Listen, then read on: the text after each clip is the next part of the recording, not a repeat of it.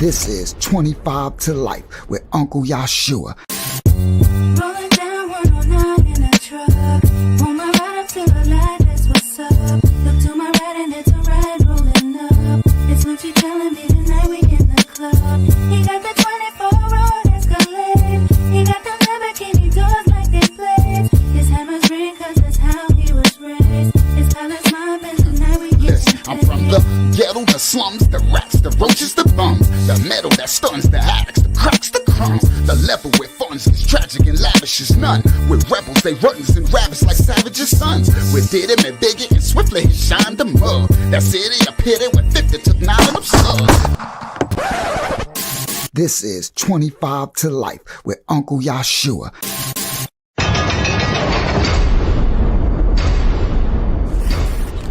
This is 25 to Life with Uncle Yashua. What's good? What's good? What's good? 25 to Life Testimony TV family. I think what's good? I ain't start too late. Try to get on time a little bit. That's why I pushed it back to 8:50. Try to get myself another couple of minutes to get it together. All right, what's good? 25 to Life Testimony TV family. What's good, everybody out there? Hold on, let me come to the chat, make sure my mic sounds nice. Check one. Shout out to Roberta Lane in the building. Shout out to Phyllis Richards in the building. Shout out to Zedekiah Yaron in the building. Shout out to Lara Yahan Ya. Shout out to Zayala Ya out there. What we got? We got the Lara Show. We got California. We got Kansas City. We got New York. We got like North Carolina, South Carolina. We got Florida. We got a lot of states in the building so far already. Shout out to everybody. Louis V. We got Connecticut in the building. Gem Pop, Connecticut. Shout out to Louis V in the building. Yahaka9. All right, let's get started. All right, so Uncle Yashua, 25 to Life Testimony TV family. Welcome everybody. All right, so tonight, hold on. All right, I'll just leave the banner off. Because when I do that part, I'll just put it on for now. Just because I'm about to do the quick little intro for tonight's show. All right. So y'all remember, so I got something special coming tonight too. So there's a hook in this live, right? And then, so I got something coming tonight that nobody knows is coming. So pay attention for the tail. Watch out for the tail, the hook. I got something else that's coming. Hold on, let me see. Let me put my backdrop. I'm trying to look for my, is that it? There you go. That's one of them. We can rock with that. Let's welcome to the show. All right, and let me put my bottom one. There we go. Now we looking real production-ish. You heard? All right, so we got a great twist to the story coming tonight. A great twist to the story coming tonight.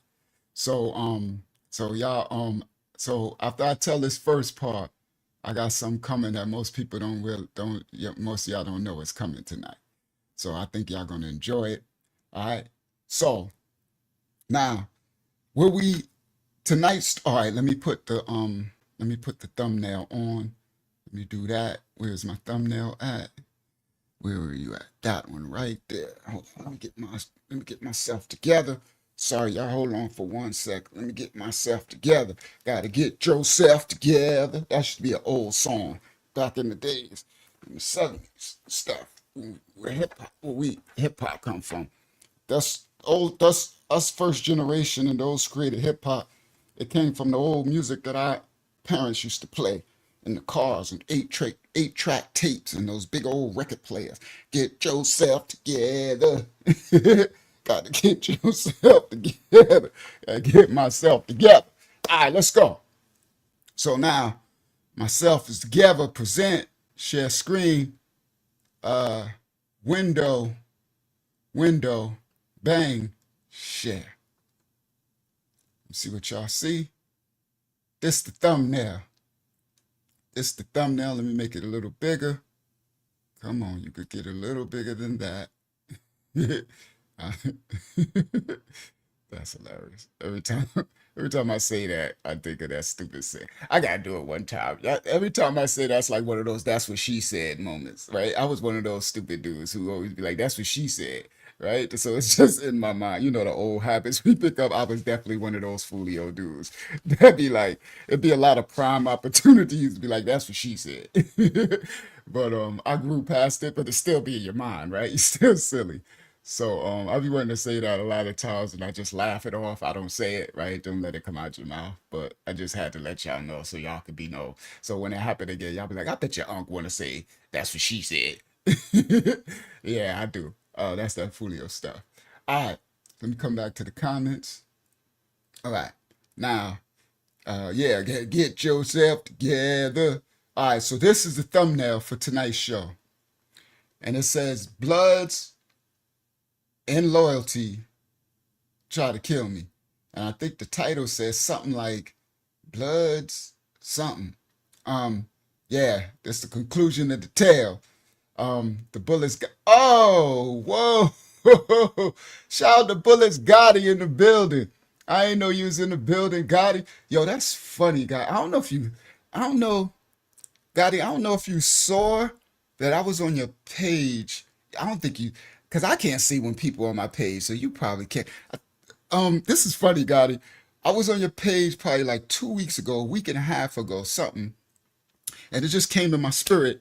I'm like, man, I ain't check out Gotti in a long time. So I popped on your page. I was watching. I said, look at Gotti and Gotti, your views going up. Congratulations, young king. First of all, congratulations, on your success. And then I was watching, and it's so funny, Gotti, because something was on my spirit, and I'll be so busy with the ministry and stuff, and I wrote it down. I hope I text myself so I could show you and it'd be timestamped. And then and I was like, all right, I gotta remember to tell somebody because I got some people in the ministry that help me with business stuff, help me to reach out to Gotti. And that's funny. That's crazy, Gotti. And you show up. Shout out to Gotti TV in the building. I'm gonna have one of my ministry people, they're gonna reach out to you, Gotti. We're gonna email you. I'll find the email of your channel and see if we can I got something for us, Gotti. Shout out to Gotti TV. All right. So now, this one right here, Bloods, Loyalty, all right? So if y'all remember on the last one, this was when I was in North Carolina, and I owned my nightclub, right? And the Bloods in North Carolina, this was 2006. And the Bloods, I think, came to North Cat. Well, I can't say when they came, but this was at the height. So about 2005 and 4, they was really flooding. And right now I'm in Raleigh, Durham area. Raleigh, North Carolina, and Durham, North, Durham. And at that time, Durham was the murder capital of the United States. This is 2006. Y'all can look it up. And the Bloods was just everywhere. I'm talking about they was just like Bloods was everywhere. I don't even really think they really had too many Crip sets. And those country boys down in the CAC, they weren't playing.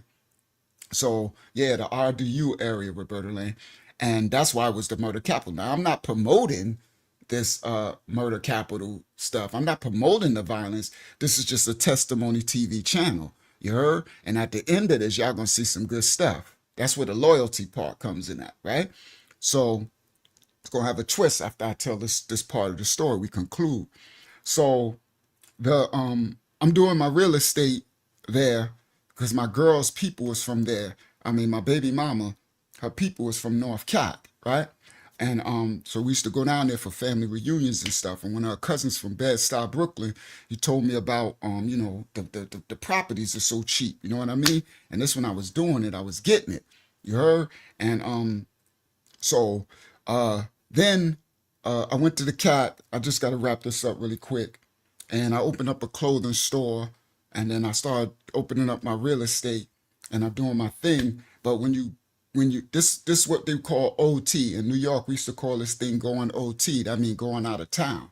You know what I mean? And as hustlers, we used to go OT. I did as well. We used to go out of town, right? Now, whenever you would go, and the rest of the country hates New York. They just do, because New York New York has got that arrogance, you know what I mean? And New York has got that thing, we still do, that thing that like nothing else exists but New York. We used to be in such a bubble in New York because it's a world within itself. So most people in New York never even leave New York. You got people that stay on the corner in the street corners in New York and never leave. They be 80 years old, 50 years old, 60, 70, still drinking, playing cards or dominoes or whatever on the street corners, drinking and stuff. Ain't never left those.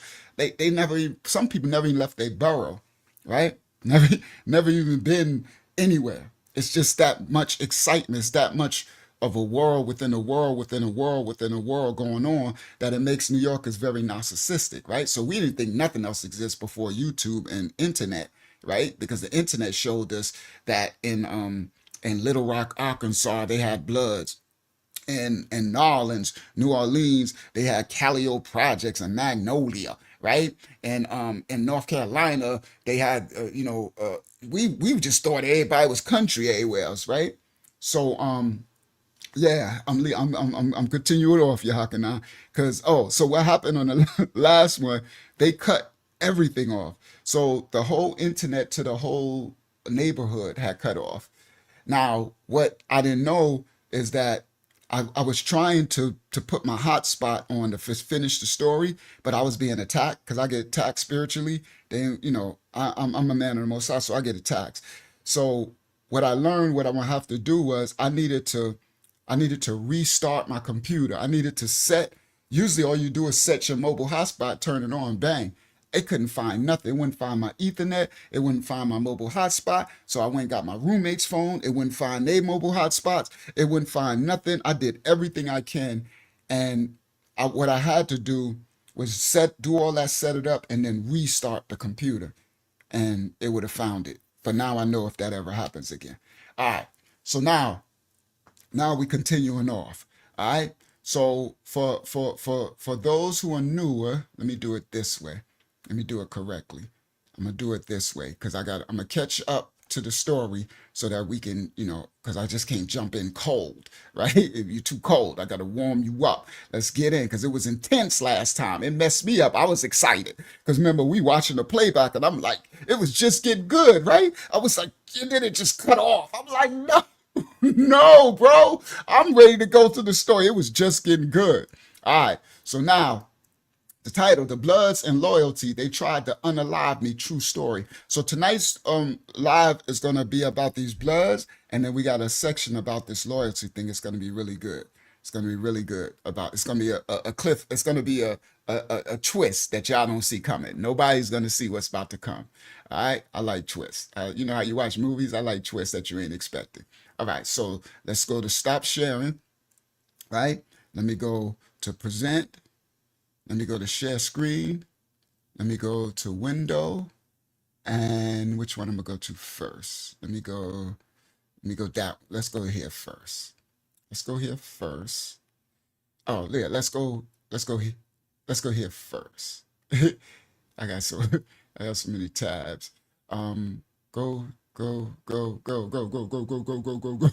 here first. Go here first. This one first. Bang. Bang, share.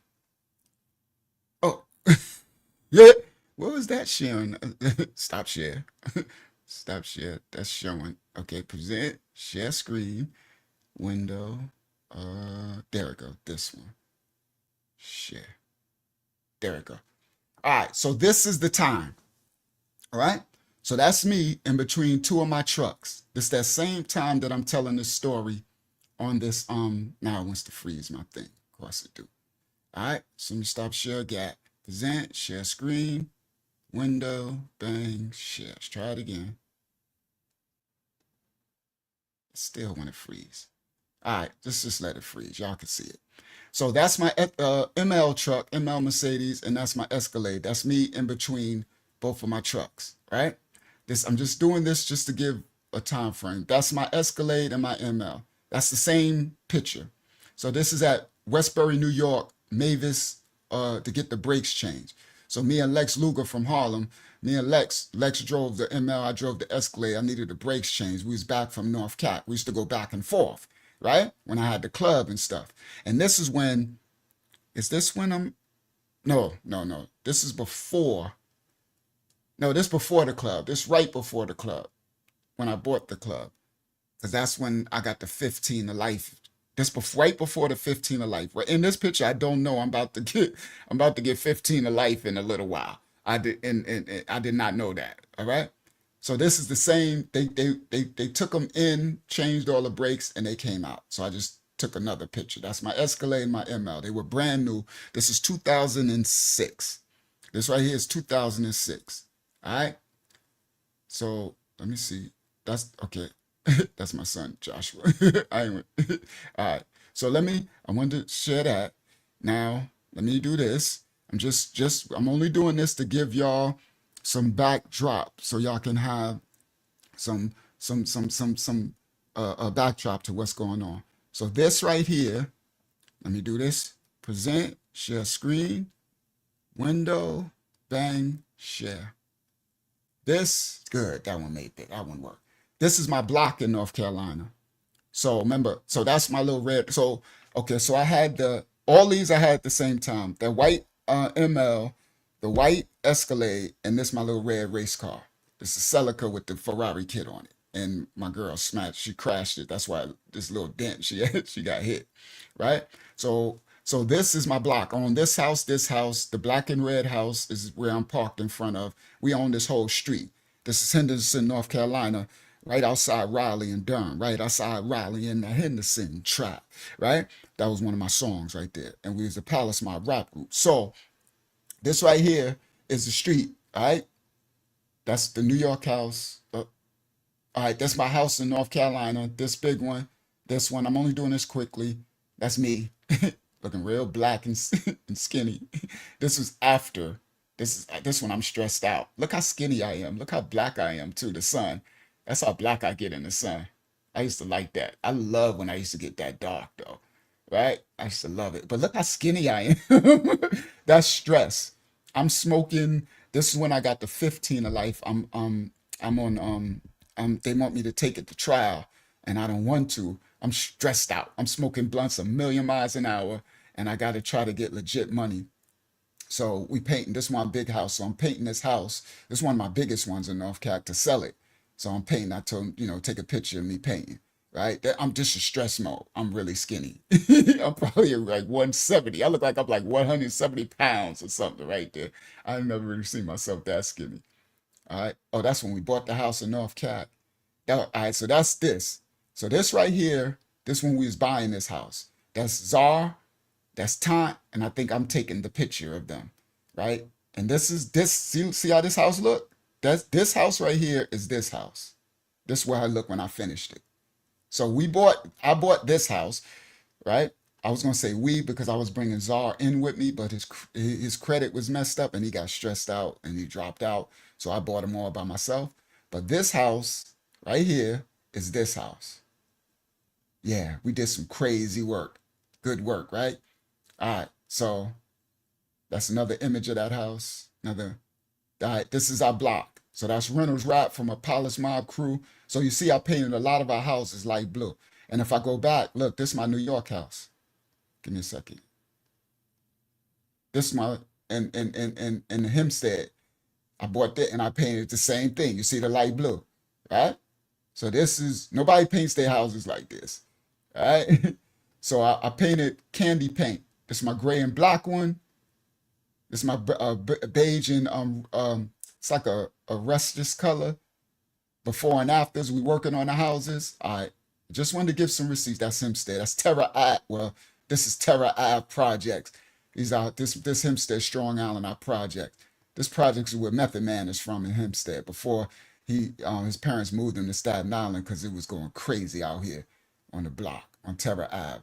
It's Terra Ave Projects. See the tree. See the memorial. Memorials all over the place. Little blood dude got killed. You know how you put memorials on the trees and stuff. Yeah, that's Terra Ave. All right, so anyway, let's get back to the story. Look, there you go. Another picture. Terra Ave. Cops double parked. Y'all know how it be. Y'all know what this is. And this is early in the morning. That's why it ain't 9,000 people on the street. All right, so anyway, let me stop sharing that. Let me get get to the story. I just need to bring some context so that everybody, new people watch it, they don't have context. You can't just jump into a story. Okay, so now this right here is the time. This one right here is the time that the story is being told. Share screen, window. I found this picture. I'm glad I found it. Now this was the Benz I was driving, and oh man, now they won't make it big. They keep messing with me, bro. And I wanted to make it big. These are the red. So this Benz, this is a 500. This is when I got the 15 to life, and I bailed out. And this when I bought the club. Okay. Now I put these red in the rims, and it was black. And this is why they charged me with being a king blood, but I wasn't.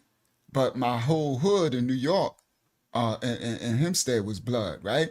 And my rap group was young boys, but I wasn't. But that's why I said it didn't look too well that I got this black and red Mercedes, the 20 inches spinning, the reds and the slats, right here, the reds and the slats on the I-95 from Hempstead coming back. That was in my song, right? I put everything I said in my song, right? So this was what I was pulling up at the club, right? And Raleigh, Durham, and Henderson, North Carolina, it was all blooded out. And I wore all red. That was my favorite color. And then my car is black and red, and the little rap crew was blood, and even little Africa was running around like he was blood. And I'm surrounded by blood, so it's looking real bloodish, right? Everything looking real red and bloodish, but I actually wasn't. But again, you have to be very careful the way you portray yourself, right? Because perception is most people's reality, right? And so if I was wise enough to realize how I'd be looking to the system, but I didn't care back then. I was in the streets. I was outside. So I didn't care one bit how I looked to the streets. I'm running around with big guns and drugs and all that. That's how I got the 15 of life and the 25 of life. Reckless. I didn't care. We was just living that life, you heard? But now looking back, 2020 hindsight, looking back, I'm like, that bro, you was looking real crazy to the authorities and the police. You know what I mean? I'm coming down there switching cars. I'm coming down there in Escalades and Benzes and race cars, and bought the whole street, bought other houses, and opened a clothing store. And I'm just looking, and the ice and stuff that I'm wearing is looking real crazy outside. Oh, that's Todd. Oh, that's me in the club. Oh, it won't get bigger. Let me stop shit. It's crazy that they messing with my screenshots. They won't let my screenshots get bigger. All right. So I just wanted to show that one. And then the club. All right. So this right here. All right. Now we about to get to the story. I just need to give some backdrop, right? I know some of y'all seen that, but I hated that it stopped. The video stopped. Good. There we go. So this one's working. All right. So this is the inside of the club that I'm talking about. So I bought a nightclub in North Carolina, right? So this is when we bought the club. And this is these two people from Brooklyn. That's E, and I forgot his name. That's her husband. And they got relevance in this story tonight. All right. So I hired security. This is the club in the daytime with the tables. And I hired security for the club because the club was looking real crazy, like it's about to get a massacre. Like all of these blood gangs, you could just feel the tension that something really bad was about to happen, right? Because the club had been open for a couple of months, and I got it to be the #1 club in North Carolina. I had the DJ, now 97.5. It's the record company, the DJ radio station in Raleigh. It doesn't reach down to Charlotte. I think somebody asked me that. It's the Raleigh-Durham area. And the DJ, his name was DJ Smoke. I don't know if he's still a DJ on there.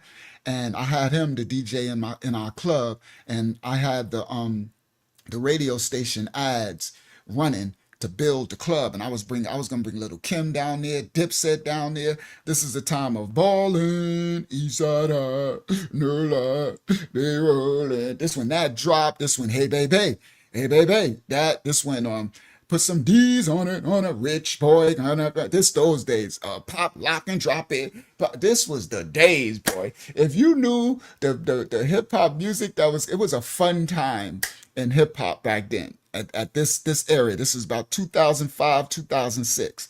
right? And so I was gonna bring everybody down there in my club.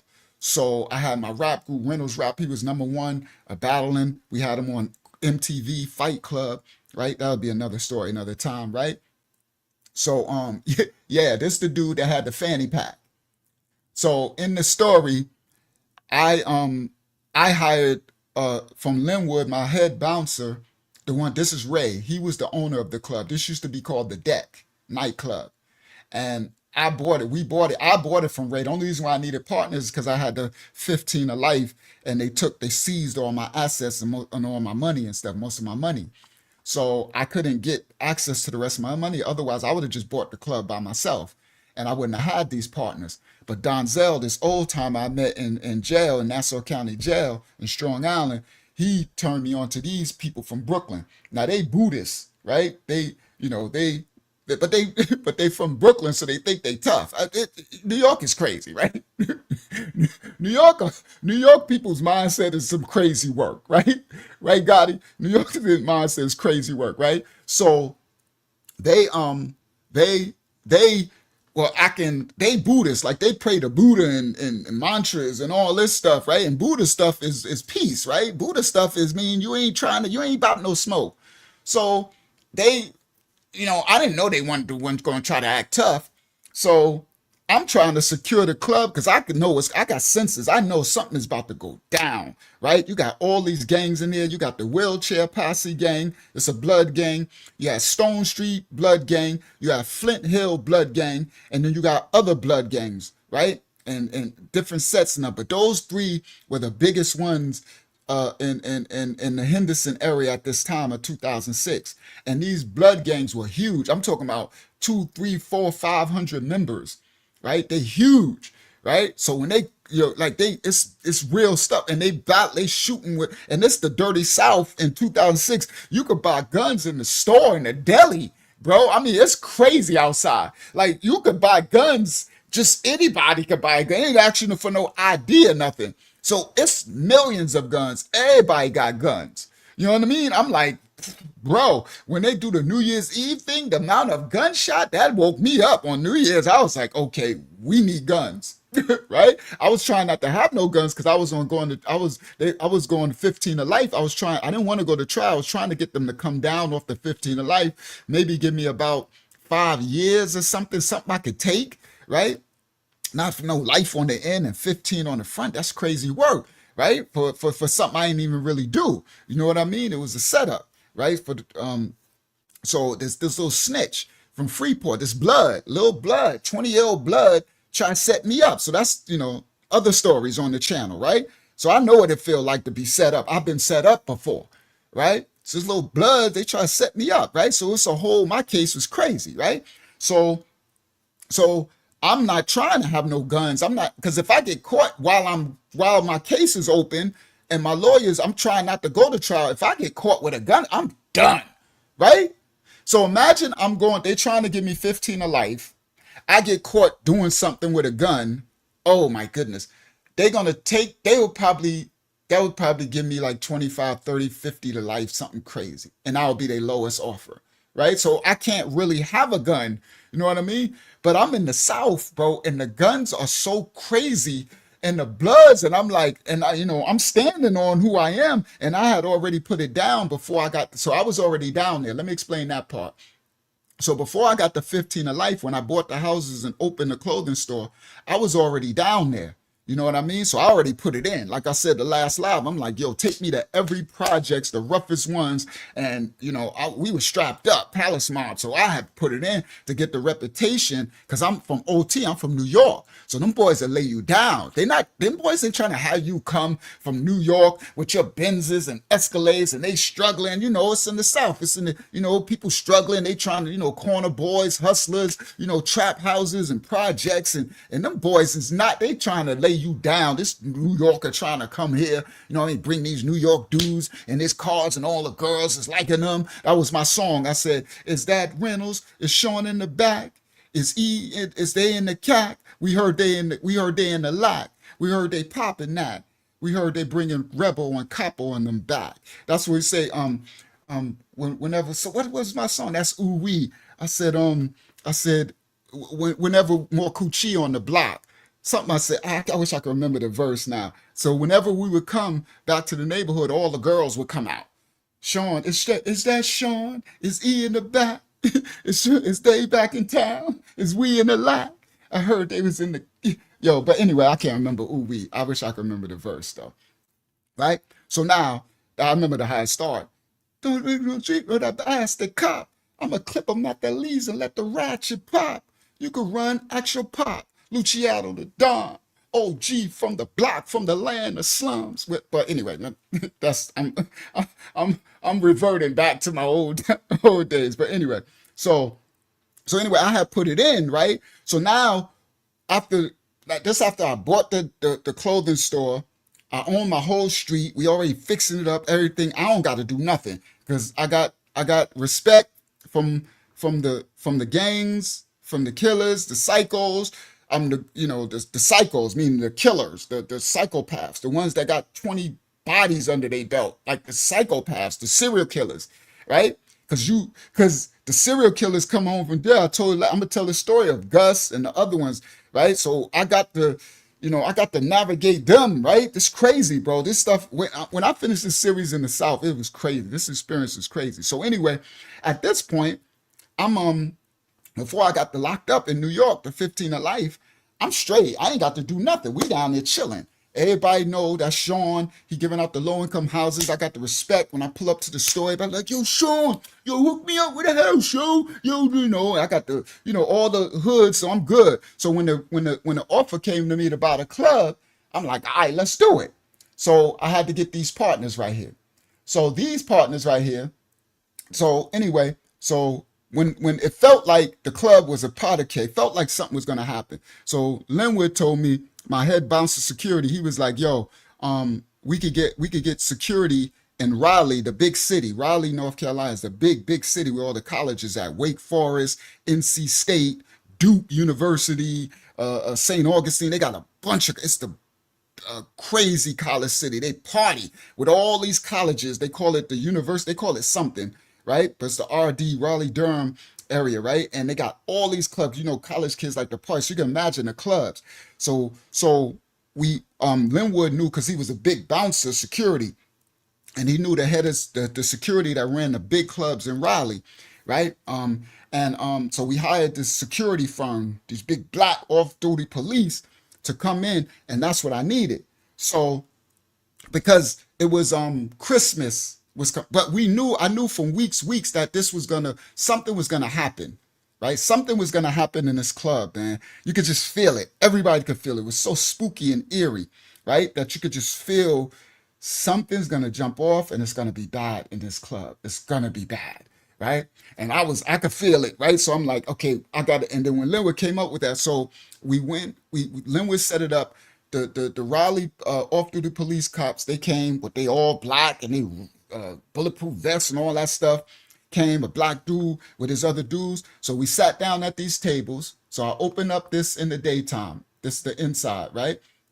And I sat down like this. Him and his boys over there, and me and Linwood, and I'm having a discussion with him. He put his paperwork in. He told me what they're gonna do. They're gonna have 2 police cars. They're gonna put a police car on this side of the door, police car on that side of the door, and he'll have his main crew. Because he said that officer, he said, I know about those Henderson boys. He said, I'm surprised this club lasts this long. He said, I heard about the club on the radio. We know about this club. You did a good job, but I don't know how you kept this club from being alive. Like you kept this thing. I said, because the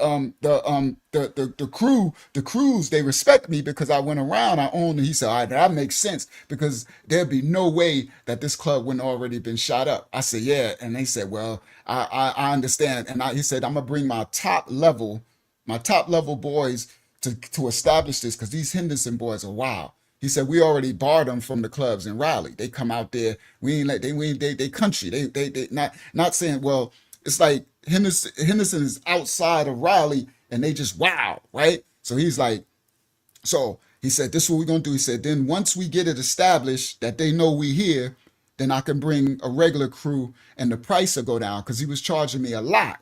He was charging me a lot because he was like, I got to bring all of my A1s. I got to bring everybody. We got to establish the back door, the front door, the parking lot, all that. So to do all that up front, this the price I'm gonna charge you. It was a lot, close to 1,000 or something like that. And he was like, and then after we get it established where they know that, you know what I mean, ain't no nonsense going on, then I can bring my second tier and the price will go down. And then I say, all right, it's all good. Right? Because I know this is my club. I needed this guys to make me money because I couldn't hustle. I'm on trial. Well, they want me to go to trial. I got 15 to life conviction hanging over me. I got to pay the lawyers. They stopped all my money. They froze all my assets. I can't get no money. I got to get legal money. I can't hustle because if I get caught while I got the 15 to life, you're talking life dead. See? So now my hands are tied. Because usually I don't care. I go in the block and I get this money, right? I would hustle or rob, stick up kids, the drug dealers. That's what, I did my time for any crime committed, but that's the era I come from, right? Well, I'm either going to get it or I'm going to take it. You heard? Make money, make money, or take money, take money. And I wouldn't take it from no regular citizens. We going to get the drug dealers. That's just was the life. I'm not glorifying it. It's just what we were living where I come from. You heard? Now, what these rappers be rapping about that don't really live it, but you know what I mean? But anyway, and I'm not saying you want to live this. You don't want to live this, because look what I'm saying. Now I got 15 to life and I can't get no money. And I can't, I can't get a job. I never really had a job. My record, I'm screwed. So this club is I need this to make me money.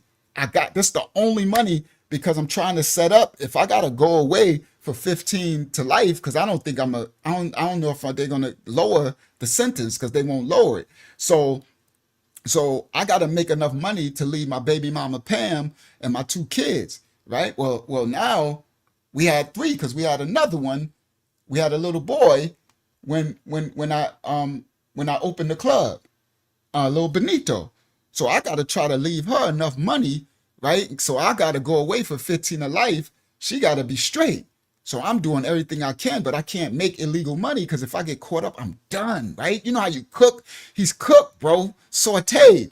So I'm like, all right. So now I got to do everything I can to keep this club because it's generating at this point, it was making about $10,000 every week after expenses, after paying the staff, after paying the rent, after paying the liquor stuff, after paying we were still raking in 10 G's. And I knew I could bump that to almost 20,000 with more promotion. And then I was going to plan on extending it, buying the building and then extend it and make it a bigger club. You know what I mean? So I can make 20, 30,000 a week, right? So that's a week, you know what I mean? So I'm like, all right, and then with this 10,000, we only had to split it between 3 people. You see what I mean? So I'm like, all right, that's 3,200 a piece a week. I can deal with that, right? Because I was hustling, so I used to make, I ain't I ain't gonna say what I used to make, but I was a millionaire. You feel me? But before they gave me the 15 of life. So that money could help pay my bill. I could help get Pam and them set up so if I gotta go away, right? And then I knew I could make that bigger, and so before they send me away, and if I can get this set up to run on autopilot before I gotta go away, then this could be a business that's running, and I can put someone that I know in charge on my end, and this could be something that's working while I'm doing my time, right? In prison. Up in New York. This is North Cap. So I go to them. I hire the security to come into the club because I feel like something's going to happen. It's just a matter of time. And we got the Christmas party coming up. It's that weekend. And I hire the dude. We sit down with the security. He like, this is the smartest thing you did. I sign the contract. Everything's done. So he's like, pay me, I was going to pay him the night of. The night that they get there, he said, when we show up, have my money, everything done. I was like, all right, cool. So everything was done. We agreed to everything. We handshake. I don't remember if we signed the actual contract or we just did handshake. I think we just did handshake because I'm slow on signing stuff, right? So everything was done. They'll be there Friday night. He's like, Christmas Eve, everything straight. I got you. Your money will be here. Everything done. And so it was daytime. So I leave because I gotta go. So I leave, and when in the daytime, them two, they would come in the club and they would let the liquor. So they would let the liquor delivery for the bar and the food delivery for the food, and they would set up the stuff in the daytime. I usually wouldn't come until the club start. I used to get to about 11 o'clock at night to make a grand entrance, pull my bins in the front and stunting and all that stupid stuff. But they would handle all the daytime stuff. I'll be knocked out. I still like that. I sleep all day and up all night. Like I teach the word and work at night. Right? I always been like that. So when I left, because I was up in the daytime just to meet that dude. So I left. And when I left, Linwood told me later, soon as I left, these two went to the security dude and said, "Excuse me, could you come here for a second?" He said, "Yes." He said, "Well, we are the business partners. We are co-owners of this club. And what did he just hire you for security to come?" And he said, "Yes, we just did such and such." And they said, "Well, we're okay. We don't need your services. We don't." They fired the dude after I hired him. "We don't need your services. We're fine. We're fine. But in the future, if we need your services, do you got a card? We'll give you a call. But we got this. We got this." And so the security dude later, I'm getting ahead of myself. He told me that he said to them like, "Yo, are y'all sure? Because I don't think y'all know what area y'all in." And they were like, "Yes, we do. Yes, we do. We're from Brooklyn." Oh, you can't make this up. We're from Brooklyn, right? We're from Brooklyn. I wish I told security, these are Buddhists, bro. These dudes up there, what y'all gonna do? Pray it away to Buddha? Right? I mean, this the real hoodie hood, boy. It's going down. So they fired him without letting me know. So now, here I am. Now, I think this was the night before the club was open. The night before. So it was Thursday, and the next day is Friday. So the next day was when the club was open, and I think, here I am, I think that we got security. I think we straight. So I came even extra late. Because I wanted to stunt. I came about 11 p.m. because I know it's the Christmas party. I've been promoting it all over the radio, and I'm like, people gonna be crazy, right? So in the last story, I'm just trying to catch y'all up. So I'm just paraphrasing. Y'all gotta watch the last live. It's called The BLOODS Try to Unalive Me. Watch that one. That'll catch you up. So I come in and so when I pull up to the club, there is no security. So my head bouncer, Linwood, he inside the club. I pull up, the parking lot is crazy. Everybody, and I'm like, where's the police cars? Right? I see no police cars. Right? And Brooklyn's in the house, right? Yeah, they think they from Brooklyn. That's supposed to, right? In Biggie voice. So I'm like, and no police cars. So I pull up and the security's like, "Yo, Sean, man, it's looking crazy, bro. It's looking crazy. I don't think we're going to handle tonight's club. It's real spooky out here." And I see all the blood gangs. They're like, "Yo, what up, Sean?" Wheelchair like, "Yo, Sean, you got our VIP?" I'm like, "Yeah, your VIP set up." And I'm like, so I'm like, "Yo, ain't no police?" They're like, "What? Ain't no police. It's just us." I'm like, nah, I hired police. They're like, "Ain't no police, Sean." I'm like, "Nah, where Linwood?" "He inside." "Why he ain't outside?" He said he ain't coming outside. He said he's staying inside the club. So I'm like, what? So now hold on, I'll be right back. So I go in the club and I go, "Linwood." I go find him. "What you doing?" "I ain't going outside, Sean, man. I ain't staying at that door, man. I ain't staying at that door, man." He like, "I ain't staying, bro. It's gonna go down tonight, man. I already know it, man. I can feel it, man. I can feel it, man. You lucky I came at all, man." I'm like, "What happened? Where's the security?" Your partners, they fired him. They fired him. Right after you walked out, you hired him, they fired him. I said, "What? What do you mean they fired him?" "No, Sean, they ain't coming, man." I said, no, wait. That's how I feel. I ain't going outside, man. You go and do the door by yourself. So I'm like, oh, man. So I go find these two. So I'm like, where they at? So they're in the office. We got an office part, right? Maybe I'll show it in a second, right? So I go find these two. So I'm like, "Yo, what y'all do?" And they're like, "What are you talking about?" Y'all fired the police that I hired for the security?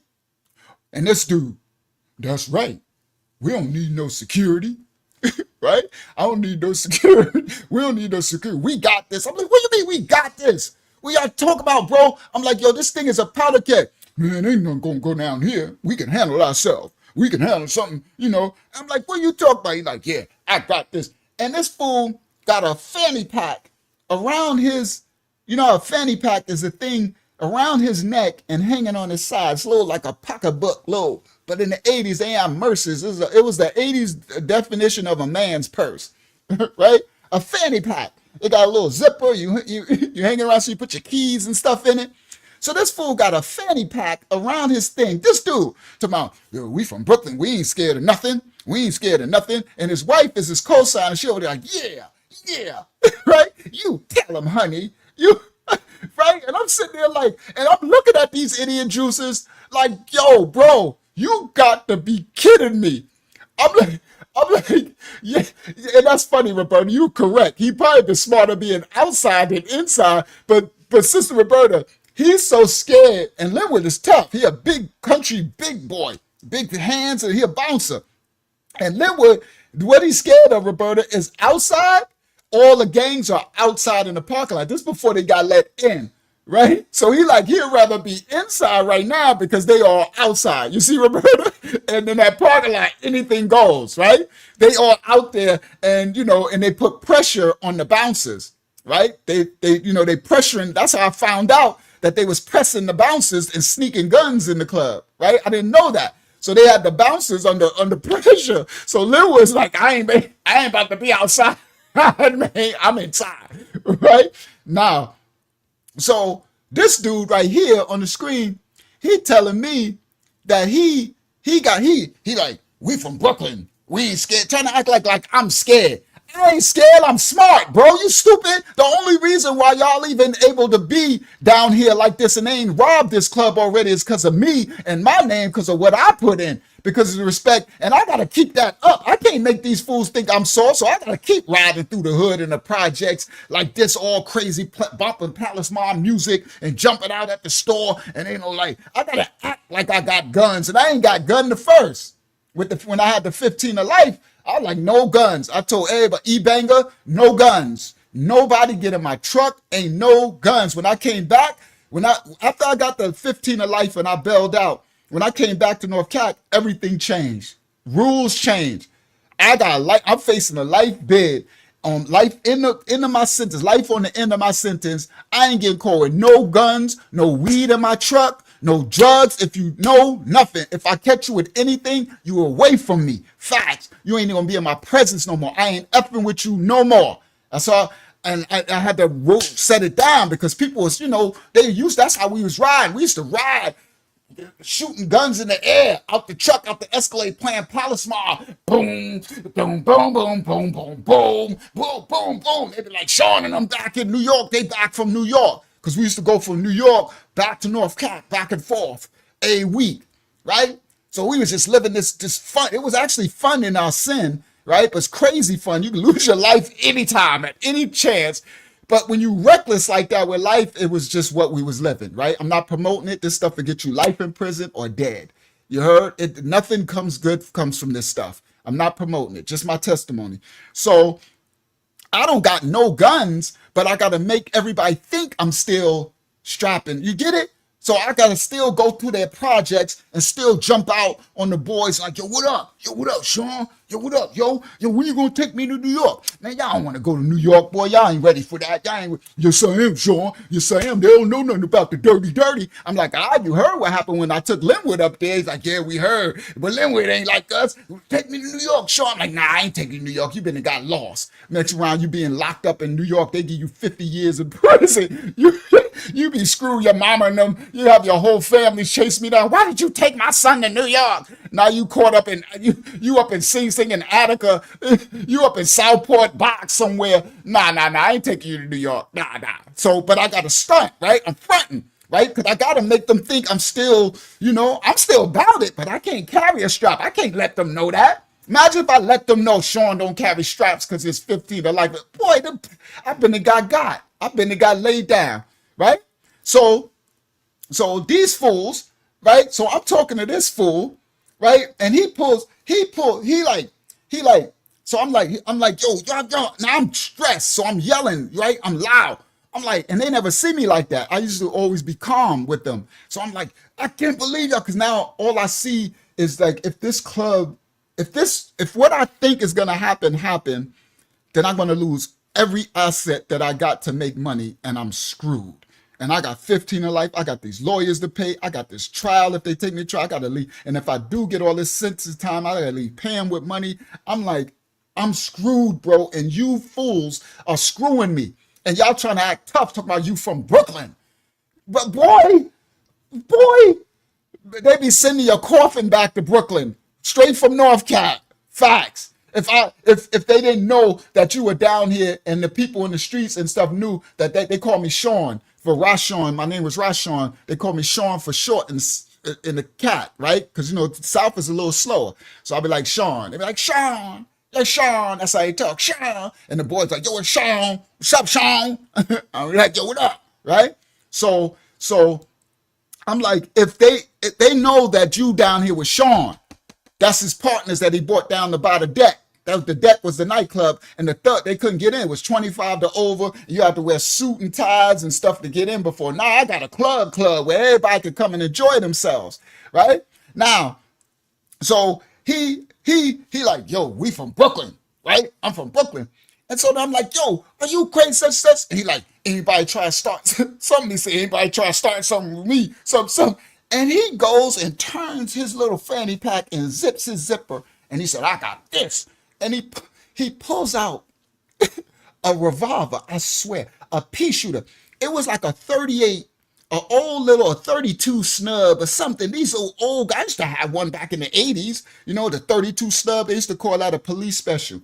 A 32 snub was a police special. And it's a little short. It's a revolver with the barrel spin, and it was all old, looking all black. He looked like he had it since the 80s. So, Yaron, he pulled out a doggone pea shooter. I got something for him. It looked like he was Popeye. You Popeye Pow or Batman. The old Batman when they go pow, bang, boom, pow. The cartoon, they shoot the gun and the fly come out and say pow. That's what it looked like. It's gonna say pow.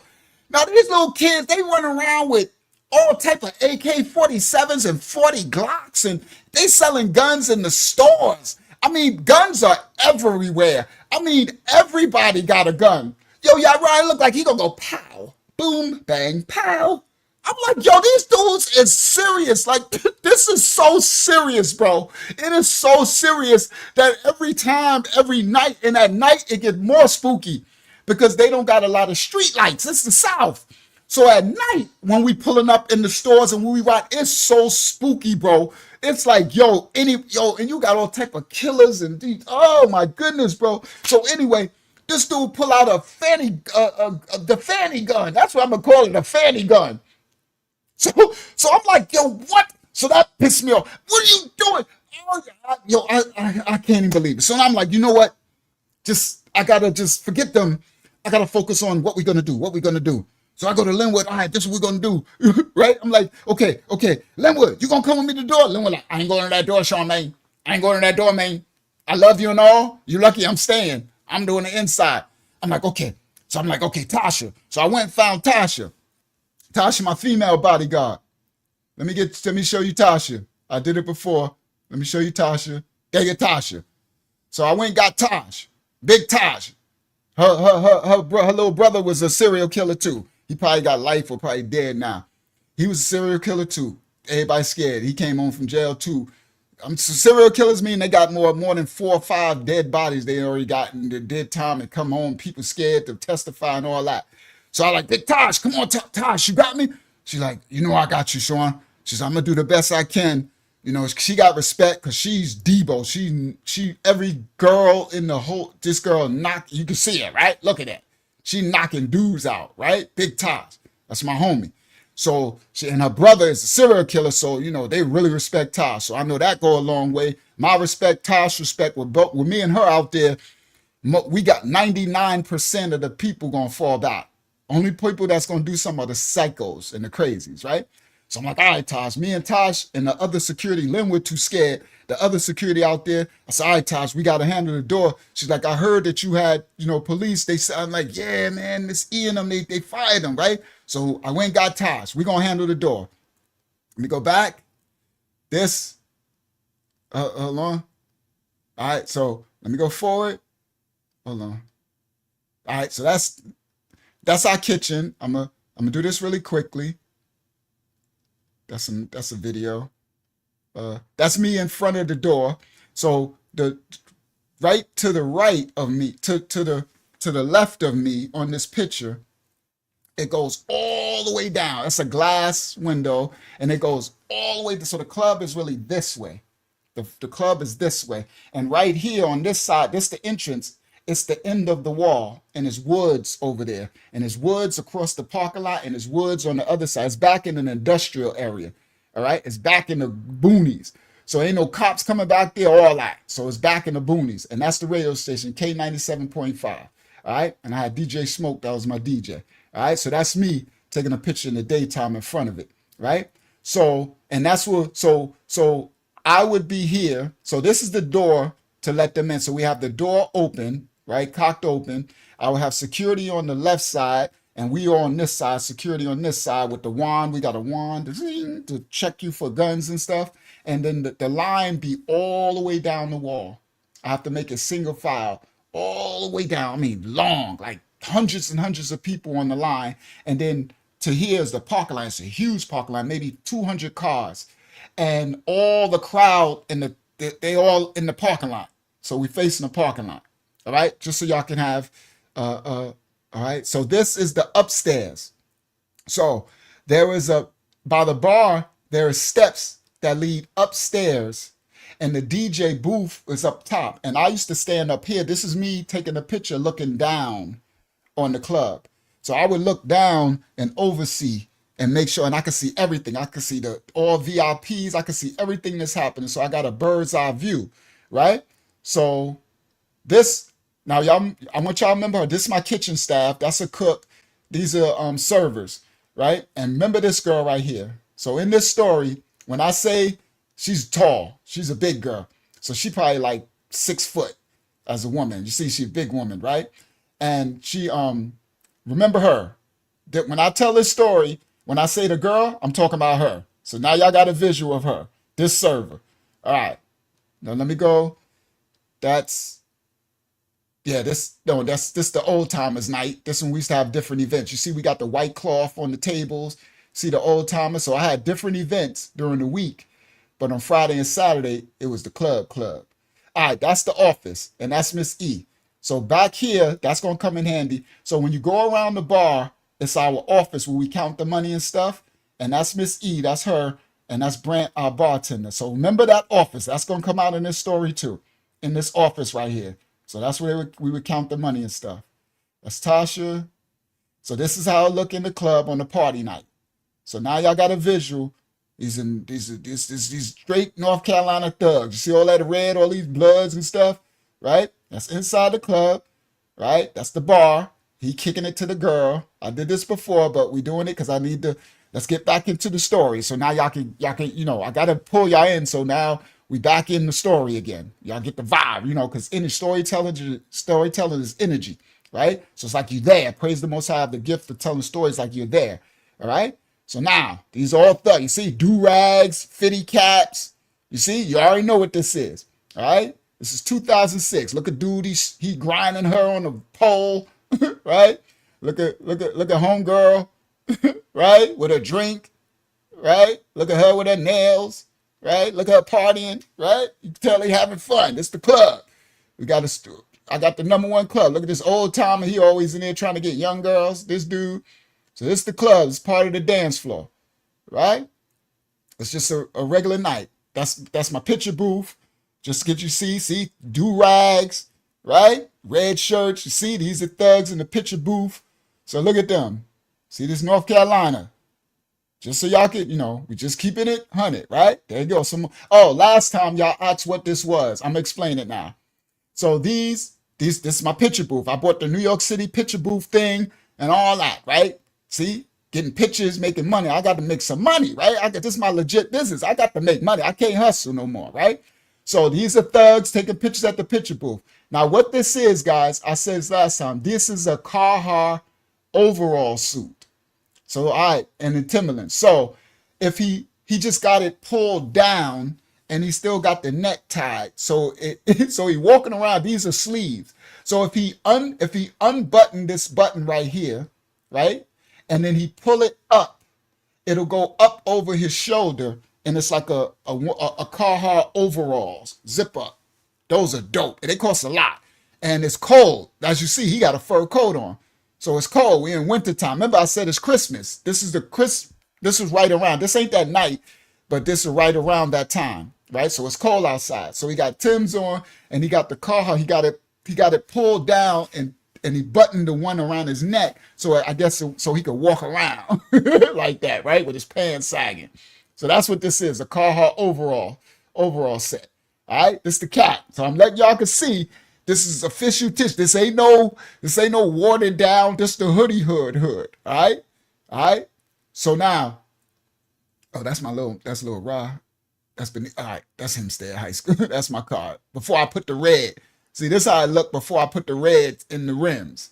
All right, that's my daughter's star. All right, so that's enough of the pictures. All right, so now y'all got. But I had one where I wanted to. There you go. So this right here is the steps that lead up to the DJ booth. So when you first walk in, this the door right here, that glass door. Soon as you walk in, you can go right up the steps. And that's why it's go right up the steps into the DJ booth to overlook. So I can overlook everything because I got to watch what's going on. And then I think I had one where I show the DJ booth. It should be, give me a second. I think I got to have one. I know I had one. Yeah, I think it's this. No, but I got one where you can see him in the DJ booth. All right, never mind. Oh, there you go. Oh, there you go. So right there, that's the DJ booth. And I'll be up there. It's a glass window. Then I could open the glass window and I could be like, yo, and I'll be on the mic hyping up the crowd. But I'm overlooking everything. I'm really watching what's going on, and I'll call it out. So if I see some mess going on, I'll be like, security, go over to and I'll be like, wheelchair, yo, JB, get your boy. Cause I know, right? So I'm like, what's the name? I'm what they call that? I'm navigating the club. Like I'm making sure so I can see, as long as I stay up top, I can see when a beef might start, right? I could see someone bump someone or someone step on someone's shoes, and then I could see them like, yo, and then I'll call it out on the mic. Yo, nah. And nobody wanted the club to end. So I'm a master psychologist, right? That's why I always did that. So I know how to psychoanalyze people in situations, right? So I will call it out on the mic and get everybody to say, nah, they about to end the club. We're gonna end it. We're gonna close the club, and everybody be like, no, and they'll stop them, right? So I'll use the crowd to control, right? But I have to be up on the top so I can see everything. All right. So now, here we go. Let's get started. All right. Stop share. Let me see. Yes, that's all the flicks I needed to share. All right. And let's get started. So here we go. Stop share. Not too bad. 1 hour. This is where we left off last time, where we got interrupted. So present, share screen, bang, share. Let me see what y'all see. View tab on StreamYard. There we go. Make it full screen. Make this smaller. Make it full screen. And then let me see what y'all see. Bingo. That's good enough. Perfect. All right. So this is where we left off. Let's go.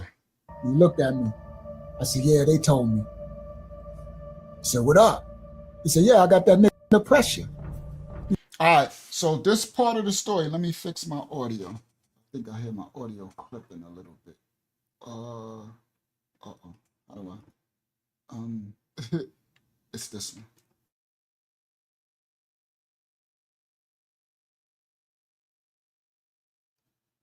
I think I heard my audio clipping a little bit. All right. Who that? Shout out to Ralph Man in the building. Shout out to Big Swift. I know he probably be watching later. All right. So now this part is from the Flint Street Bloods. There's Big Swole. I told you, I watched the last one. Big Swole was a DJ and I used to make the music. So his little brother had came home from beating a body, beating a he unalived someone, and he beat it because he only gave him like he got like 3 years out of it because they couldn't, and he was the Flint Hill is a part of this part of Henderson. It's a hood, and it's a lot of them, and they're the wildest of them all. He had a bunch of little wild boys, these little wild thugs, and he just came home, so he think he like a godfather. All right, shout out to good. He said, "Good evening, everyone from Ralph and Hope, man. Salute to you, Ralph and Hope. Right over on Facebook, they out in New York, guys. All right, so he wild, right? So because I know his big brother, I he looking for weakness. So he's a problem for me. I could see a problem coming. He's looking for any area that he can manipulate, or he's taller than me, a little bigger. So it's everything about this hood crazy ghetto ratchet politics is a lot of it is psychology, right? Most people don't know that. Even in jail and prison, that's how it is. It's psychological. So just because you're the biggest and strongest don't mean you run everything. It be the mind, the one with the mind actually does control everything, right? So I'm playing mental games and stuff, right? That's what it's about, mental gymnastics. So I know that he's looking for any area of vulnerability in me to manipulate, right? Because he wants, I'm from New York. I got all this money. You see all my cars. I own the whole street. I own that clothing store. And I own the club. And all his little young boys look up to me. And he know his brother like me, but he's still like, I'm the man. Like he want to be, he a pretty boy too. He like, I'm the man, and I'm like, whatever, right? I'm like, miss me with it, right? You the man, cool. I ain't trying to be the man. You get what I'm saying? I'm trying to get this legit money so I could fight this 15 of life case. You heard? You could be the man all you want, So I'm like, at this point of the story, I'm just catching y'all up. This was the night that I hired the security, and my business partners fired them, right? And it's Christmas Eve party, and it's crazy. The spirit the spirit of death is over the club. I could feel death. I got spiritual senses. I could feel it, right? And so when I pull up, there's no police. That's when I just told y'all a story. I'm like, where's Linwood? They tell me, I go in, Linwood tell me they fired the cops. I tell Tasha, all right, Tasha, you come outside with me, this. I'm trying to navigate. We just got to get through tonight. Because if we can get through tonight, y'all listen clearly, if we can make it through tonight's party club, and it's New Year's Eve, right? So I know this parking lot, it's going to be, not only is the inside going to be filled to capacity, we got to stop letting people in. The parking lot is going to be a parking lot party, right? Because people come, you got young boys come from the gangs and stuff. They can't get in. They'll ride their bikes because this is the spot of all spots at that time for where they at in Henderson. No, they don't got no other club, because any other club that would open, it won't let. No, you got to wear a suit and tie, or no club is open, right? Because it gets shot up, right? They too wild. This is a wild, wild west, right? So they actually got a legit club that's really nice. They got VIP. They can get dressed up, everything. And for the most part, I'm keeping everything safe. Like I said, the way I'm navigating the party and watching, everybody's appreciating. Because, guys, everybody, yeah, they thug, but they want to still be able to enjoy themselves, right? And they want to be safe. You know what I mean? They want to be able to mingle with the girls. They want to wear their clothes. They want to take pictures. They want to, pop bottles. They want all the stuff. They want to be able, because they out there doing that ghetto life. It's that the ghetto life stuff, right? So they really want a safe place, but nobody can provide And I was able to because of where I'm from. I just the way I'm built, you know what I mean? Where I'm from, you heard? So I'm from New York City, right? I'm from Hempstead, Strong Island, Bed-Stuy, Brooklyn, Queens. You know what I mean? So the places that I live and the projects I grew up, Parkside Projects, all I know, I just know this ghetto life. I know the survival in the ghetto. So I know how to navigate any situation where I'm at. So I know everyone appreciates it, right? So I'm like, okay, we just got to get through tonight, but it's extra eerie, bro. It's extra, like the spirit of death is hanging high and everyone can feel it. It's something that everyone can feel. So now I come out the club with Tasha. I get Tasha and them all set up outside, right? We got the wand. I'm like, guys, we just got to get through tonight. I know if we can make it through tonight, from now on, those security guards, I don't care what nobody say, they'll be here.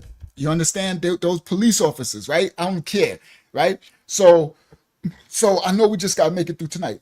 So I'm in the parking lot and it's crazy. I'm talking about it's so many people.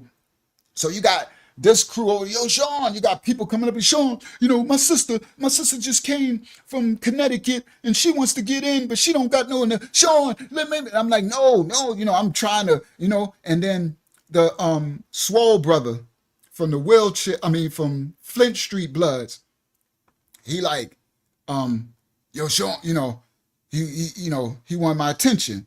So I go over to him and I have a conversation with him. And this was the conversation where we left off. He was like, he knew he could feel it too. Something was going down. So this is the conversation where we left off. All right, let me go. Where is it? Go to this window. I just wanted to bring y'all up to date because we jumping into the story. He said, that's what he said. I got him under pressure. He said, yo, Sean, ain't nobody you could put at this door that I ain't got under the pressure. I said, I know. That's why I was trying to get police at the door. He said, so what he said to me, he was like, yo, I need to get guns in this club. And I said, no, you ain't getting no guns in this club. He's like, yo, I ain't trying to ruin the club, but bro, this stuff. And I said, nah, I heard before someone told me that y'all be getting guns in this club somehow. Someone told me it's the back door, and he laughed. And he said, you sure you got that right? And I said, yo, but I got security. He said, yeah, that big dude don't mean nothing. I got him under pressure. And I'm like, what? He said, ain't nobody you could put at these doors that we ain't gonna put under pressure. And I'm like, oh, you know what I mean? And I'm like, and later they telling me the guns was coming in through oh my goodness, through the kitchen, through all type of stuff, right? Because we had Martha, the woman, I told y'all that last week, the woman Martha, Donzel, then got with this woman, she's an old lady woman thug, right? She remind me of Tasha, like a bigger woman, but she get respect, sell drugs and stuff, an old lady G that get respect in the South, like Big Mama. So Big Martha, she ran a section of the town in Henderson, and her son was a killer, was a psychopath. His name was Sean, and they called me Sean, right? And her son name was Sean, and he was big. So he was like 6'3", 6'2", 6'3", probably like 260 pounds, 70 pounds, big boy, and wild. Like a wild, big thug, like a thug. Remind me of a bigger version of Beanie Siegel when Beans was running with Jay-Z when he was at his, not the one now, when he was at his, remind me of that, like a bully, Broad Street bully. Remind me of that type, but bigger than Beans, right? And but he looked a little like just to give y'all an image. But so he was brash. He was vocal. He's the type, he's not a good person. He is the type that he would beat up, like he would come home and he would like beat, like let's say you walk to the bodega store, the store, and you coming out there with your girl, he'll embarrass you or knock a dude out just so his girl can shaun his home and take all his money. And just, he was a bully. The worst of the, I hate bullies. I don't like bullies. He was a bully. The serial killer dudes who were there at that time, they weren't bullies. They were just serial killers. They were psychopaths. He was I can't say he was a serial killer. I don't know if he had bodies under his belt. I heard he did, but I don't know. But he was a bully. And he had beef with every gang, every person. Like the whole entire city didn't like him except for his crew, right? So he had beef with Wheelchair Posse Bloods. He had beef with Flint Hill Bloods. He had beef with Stone Street. He had beef with Bethel Home Projects. These are all projects in Henderson and stuff. He had beef with all of these, everybody. He had beef with everybody and he wanted it. Y'all understand? He wanted the beef. It made his name ring so much bells that he enjoyed it. So so Martha was the head cook in our kitchen, and Donzel hired her. And once Donzel found out that she had all this reputation in the street, Donzel, he like sided with her, right?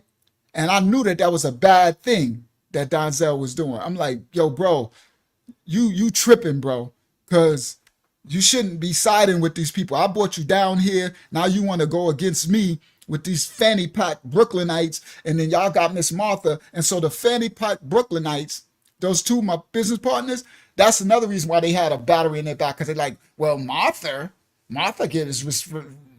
get more respect than you do. Now she do. You know why? Because I get the ultimate respect, but I'm from OT. Mine's is just limited to how long I keep it official, how long they know I ain't fall off, or till some psychopath try to take me out.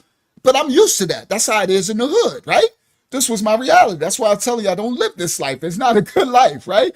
So, but I know that my rep ain't going as far as Martha's, because Martha, that's her hood. Like she, right? And you know, the way we are, like your country, you're gonna side with your own before you side with an outsider. Now I got my crew that ride with me, you know, but I know, like, I'm not stupid. I'm not gonna sit up here and be like, yeah, the whole Henderson is mine, and I'm the king from Henderson, and I'm from, man, knock it off. Somebody gonna knock your block off. It's just a matter of time. So I was never stupio, Ralph. You hear me, Ralph?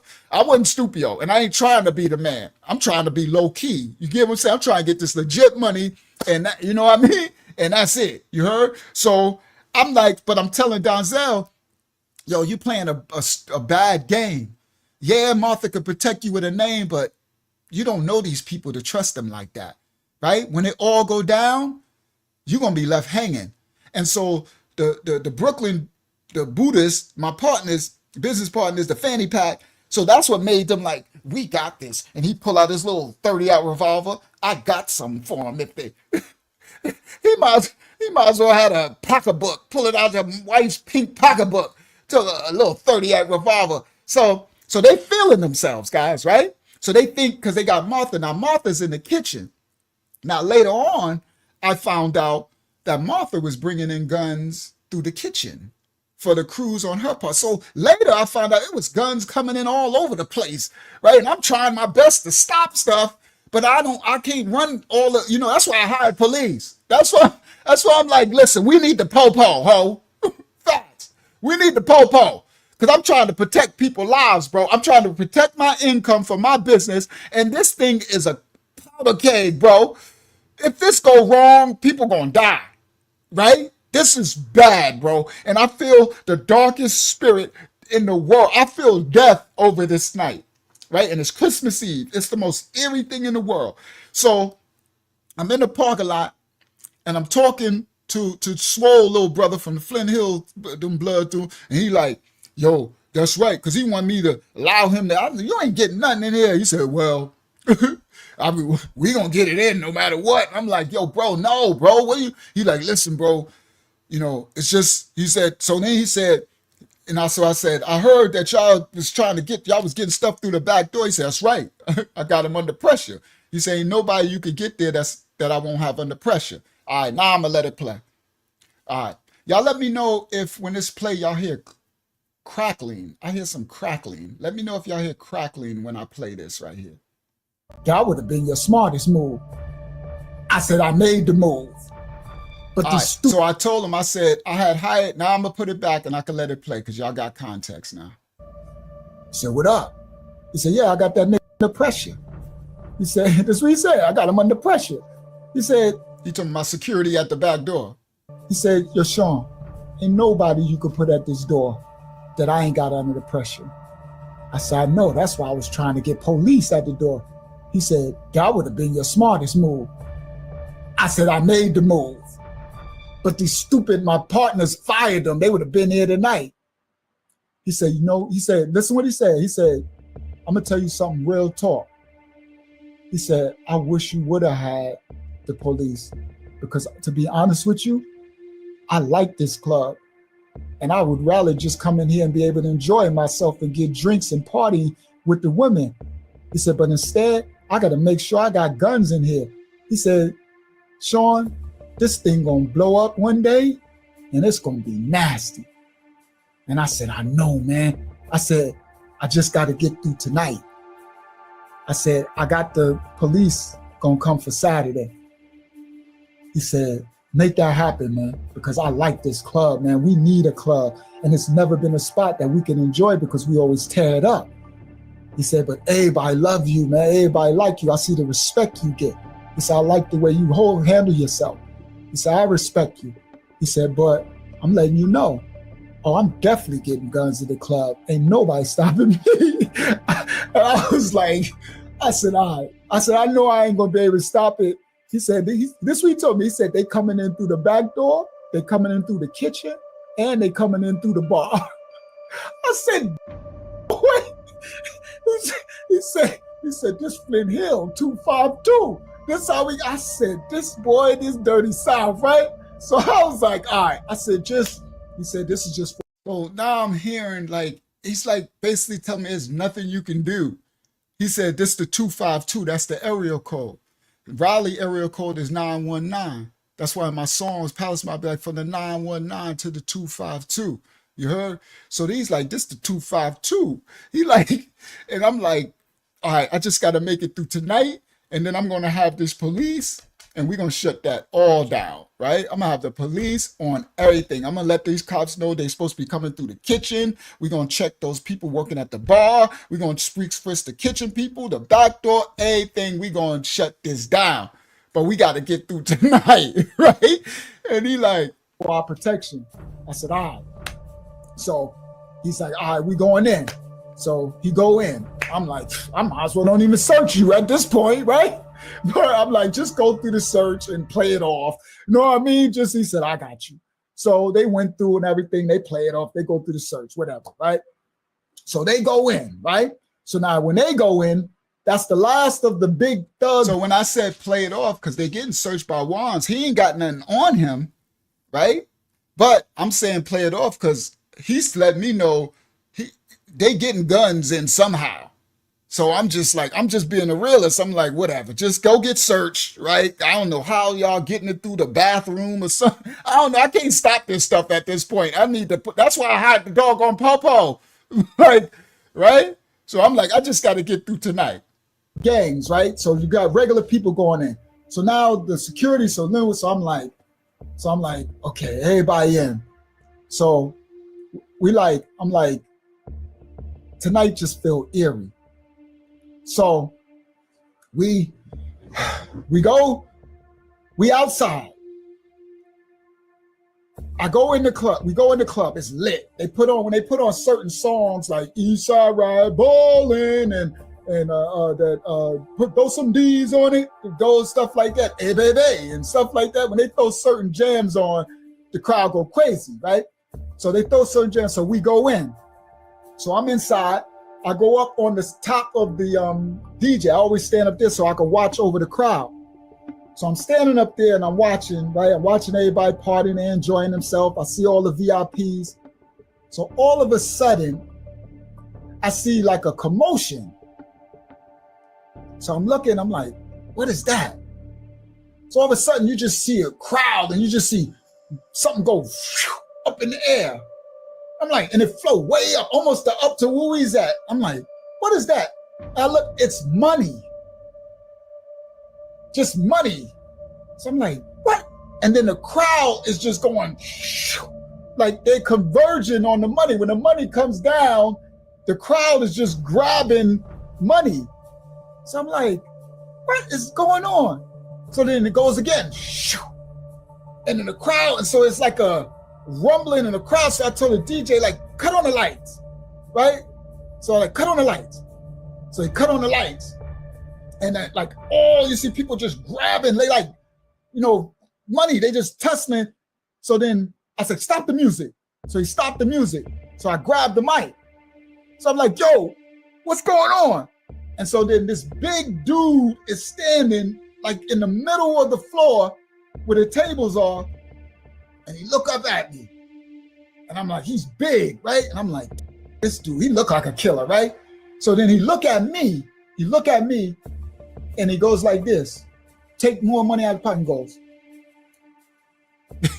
like in my face. And everybody just, and that. Okay.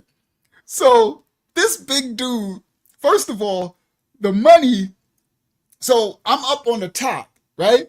So I'm looking over the club, right? I'm looking over the thing and I'm just standing up there watching everything. All of a sudden, I just see something go boom. And it came up so high. It came up almost to where I was at standing on the top of the thing, right? Up in the booth.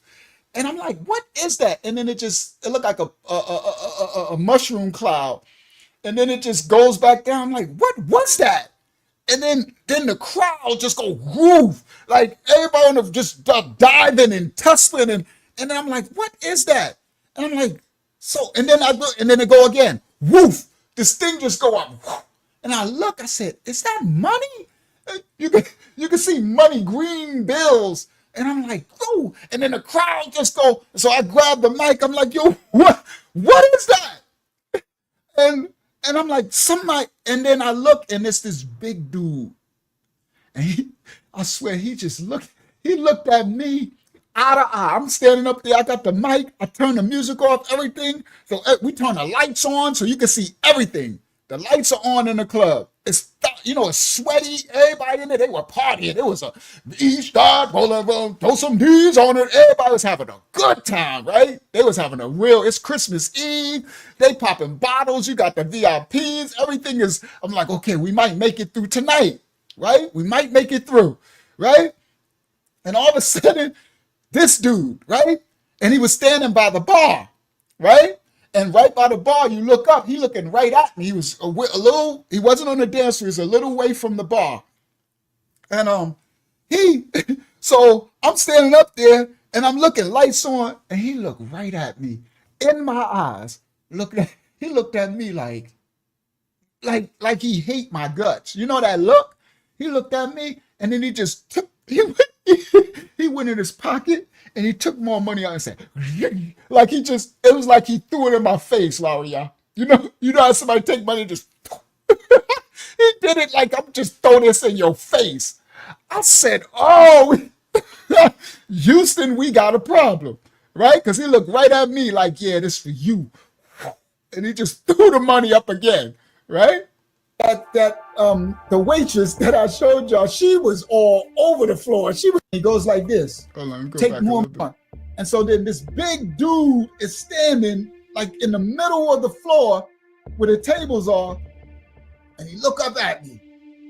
And I'm like, he's big, right? And I'm like, this dude, he look like a killer, right? So then he look at me, and he goes like this, take more money out of the pocket and goes, like in my face. And everybody just, and the waitress that I showed y'all, she was all over the floor. She was grabbing, they was coming up with big piles of money. He just throwing money. And everybody, so I was like, yo, security, stop. So then one of my men said, that's Sean. So I'm like, Sean? That's Martha's son. And I'm like, oh. They said, he a problem, Sean. And I'm like, oh. So he looked at me and he threw another thing of money up. And I'm like, oh man. So I'm like, all right, everybody calm down, calm down. And he said, this my mother effing town. This my mother effing town. I got that money, make it rain, make it rain. So I'm like, all right, everybody can clear up the floor. So I'm like, Martha. So I call Martha from the kitchen. So I call his mama, right? So he like, now the music is off, guys. So we're in the club, the lights are on, the music is off. And he like, this my mother effing town. Now, guys, listen clearly. He's saying this, he looked at me, but he ain't just talking to me, right? Because he's saying this mama, every gang is in there. Flint Hill, Bethel Homes, Wheelchair Posse, Stone Street, everybody's in there. And he said, this my mother effing town, right? And I'm like, oh boy. You know, I'm like, okay, this, so I think like I do. His mama. Sister Roberta. You see, guys, it's the one I think at all times. That's how I survive where I'm from. That's how I survived my projects, my hood. That's how I survived from the 80s and the crack era, all through Strong Island, all through Queens, all through Brooklyn, all through OT, everywhere we went. Because I'm thinking in the midst of when it's going down, I don't panic, I think. And the first thing I could come up with is logic. I'm like, Martha. So, all right, so that's her son. In town, that's Martha's son. And I'm like, oh. They said, he a problem, Sean. And I'm like, oh. So he looked at me and he threw another thing of money up. And I'm like, oh man. So I'm like, all right, everybody calm down, calm down. And he said, this my mother effing town. This my mother effing town. I got that money, make it rain, make it rain. So I'm like, all right, everybody can clear up the floor. So I'm like, Martha. So I call Martha from the kitchen, because that's her son. I'm like, Martha. And he looked at me like, oh, you calling my mom's. So Martha came out and she was like, boy. And so I was like, Martha, yo, Sean. I said, that's what's up, Sean. You making it rain. All right. Free drinks for Sean. He done made it rain for everybody, right? I'm trying to smooth this over, right? So so Martha got him to calm down. So she took him to the bar and they got him some drinks and bar and his boy. So he at the bar. So I was like, all right. So he put the music back on. So then the music playing. So everybody's starting to get back normal. We turn the lights back off, right? So I'm like, all right. So we going on. The club is going on. Everything is kind of got the normal. So I'm like, okay, good. I dodged that bullet. So I got Martha to dodge the bullet. So about a half an hour later, I go outside because it gets hot in there. So we go in the front. So me and Africa and stuff, we're in the front with the security. So we in the front, and my Ben's there. We start rolling the blunt or whatever. We talking and everything.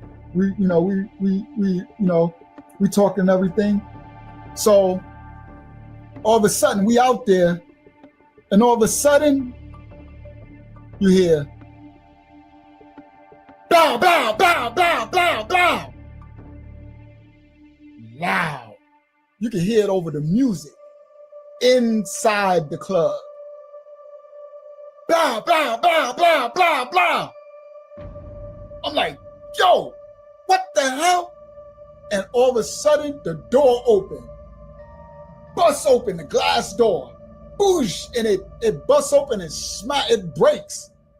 A crowd, they just came busting out, screaming, running out, like pulsing out of the door, just screaming into the parking lot, running out. And you just hear, bow, bow, bow, boom, boom, boom, bang, bang, bang, like different, you can hear the different calibers of guns, like boom, boom, bang, bang, blah, boom, like, I'm like, yo, what the? So all the crowd is just running out. So Africa like, come on, Sean, let's go. let's go, let's go. So he tried to run, and only thing I could think was my club. Like, this is all I got left. This all I got left from the money that I lost, the market crashing, the money from the double mortgages, this is my last bit of income. This is it. I'm like, F that. I ran in the club. Literally. Everybody's pulsing out. Africa like, come on, Sean, let's go, let's go. My girl's like, come on, Sean, let's go. I like, F that. I start to go in. So as the people coming out, they've hit me and I'm moving and I'm going in because it's one door, but both doors opened up, so it's a little wider. So I'm going in and everybody's they're screaming going out and I'm going in. So I go in, and when I get inside, I get to the door with all the people. So Roberta, no, Africa's saying let's go because we were outside. So let me explain, guys. After everything calmed down and that dude Sean was at the bar drinking, I felt like I dodged a bullet, right? So the club got back to normal. Everybody's partying. We cut the lights back off. Everything seemed cool. So I'm like, all right, let's go take a smoke break. So it's hot in there. So me, Africa, and my girl, we went out because Africa be up in the booth with me and my girl be up there in the booth with me. Sometimes she'll go down to the bar and get a drink and bring it back up there to me, right? So that was my ex, Christy. Y'all know her story on this channel too. Christy, the one from down there. So we come down and we go outside in the front. We would always do that. And it's cool out in the front, all that smoke. So we roll a blunt and we talking about, right? So when Africa was saying, let's run, Sean, he said, go. He was saying, my Benz is parked in front of he said, let's get in the car and go. Let's leave, right? Let's go. Let's get away from the door, the club, get away from the club, right? Because we standing by the brick wall. So can't no bullets come out the brick wall. It could come out the glass door, the glass window, but we standing by the brick wall. So he like, let's go, right? Let's get away. And I'm like, all I see is my club, my business is going, all I see is my money. I can't see nothing else, Roberta. All I see is I gotta go in the club. So Roberta, I went in the club. So everybody's coming out. They done both the glass doors done back both. So both open, they done smashed and they shattered. And the people are just, Cecil Roberta said leaving is a great option. Exactly. So Africa was on point, and my girl, they were like, let's go. And I'm like, no. It's just showing you my mindset. My mindset is like, this is all I got. I got to go in. So I went in. I turned to the door and everybody come out, and I had to fight my way to go in to get past the running. They stampeded out. And I went out, I had to go in. Just let you know my mindset. I'm not advised. That was a stupid thing to do. That is not what you should do, but it's just where I was. I was facing life. It's my reality. That's just where I was. It's a little wider. So I'm going in and everybody's, they're screaming going out and I'm going in. So I go in, and when I get inside, I get to the door with all the people. I move to the side as people run out. I look and I just see that dude, Sean, in the middle of the floor. They had turned the light on by now. He in the middle of the floor with 2 guns in each hand. He in the middle of the floor with a gun in each hand. He had 2 guns. Y'all can't kill me. This my motherfucking hood. Y'all can't kill me. And he like this, and he like, boo! He busts a gun. And I'm like, and I can see over on JB's, the VIP, I see all their boys, they got guns, people spread around, people are down, ducking. And then I see over in Flint Hill, so JB is the wheelchair posse. I see they VIP section. They ducking down and they got tables, right? They knocked the tables and chairs and they got their guns, right? I see them scattered. And I look over there, I see Flint Hills VIP. I see them scattered. The back door, people are running out the back door. People run out the front door. So you see people are on the floor and I see people scattered, and then I look around and I see people laid on the floor in blood. And I'm like, I see a dude laying there, blood. I look over here, a girl is laying down, blood. One of my waitresses is laying down, blood. So I'm like, so guys, I look and the lights is on. And this fool is standing up. Y'all can't kill me. Like 2 guns. He in the middle, like almost like by the bar, almost the middle of the floor. The lights on. Everybody down. People is running, scattering, and the other people on the floor. People trying to hide behind a bar. Everybody's trying to hide. But right? And he's like, y'all can't. He's trying to shoot at the gangs that like, he like, boom, boom, right? And they're trying to shoot him. And they're having a shootout. And I look and I see people laid out on the floor, full of blood, like, and I'm like, oh, I don't know if they dead. I don't know if they're alive, but they ain't moving. And there's blood everywhere, like puddles. They laying in puddles of blood. And I see a dude, I see a girl, then I see one of my waitresses. And I'm like, it's like a movie, bro, but it's real. And it's happening in real time. You understand? So as this is happening, guys, it feels like it's moving a little in slow motion, but it's really happening.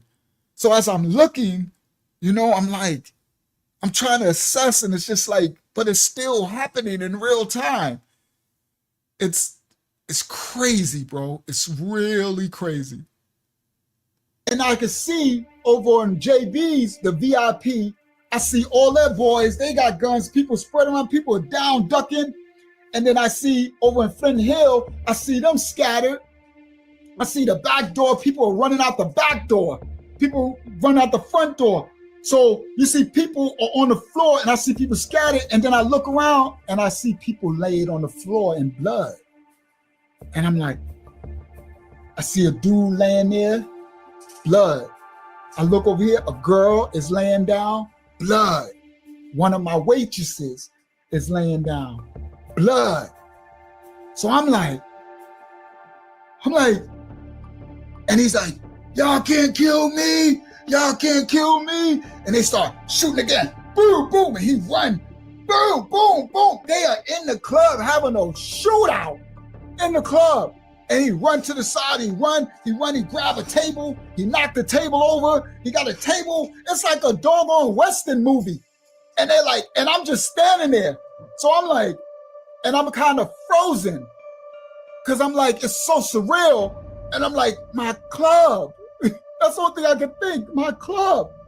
So I'm standing there, and then he runs, this that Sean dude, he runs. So now I'm giving you a hindsight. He's shooting out with Flint Hill and with Wheelchair. They both wanted him dead because he'd been robbing. So it's going down. What happened was everybody in Henderson knew that Sean was home. And they were waiting. They knew he was going to come to the palace eventually. His mom, Martha, worked in the kitchen. So they knew it. I heard all this later, afterwards. You know how the streets start talking later, afterwards? This when the stories that was in the streets later. A city beef. This was their stuff. I'm from New York. This ain't my thing. This their history beef. So he runs, and he grabs the table and he's like shooting. They still shooting. They shooting. And then other people are shooting. So it's like people just shooting at each other. Bullets is going everywhere, right?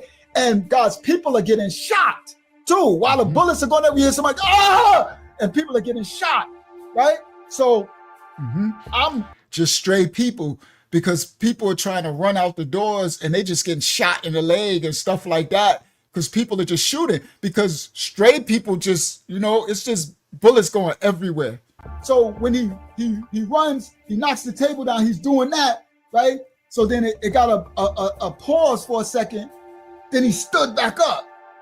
He crazy. He stood back up. He was like, y'all can't kill me. Y'all can't kill me. And he got his guns. And when he says that, he turns and he catches eyes with me. And when he looks at me, I look at him. And then I realize I'm a little past the door by the bar before you get to our little office. And there's nobody around because everybody's on the floor. People are still trying to run out the back door. Everybody at the work here is at the bar. Everybody's laying on the floor. They don't want to catch stray bullets. So everybody's on the floor. So I'm standing, he's standing. Everybody else is down. He looks at me. He catches eyes. He turns both guns to me. And I look at him in his eyes. And I just, like, he got me. What could I do? Ain't no running, ain't nothing. He looks at me, he turns, he looks at me, he got both guns like this. He just looks at me. And that look in his eyes was like, he kind of smirked a little bit. Kind of like to say, I'm gonna enjoy this. That type of thing. And I knew, like, I felt like, well, I guess my card is punched. Whole facts. Let me tell y'all, I done faced death a lot of times, and I looked it in the face. I was looking it in the face again. That wasn't my first time looking it in the face like that. I had guns in my mouth, guns in my temple, all type of stuff. And I'm looking at this fool. I'm standing up. I'm the only one standing up. Everybody else is down. It got an eerie silence. It was a pause. That's what made him jump up from the table. And he said, y'all can't kill me. And he got the guns. And he looked around and he caught eyes with me. And he just turned them to me like, oh, got it. And I looked at him like, uh-oh. Well, this is it. That was it. That's what I felt. It ain't tough. It ain't nothing. It just is reality. It was like, well, that's it. It's nothing I could do. I don't got a gun. And if I did have a gun, I wouldn't be able to get it up because he had both of them already aimed at me, both hands. Nothing I could do. You know, I guess this is it. This is the way I go out. Man, I lived a rough life. So I've been in so many shootouts. I done been through so much. So I'm not scared. I'm just like, well, I guess this is my card is punched. And he looks at me and then he smirks like, I'm gonna enjoy this. Like a little laugh a little. And then boom, boom, boom, boom. And they start shooting again. And he jumped down, he ducked down, and then he runs. And he runs by the kitchen. And they start shooting again. And then I ducked down when that happened, when they started shooting again, and he ducked down, and then he ran by the kitchen. I ducked down, and I ran by the bar. So I ran by the bar, and I ran. I'm like, crap, I ain't got no gun. So now I'm like, where's that dude, E's husband, with that little cap shooter? I'm like, where the fanny pack? I'm like, so by the bar, guys, that little office. Remember I showed you Miss E? That little office is right by the bar. So I'm like, where is the fanny pack now? Yo, I need the fanny pack now. You understand? Yeah, it's so funny because I was talking crap about that little 38P shooter. But let me tell y'all something. Be very careful of the thing that you don't appreciate. Do y'all understand? Be very careful of the thing you don't appreciate, because the thing that you less appreciated it, come on, Yaron, that's the thing that might save your life in there. We do that to people, right? We you know, people, we don't appreciate somebody, but at the end, that'd be the one who helped you at the end, right? So it's like, be careful of how you treat everything. Yo, Yaron, I'm like, where is the 38 special? Where is the cap? I need the bang pow, Yaron. I need pow pow bang. Where is the bang? I need the fanny pack facts, because I ain't got nothing. So I'm like, yo, I swear I'm like, where is the thing? I'm looking for Miss E. And where they at, yo? Because I'm about to get that. I need that, right? I need that all day right now. I'm literally like, where's the fanny pack? So I'm looking, I'm trying to find them, and I'm looking around. I'm like, where are they at? I look, they both, I swear, both of them is in the office. They, this is hilarious. They both in the office, like in a fetal position. You know how you spoon? Like, they spooning like they in the bed.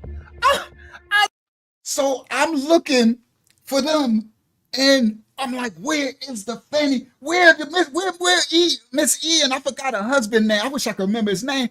And I look, and the office is painted dark green. So even with the light on, it looks kind of dark, right? So I'm looking, and I'm like, and I see an image. Listen, guys, they know. What's this, Roberta? I look, and I'm like, is that? They are on the carpet, on the floor. Remember, everybody on the floor. They're on the floor, and Miss E is on the floor like this. You know how you sleep in the fetal position with your legs up? She on the floor, and he got her. I guess he's covering her. He's spooning. They on the floor, and they spooning. He got, and they scared. They shaking to death in the boot. I look, and they sitting there on the floor. What? Laria, what happened to Brooklyn in the house? What happened to the big bad?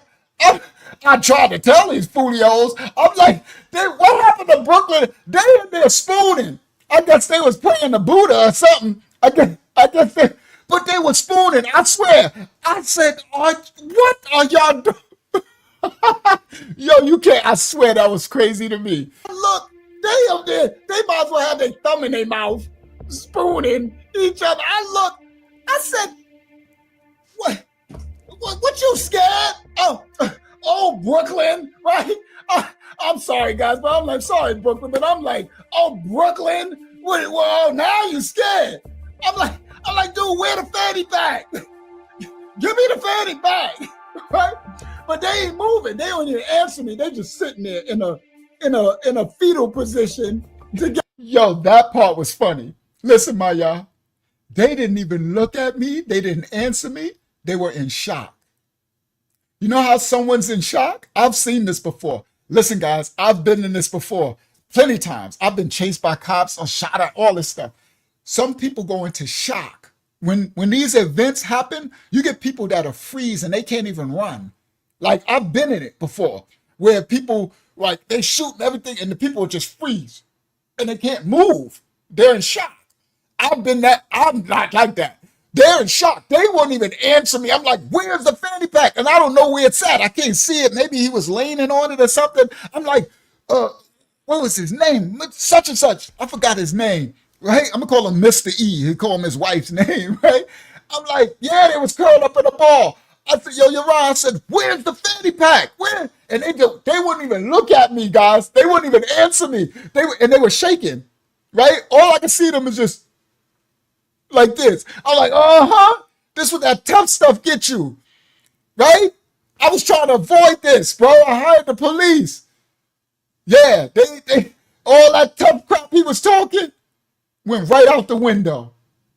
I'm like, dude, where the fanny pack? Give me the fanny pack, right? But they ain't moving. They don't even answer me. They just sitting there in a fetal position together, right? They scared to death. I'm like, where the fanny pack? I'm trying to, they won't even answer me. They just sitting there. I can't find it. I just like, whatever. So you hear some more shots, and then the dude Sean just busts, he just leaves. He shoots his way out the front door, and he gets his way out the front door, and then you could hear sirens. You can hear sirens, like, you can hear the police coming. And then you hear the other ones, like wheelchair, you can hear police coming. I forgot what they called them. They ain't call them police. They call them something. They ain't call them Jake. I forgot what they called them. But basically they said, police coming. So Sean fled. He took off. He left. And then I seen wheelchair get up, leave. And then I seen Flynn, but then that's when I seen the bodies. There was About 10 people shot, women and men. And there were 5 people killed. 5 people lost their lives. I saw the dead bodies on the floor in the blood, and the people crying, screaming over them. And I felt so bad because it was my club. And I felt a sense of responsibility, but I was trying to avoid this from happening. And we had it. Me and Linwood, we had it. We had the police. We hired them. Yo, guys, that part messed with me for years and years and years. It wasn't my fault, but I knew it. We had it. We had it, bro. It's like I hired them right on time. Everyone, I could sense it. I could feel it. Death was over. It was hanging. And we hired the police right on time. Me and Linwood, we did it. We listened. That's called the Holy Spirit. I didn't know. I was atheist. I didn't even know what no Holy Spirit was. Y'all would call it intuition. But I knew it. And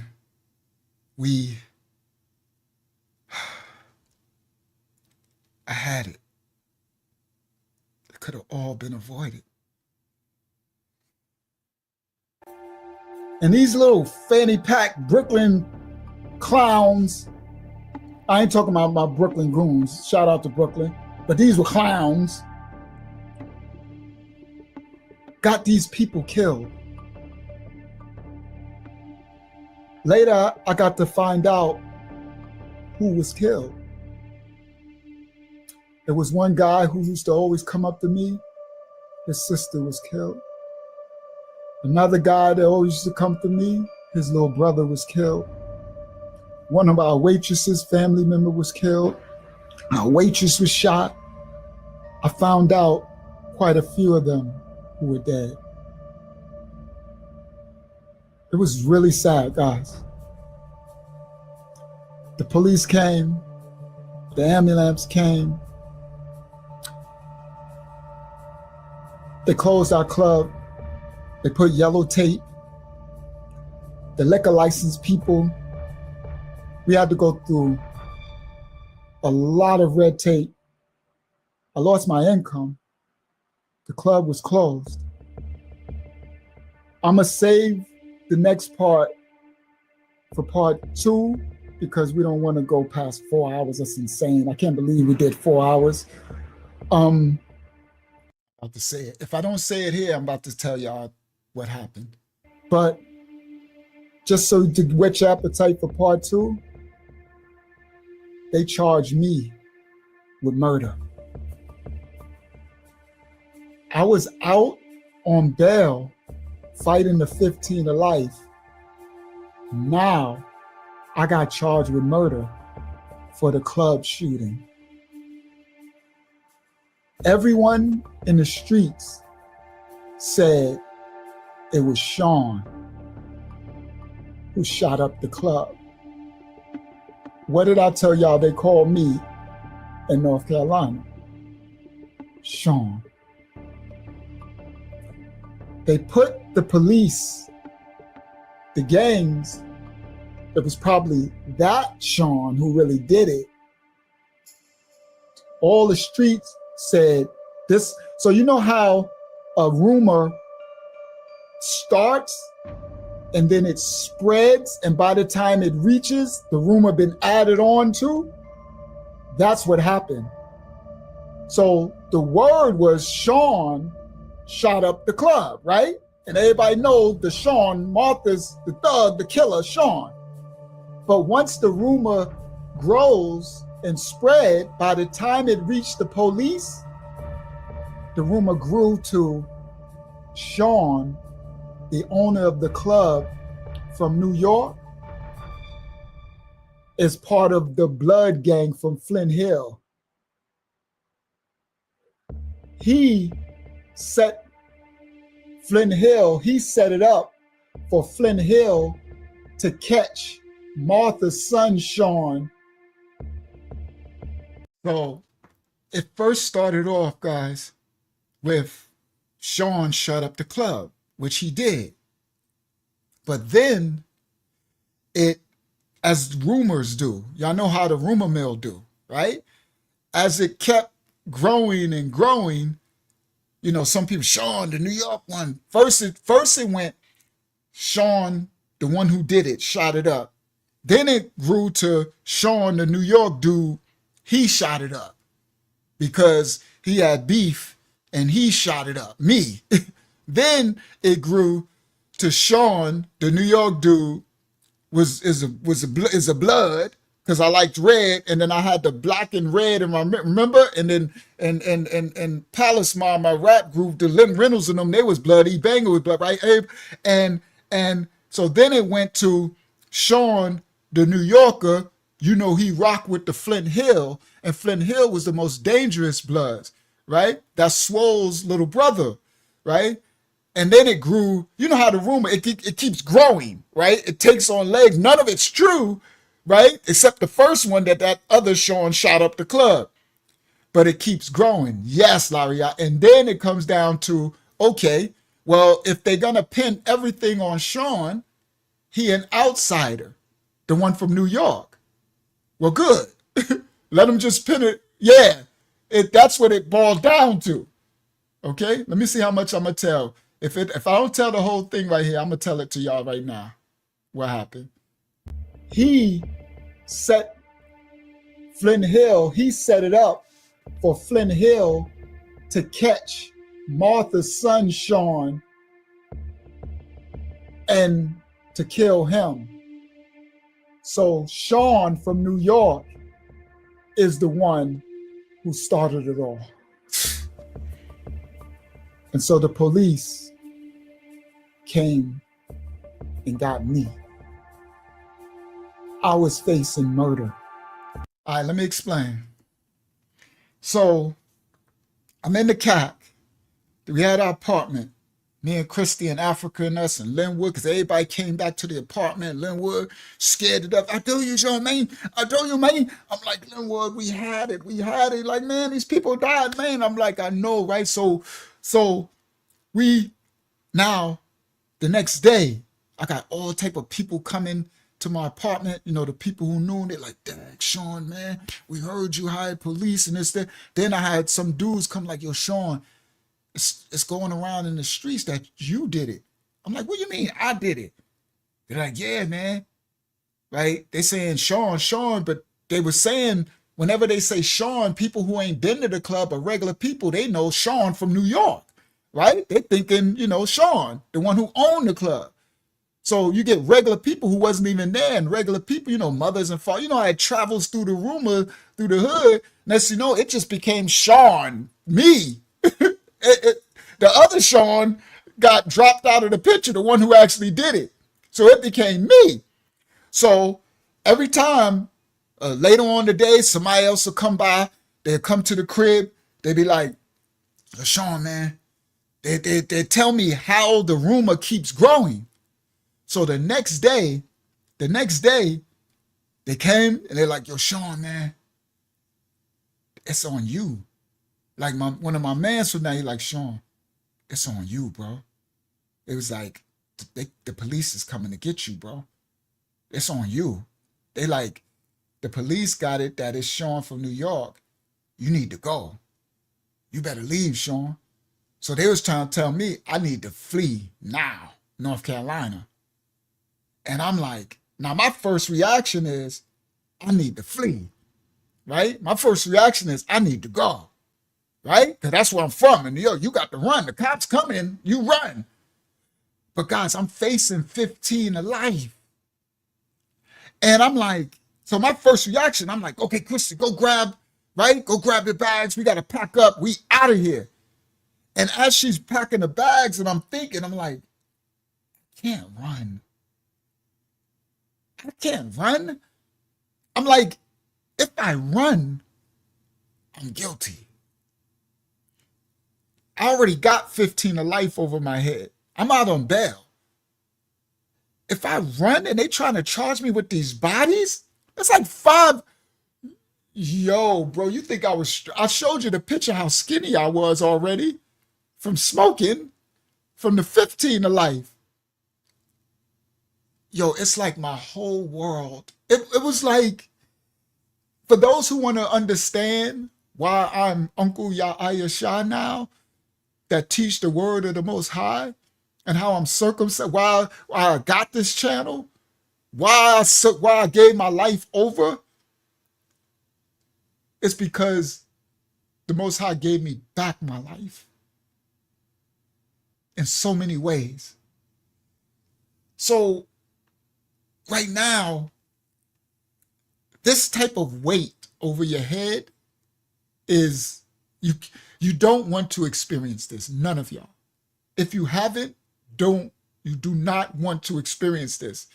It's like them telling you, it's like you got the death penalty and they're telling you, we want you to voluntarily come for we can kill you. I just wanted to just smoke. I wanted it to go away. You know how you think it's like a bad dream and you want it to be like a bad dream. This is just a dream. This is just a dream, right? I'm going to wake up. I got to wake up. But it's not a dream. So Christy's crying because she's like, but Sean, you didn't do nothing. But first she was ready to go, right? She's packing up because she Bonnie and Clyde, right? She's packing up the stuff. We got to go. We about to jump in the Benz and head back to New York. But I'm like, I can't run, bro. If I run, I'm guilty.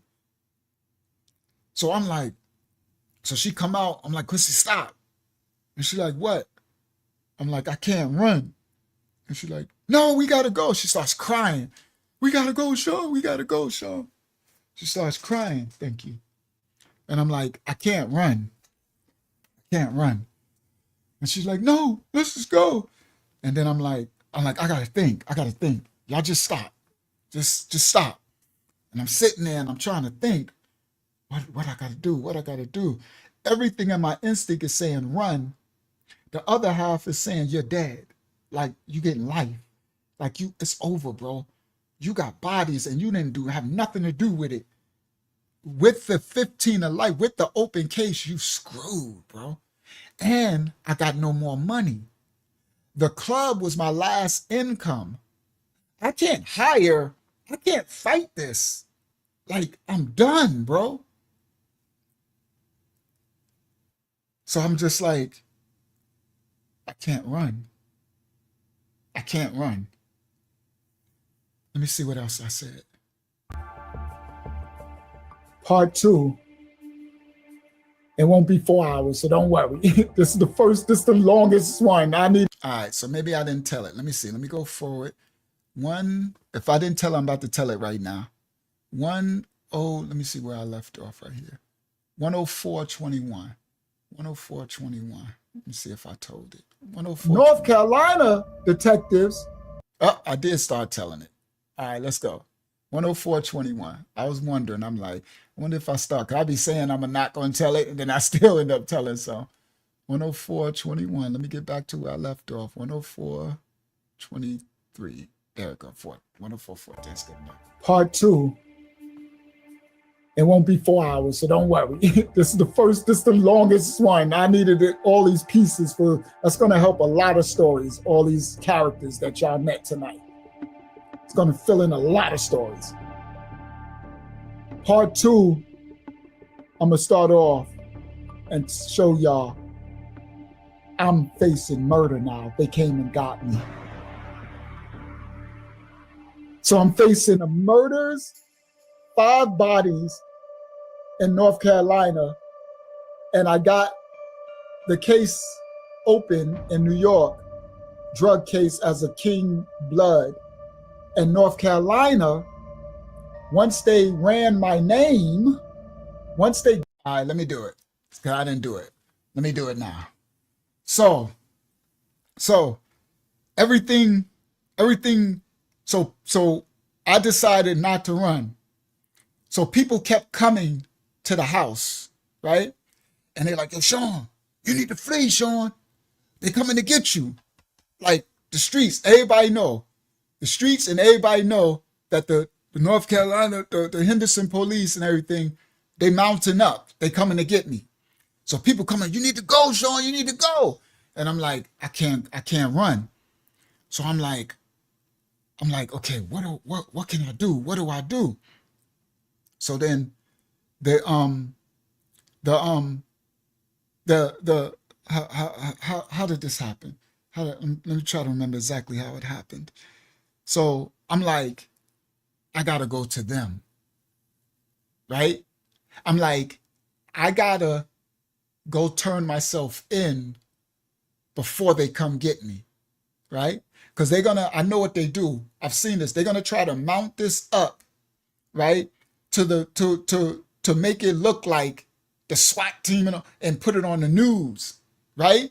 To make you look guilty before you even get, right? Make it a big TV event, right? This New York drug dealer out of town, right? And I know that they're going to run my name. And when they run my name, my New York case is going to come up. I know it. I'm smart enough to know that. And I'm like, and once that come up, they're going to be in touch with the New York, and the New York is going to say, this is a New York blood. He's charged with a kingpin charge in New York, and I got charged with it. I did my time for the crimes committed. Took it to trial and all of that. And they're going to say, we have him with an open case in New York. He's facing 15 to life, and it's for him being the king of the bloods. And listen, guys, what was the rumor in North Carolina? That Sean was a blood, and he got with the Flint Hill Bloods, and he set up the other dude, Sean Martha.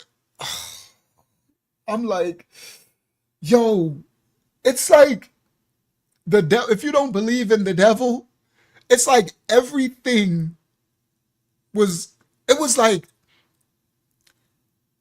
I don't know, bro. It was. I couldn't even function. It was no weed strong enough to like numb it. I wanted to just go away, man. Even the case in New York was felt false. Just so you understand, I was never a blood, ever in my life. My hood was, the little boys, my homie, I was never a blood. So I'm charged with a king blood. The case in New York for my music video was a setup. The little blood from Freeport tried to set me up. It was a setup. So all the New York case is fake against me and this case. So guys, I'm innocent in all of it. But all of this is happening to me, and it's just like, now I don't know that this is the Most High. Oh, I was a big fish, Roberta. And Roberta, I owned the nightclub. I owned the clothing store. I owned my own street. I'm the one who went to the city council. I'm the New Yorker with the big Benzes. Carolyn Dixon, the detectives, was already after me. They had already broken into my apartment. I told that story in here and left a gun on my kitchen table and a lit cigar, as leaving me leaving me a signal that we could get you. So me and Christy went up to New York because I had to go to court, and we come back and they broke into my house and they didn't take nothing, but they left a cigar, not a gun. They left a cigar. They left the table and let me know with a cigar with the ashtray to let me know that they was in my house. And they took my, I had a metal safe thing, but they thought something was in it, but I took the guns with me, right? And they thought something was in it. And they opened, it was nothing but pictures in there, right?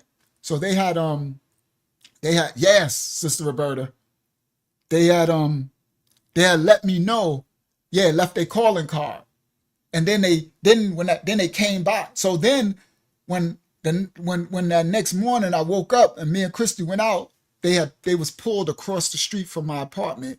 The detectives, Carolyn Dixon. Carolyn is a woman, Detective Dixon.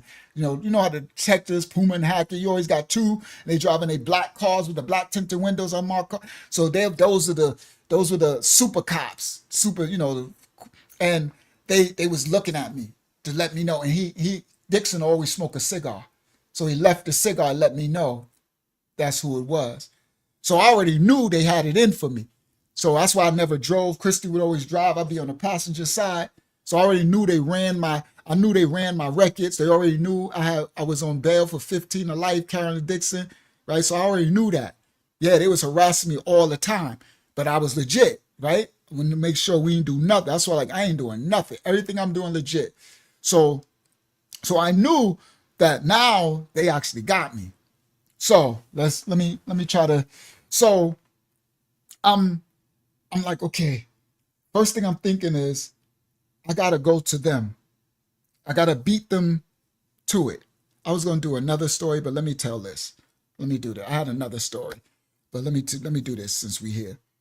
I was like, I gotta beat them to it. So I'm like, all right, I gotta stop them from coming with the news and all that, because then I'm gonna be done in public opinion. So I'm like, all right, we going down. I'm like, I'm going down. So Chris, everybody's against it, but I know what to do. I need to go to it. I got to go into the fire. Like way I ran back in that club, I need to run into the fire. I know what I got to do. I can't run away from it. So I'm like, all right, me and Chris, I'm like, we going. So we packed up. I got the house together just in case I never come back, right? So I'm like, all right, Chrissy, this is what you got to do. So I gave her, I put all my affairs in order. This is what you're going to do, right? Because once I walk into this police station, it's not guaranteed that I'm ever going to come back out, right? Because I'm facing all these bodies. So we drive down there. I ain't never been to their police station. I'm sitting in the parking lot. I'm like, oh my goodness, I want to smoke. I want to smoke so bad, but I don't want to go in there smelling like weed, right? So I'm like, oh, I want to smoke so bad. So I'm like, all right, let's go. Now, they don't know I'm coming. They probably thinking I'm a flea. They ready to come get me. So I'm catching them off guard. So we pull up, we pull in the parking lot, and we walk up. So we walk in the police station like regular. We open the door. Person at the front, can I help you? So I went to the front. I gave him my government name. I said, they're looking for me. And the person at the front said, oh, so when I said my name, they looked and said, oh, and they looked down, they're like, oh, and they're like, and I'm like, yes, I come to surrender myself.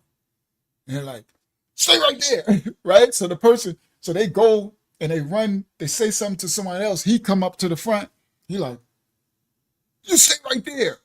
I'm like, I'm here. I'm turning myself in. Don't you move. I'm like, oh my goodness, these idiots, right? So they freaking out, right?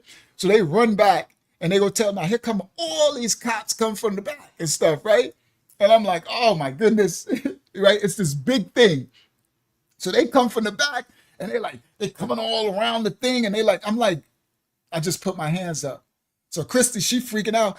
He's here to turn himself in. Y'all acting like, I'm like, no, just calm down. Just stop. Less is more. She like, so then they pull out guns and they all extra. And I'm like, yo, bro. So then whatever. So I'm going to make this quick. Long story short, because I got that whole story somewhere on this channel, that whole story. So they take me, finally, the detectives, they take me into the back. And the detectives who were coming to get me, not Carolyn and Dixon, there was some other detectives and two men. So they come in there and they take me into the room, the interrogation room, and they come in and then they do the good cop, bad cop. So I know the procedure because I'm not new to this stuff, right? Right? So I know, right? You can't fool me with this stuff. So they come in and the bad cop is like, so you're the blood You're the king blood that come down here to infiltrate and bring that blood stuff down there. You the one who probably brought it down here. And I'm like, what, bro? Right? So I'm just sitting there. He bad cop. He's spitting all over the place, right? Trying to get all in my face. And I'm just like, whatever, bro. I already know the game, right? So he doing the back cop. You'll never see the day of light again. We know who you are, Mr. New York City blood kingpin. Oh yeah, you facing 15 to life. He said, how about you gonna get natural life? Nah, we're gonna try to get you the death penalty. We're gonna try to get you a capital case or something. I think they still have the death penalty in New York or something. I don't know. But that's what he was saying. They'll say stuff to scare you, even if it ain't true. Right? I don't even remember if they still had the capital murder, capital punishment in New York at that time. This is 2006, right? So I'm like, but they'll say anything to try to scare you, right? So I'm like, just whatever, like, you never see the light of day again. We got you. This, and he's talking all this stuff. So I'm like, listen. So then the other dude come in. So, they come down, they got the paperwork. All right. So you come to give a confession. I'm like, confession. I said, listen, man. I said, I didn't do none of this. I have nothing to do with this. Oh, you ain't gonna go back up. You ain't gonna get out of this, Sean. I'm like, there's another Sean, and y'all know who he is, right? So I started to go back, right? I started to tell them, like, come on, man. Y'all playing games. Y'all know the other Sean. Y'all know I forgot the name of his hood. I said, y'all know that Sean. That's the one. He just came home. This ain't got nothing to do with me. I had nothing to do with it, right? So they steady going back and forth, and it's not looking good for me. You know what I mean? It's not. It's like, it's not looking good for me, bro. They going in, they pulling up paperwork. They got like all type of stuff that they didn't put together. They're setting me up. You know how when the police get their hands on you? Oh, they abolished it in 2004, and this is 2006. There you go. So maybe they didn't know they abolished it, but even if they did it, they would still try to say it to scare you. But they was like, you're going to get the death penalty for this. We're going to get capital punishment, right? For the stuff that you get, you know what I mean? So if they can't make the capital punishment, I don't know if they had it in NC, they was like, because I'm getting charged with both. You know what I mean? So when they run, so he's like, we are already talking with New York. We're working together, right? And they're going to do me in, right? Now, exactly. So what they were saying is, Sister Roberta, is that I'm like, and right. So it's they're saying like in Henderson, they make up stuff. You know how they do, because who I am, that I made it grow so much, which is a lie. It was already, they was already blooded out doing their thing. So anyway, so they going back and forth, and they're making up stuff, right? They like, we got a snitch that said you, like they're setting their stuff to screw me, bro. Like literally screw me. So they're bringing paperwork and they saying stuff and they bringing stuff and they letting me know that in other words, you are the one that's going down for it. You understand? They're like, we know about the other Sean, but the other Sean is just, he'll be in jail in a minute anyway, right? But you are a big fish. Dude, we get rankings off you. We get newspaper articles, like you're a big fish. Okay? So they set up these informants, they set them up because they ain't have nobody to say nothing because I ain't have nothing to do with it. So, but when they want, that's all they did to our people, black people through all times. When they want you, they'll set you up, right? That's the crooked cops. That's why, like, shout out to any good cops. We need all the good cops we could get. You understand? Because the crooked ones is so bad, bro. You know what I mean? So they are, I'm hanging in there, right? Because I'm telling them, no, I'm trying to explain myself. And every time I try to explain, they're just like shutting me down and like, bro, they kept messing with me so bad that it actually kind of broke me down a little bit, because I've been standing strong for so long for the 15 of life. That's why I was so skinny in that picture, smoking weed, right? Because I didn't even do the thing they was charging me for. And I'm about to spend the rest of my life in prison. I know even at 15, like I wasn't coming back because I was gonna have to do something to somebody just to survive, right? So I was already so stressed and it was piling on, and I had the nightclub. It's like, it seemed like, it's like right when I got a little light at the end of the tunnel, it was, yeah, and I was speaking without legal representation, Roberta, but I'm smart enough not to say nothing that could incriminate me, but you're correct. I shouldn't have been speaking at all. I should have went down with a lawyer, but I didn't have no money. Right? So the money, every money that I made when the club was open, I would send it back to New York for Pam and them to pay the bills and pay the case I was fighting. So I had no free cash, but regular. So I had no money to even pay a lawyer. But you're right. I should have never been talking without a lawyer, period. So the stuff they were saying and everything they was doing to me, it was like no matter what I would say, they was like basically letting me know that it don't matter what you say, we're gonna pin it on you anyway. Y'all get me? It was like they was letting me know, we know that you ain't do it, basically. We know, but it don't matter. You going down for it. And we was there for like an hour, like we going back, they try to stress you out, and and it was like the weight of everything was so heavy. You know how you get tired? You know how you get sick and tired? That old saying, you get sick and tired of being sick and tired? It was like, it weighed so much that it just crushed me. I couldn't do it no more. And I started crying. I did. I never cried in my life. It's making me making me tear up a little bit now because I'm replaying it. These tears are new.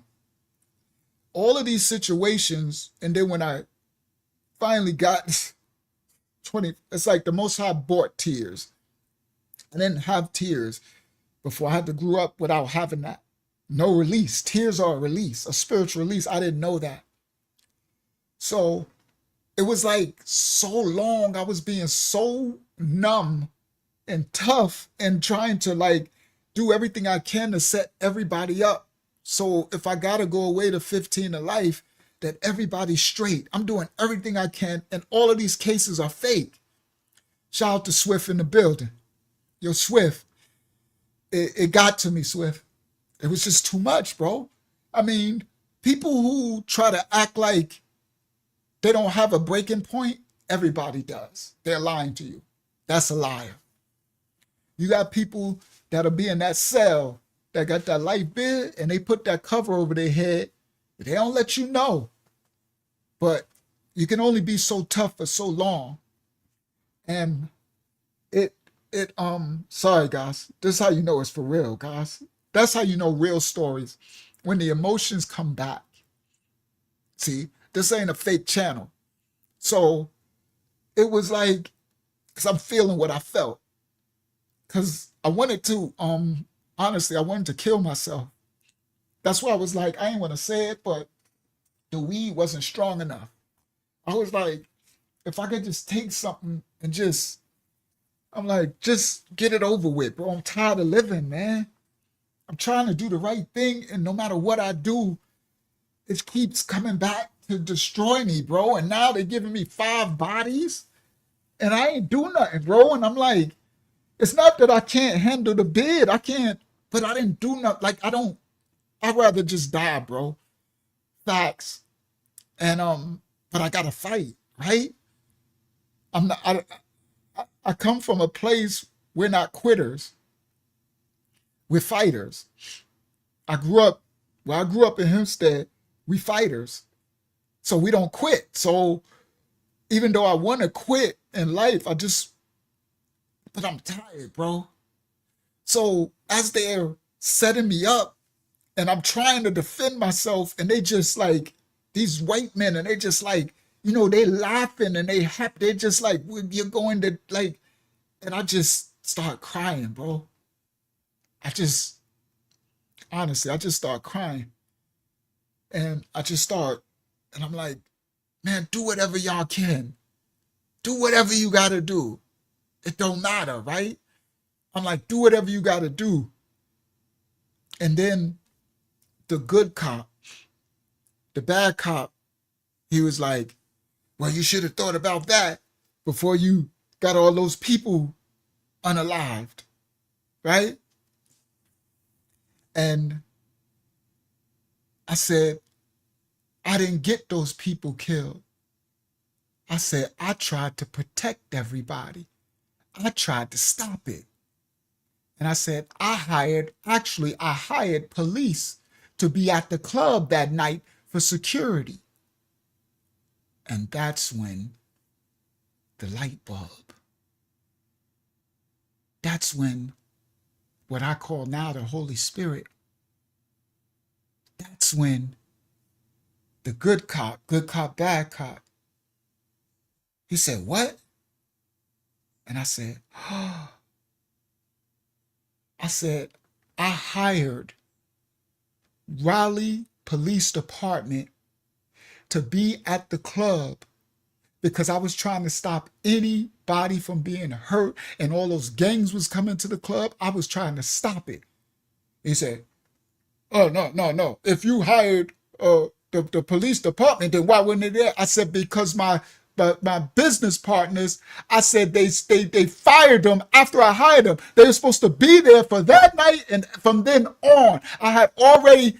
And he said, no, the other backup. No, you didn't. You're going to jail for the rest of your. And I was like, and I looked at the good cop. I said, I hired the police department to be at the door that night. And he looked at me, the good cop, the white dude, and he said, can you prove that? I said, absolutely. I said, my head of security, Bouncer Linwood, he bounces for the clubs in Raleigh. He works with them. I said, I can get Linwood. I'll call Linwood right now, and Linwood will call those police officers, and they'll come here and tell you that I hired them that night, and those people fired them after I left. And he looked, and the bad cop was like, we ain't trying to hear none of that. We ain't trying to listen to none of that. And the good cop was like, so if you get those police officers down here, then none of this could stick to you. And the bad cop was like, oh, I ain't trying to even hear it, and he went out the thing. And I said, all right, can I get my phone? And I got the phone. And I got on there with Linwood. I'm going to make this short, quick, so wrap it up. And I got Linwood, and Linwood like, hey, Charmaine, right? I'm like, Linwood, they trying to charge me with murder, man. Yeah, man, I'm telling you, you need to leave. You can hear Linwood over the phone. I told you, Charmaine, you need to leave. You need to go back to New York, man. They're trying to find you. They're trying to hide. They're trying to charge you with the murder, Sean. You ain't had nothing to do with it. Now you can hear Linwood say it over the phone too. You ain't had nothing to do with it, man. But you got to run, man. You know these white people, man. These white men, they going to lock you up for life, Sean, man. I love you, Sean. You a good person, man. You a good person. You need to go, man. You need to flee. I'm like, Linwood,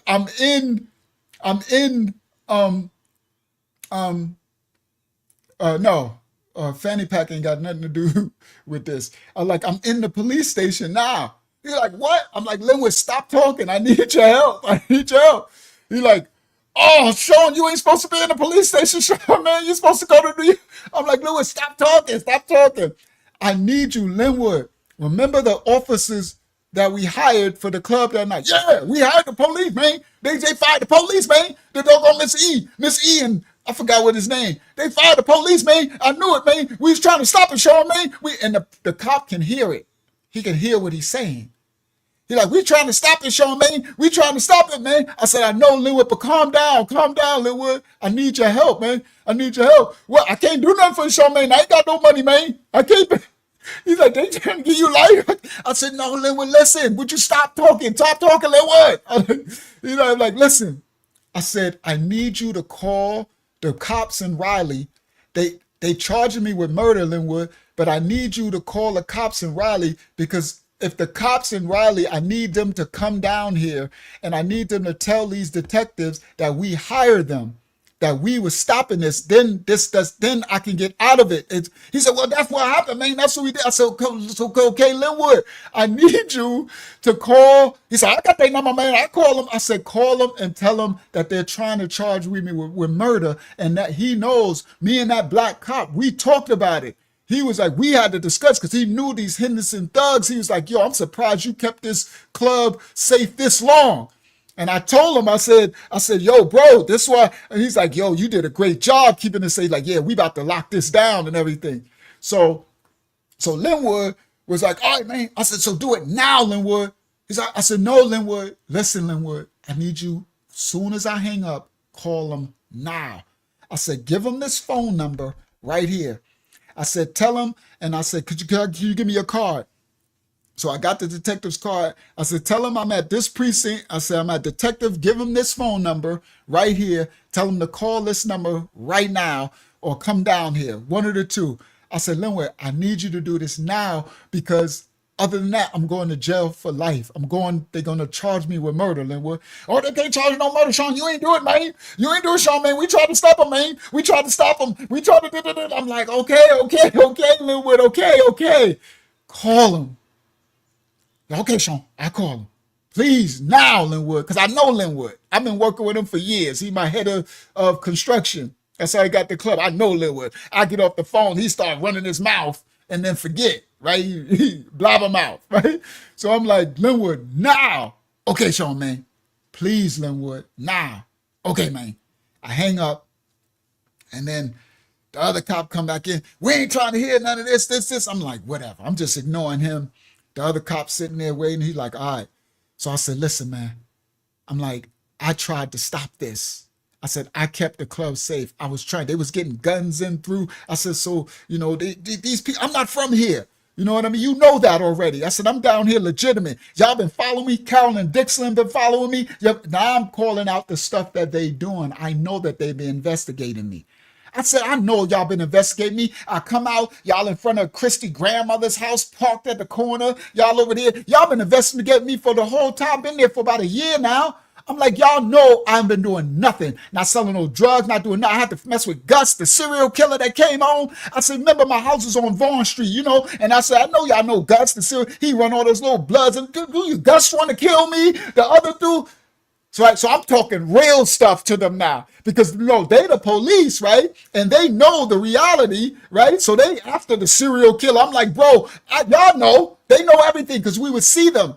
Now listen, guys, we be on the block on my houses and we doing the construction, and then Gus will have all these little bloods come up, and then the police will come to the end and detect the car, and I'm like, y'all see all this? Y'all just waiting to see if Gus gonna kill me or if I'm going to shoot. Like, I know what y'all doing, because come on, man.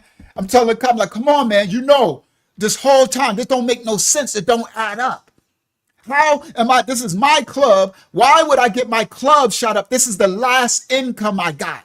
I said, this is all I got. I can't do that. Y'all know I got the 15 of life. This makes no sense. This is my last income. I said, y'all see how I've been moving. Why you think y'all ain't locked me up? Carolyn Dixon and broke into my house. Oh, I'm saying everything. Now, I ain't supposed to say this, Roberta. I'm supposed to have a lawyer, but I don't got no lawyer.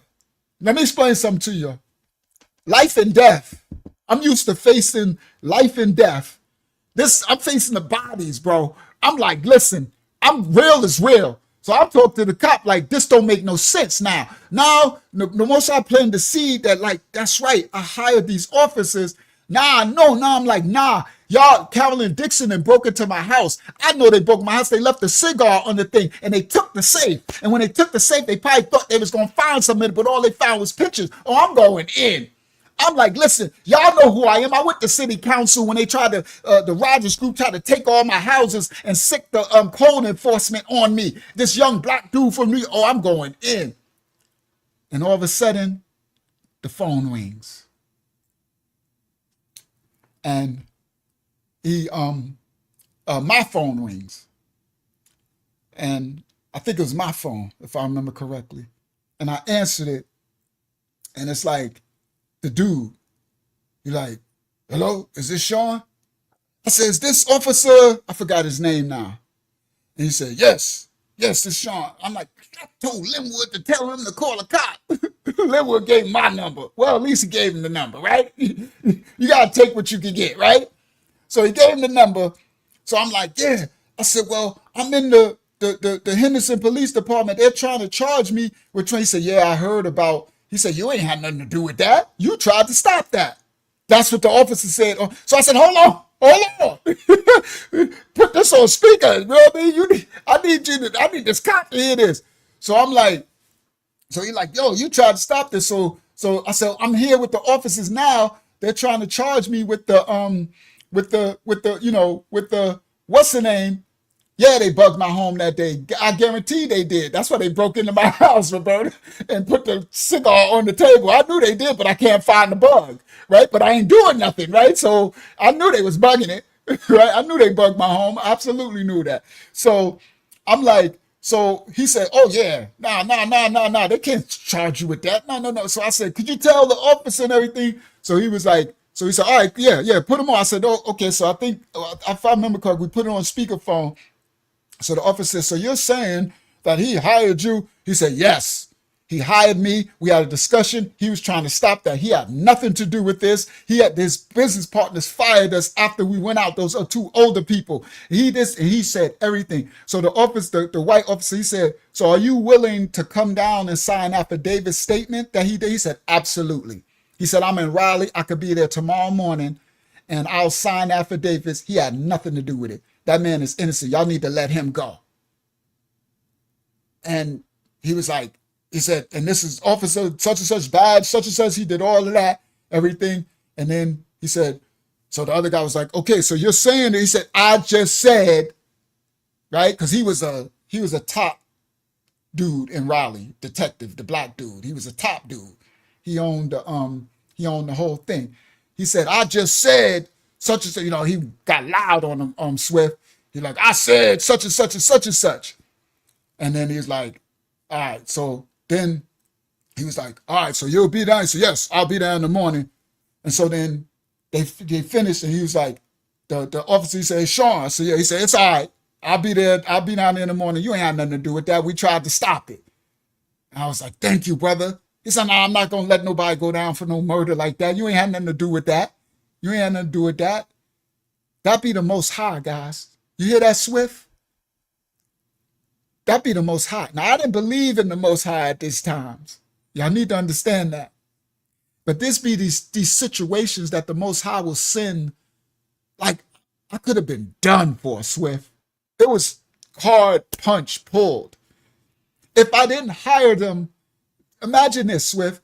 Imagine I didn't hire that officer right for that specific night. Right? Imagine we tried to hire him for the next day. But right? It was the timing.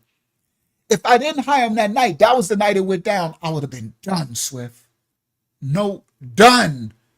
Done, bro. They was already connected with the New York with my case. And New York, Swift, Nassau County ate that up. Because I was trying, my lawyer wanted me to take it to trial. I didn't want to take it to trial. I wanted them to drop the 15, get the life off the end. Give me maybe 5 years or something. I'll take 5 years, 5 to 10. Give me a 5 to something, Swift. Don't give me no doggone life at the end of 15 when I really even do nothing for that case. So shout out to Joliet Jake. So he said, New York, Strong Island in the building. So I knew that Nassau County was like, we done for. He done for. Now this fool then went down to North Cac and they got him for 5 bodies. I was done, Swift.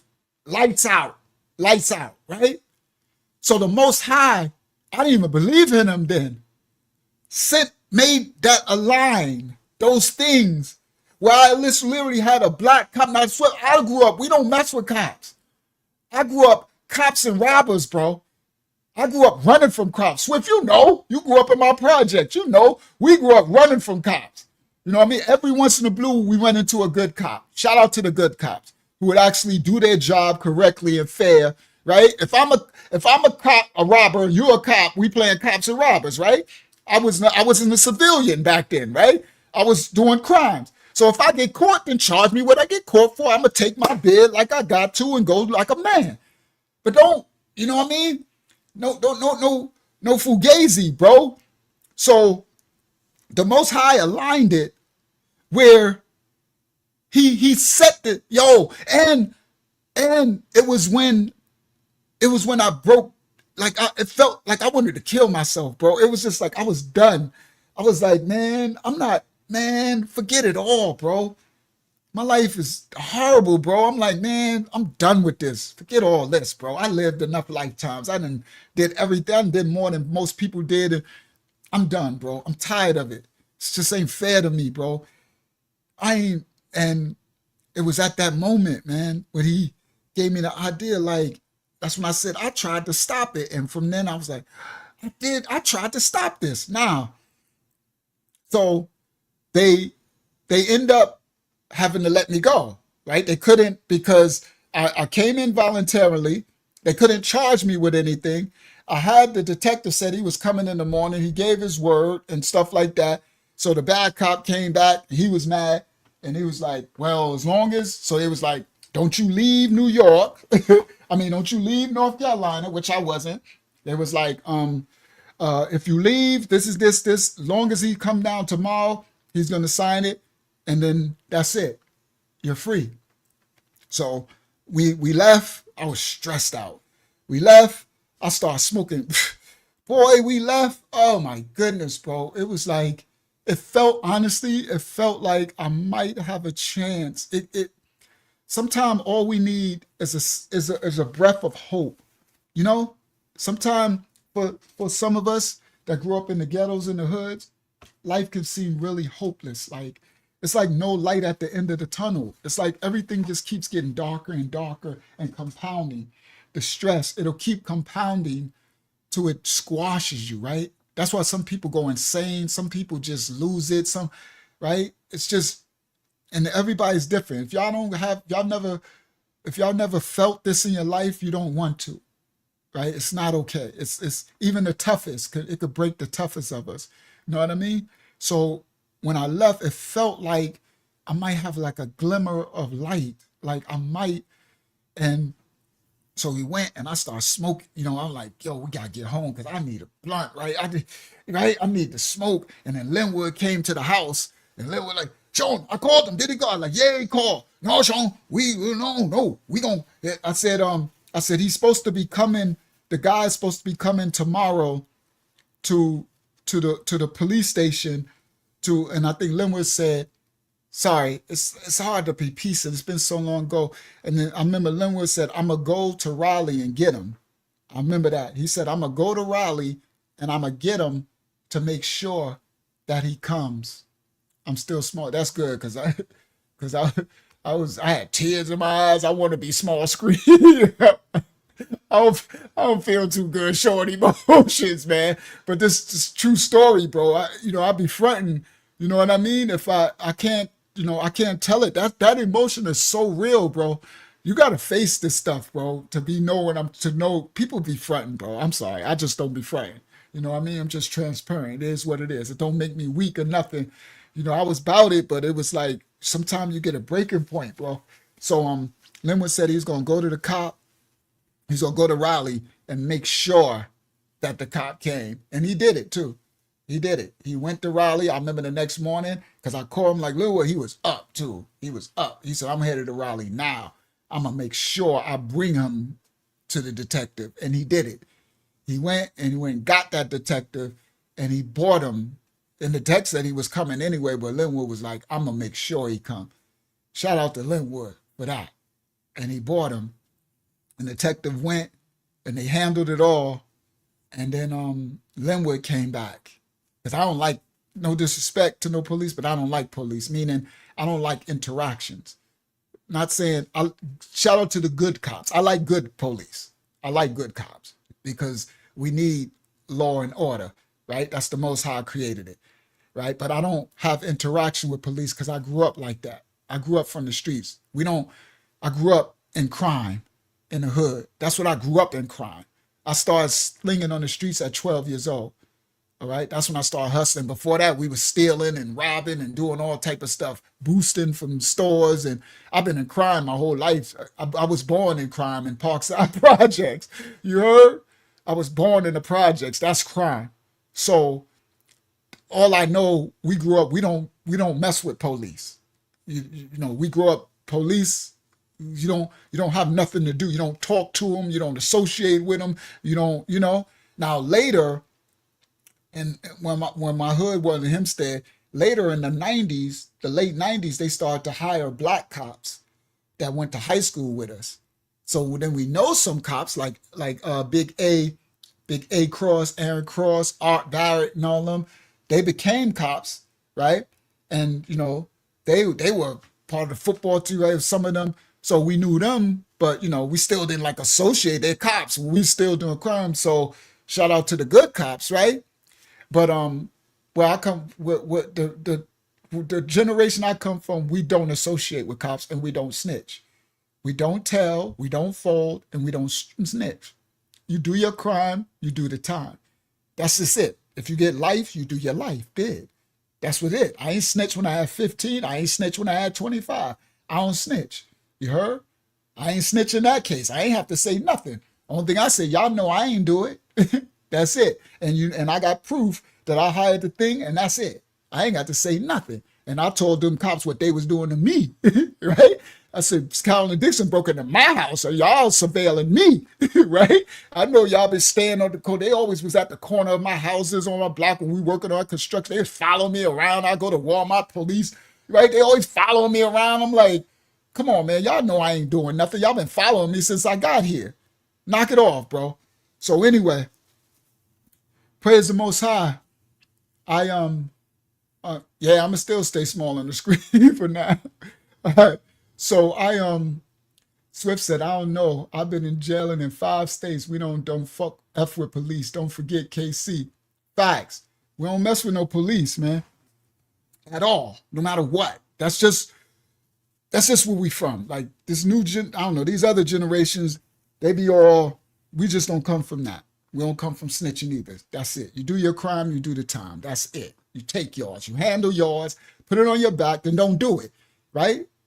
Don't act tough. Don't be not like I said in my case, the reason why I got the 15 to life, because a gang member from Freeport, Lil Blood, set me up. How you snitching? And he Blood, shout out to Lou Natali in the building. He set me up. Now these supposed to be blood. You're supposed to be gang, right, Swift? Setting me up, and I get discharged as 15 to life. And later, when I went to trial, is when I found out. Now, Swift, at the time I'm telling the story, I don't even know I was set up by the little blood dude from Reynolds Rock, from Freeport. Yeah, Swift. And it's when I went to trial that my superstar lawyer team, like, this whole thing is an informant in the case. Swift, I'm like, an informant? Who? Ain't no informant. Yes, it is. The little blood dude at the music video, he set you up. He was sent. He an informant, bro. Swift. I'm like, yo, you gotta be kidding me, these little thugs. Thank you, Brother Lou. These little thugs. That's why I said, Brother Lou, it don't pay. Guys, just get a job. Guys, crime don't pay, bro. All the thug, gang, none of, bro, they'll snitch on. It's all gang. They all tough until it go down. Swift, you know that. And when it go down, then it's each one trying to save each other's butt. Listen, guys, when they get into that cell, and next thing you know, they offering them 20. Here we go. Let's tie it into the next segment, and then we're going to close out. Shout out to Bilal Mustafa over on Facebook. Listen, guys, when they tough till they get in there, and next thing you know, they telling them you facing 25 years, 30 years. They giving you life on the sin. They trying to give you the death penalty. Next thing you know, right, Brother Lou and Bilal, they snitching on their mama, their grandmama. They telling on you, and they telling on people. They telling stuff they ain't got to tell. It ain't worth it. Loyalty. Come on. Here we go. Let's tie in the next segment, and then we're going to close out. Loyalty. That's why I put, now this is part 2. Y'all know this is a whole nother story. Loyalty is something that is almost non-existent today. Loyalty is the most important. I know most people don't understand how important loyalty is in life, period. It starts off, this ain't about to be Bible, I'm about to go somewhere. It starts off with, because there's a big thing going on in the streets tonight. Now, let's introduce where I'm about to go. There's a big thing going on in the streets right now, and it's about loyalty. Okay? And let's do it. Stop share. Watch this. Present, share screen, window. This section gonna be really dope. Y'all gonna enjoy this. Bang, share. Y'all see this image right here? Y'all see who this is on the screen? That's what they call Big Meech. They call me Big Meech. Larry Hoover. That's Floyd Mayweather. And that's Lil Meech. That's his son. And this stuff involves 50 Cent. Now, I'm going somewhere. Y'all know I'm always going somewhere. Now, this thing that's playing out across the world today boils down to something called loyalty. Now, this dude right here, this picture right here bugs me out a little because I thought Big Meech was big. I didn't know. I actually thought he was like big and tall. He's shorter than his son. And Floyd Mayweather is little itty bitty. Floyd Mayweather is a little bitty man. Now he can fight, but ain't nobody that little itty bitty beating me. I'm sorry. I don't care how much he can fight. All right. Right? But it's a little bitty man. Right? You know his weight class. What's his weight class? Like 140 or 50 or something like that? No disrespect to nobody that's smaller, man. I don't mean any disrespect. I don't mean none, right? But the reason why they have weight classes in boxing is because he can't get his little butt in the ring with no Tyson or nobody, right? So I don't care how much Floyd can fight. You know why? Because you know what I'll do? I'll just tighten up my stomach and walk in, and until I grab you, right? Right? Because he can punch all fast, you can do all that. I'm just gotta grab you. Because your punching power ain't gonna be enough, right? As long as I tighten my stomach and everything, and I'm just gonna need to grab you, right? Because you're too little. That's like a big dude. It's like me trying to fight a big 400 pounds, 6 foot, I need to try to grab his cojones or something, because if he grab, he's just gonna. So anyway, I'm saying this because I thought Big Meech was big.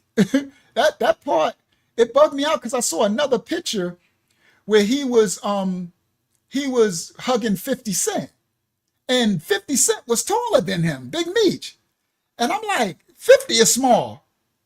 See, I know 50 because I seen 50. Well, 50 is only like 5'7" or something like that, right? So 50 is short. He's thick, but he's short. So 50, I said, but I thought, what? TV and stuff make you look much taller. Yo, Swift, can you imagine you next to Big Meech? Because Swift, Swift? How tall are you? Swift, like 6'5", Swift? 6'6"? You Swift will write it. I can't even imagine you standing next to Big Meech, Swift. Me too. Like I'm 6'1", I'd be towering over him. So I thought he was big. So that means this dude is short? That just threw me off. I thought he was big. Call me Big Meech. Right? Like that's Little Meech. Right? Little Meech and Little Meech. His son is taller than him. All right, so now I want to point this out. I'm just going to be real. Big Meech is looking real goofy. Swift said he's 6'7". Swift. Are you talking about 67 projects you're building, the side of the building? Or you talking about you 6'7"? You talking about you ain't 6'7", Swift. That's 67 side of the project. Swift said he's 6'7". He might be 6'7". I know he's tall. I think you like 6'5", Swift. Swift, everybody be adding on inches. 67 side of the project, Swift. 67 side of the bench. He said, yeah, I'm 6'7". All right. So the one thing I want to say is right now, Big Meech is looking real goofy outside. Even these expressions. Now, what I mean is, look how his son look.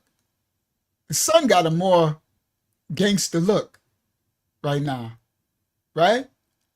And Meech, Larry, Method Man ain't 6'7". Meth lying. I'm no Meth personally. I'm 6'1". Meth is about 6'2", 6'2 and a half, 3.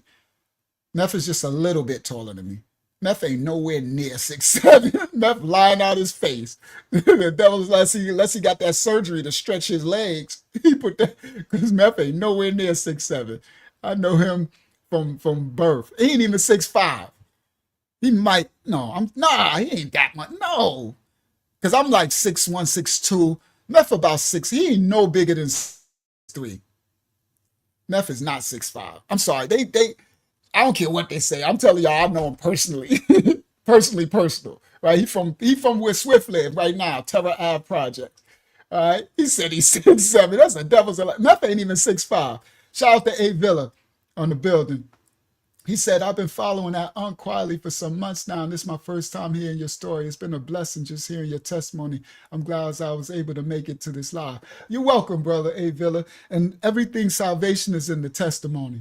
And that's where I'm going. Watch this, A. Villa. This is where I'm going right now. I'm glad you just put me back on track. Loyalty. This is going on right now. This dude, Big Meech, and his son. Big Meech just did something that was unloyal, that just hurt his whole sons, their whole future. Loyalty goes back to the beginning of creation. Listen clearly. This is what I mean. The Most High, at the beginning of creation, there was an unloyal act. This is called a devil, an adversary. The Most High, the Creator, is big on loyalty. That's all he asks. He make laws, right? He wants us to be loyal and to go with him and don't go against him. When you go against him, shout out Dayad, the Lion of Yah, shout out to Brooklyn in the building, then you're disloyal. My loyalty now, let me explain. I'm glad you wrote this, A. Villa. Everyone, my loyalty is to the Creator. You know why?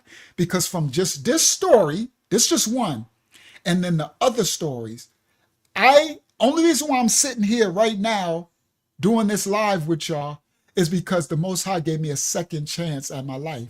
I had 25 to life. I got 25 to life, and he gave me a second chance, took it to the Supreme Court.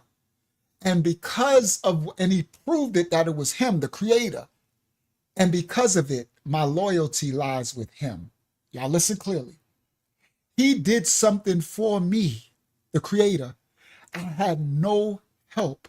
I had no more money. I had no more people. My family was in North Carolina. I had nothing. It was just me and him. And he gave me another chance at my life. And he gave me he gave me a free will choice that if I choose to serve him, then he would give me a second chance at my life. It was my choice though. And I chose to serve him. And he came through. Y'all know the story on this channel. A Villa, go back. For those who know this story in this channel, when I went to the Supreme Court, when I went to court, when everything that happened, all the way through, the Most High came through on his covenant promise with me. It took years, but it happened. And from that time, 2010, when I got released, it's 2024. I have never broken my promise to him. Till I die, I am loyal. Because he did something for me that he didn't have to do, even in this story. This playing back.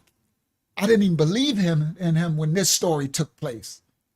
I was atheist, what you call, like agnostic. I didn't believe in him at all. Now, this is the loyalty that he acts. He acts, the Hasatan, the devil, was supposed to have loyalty, and he broke it. Adam and Eve, he created them.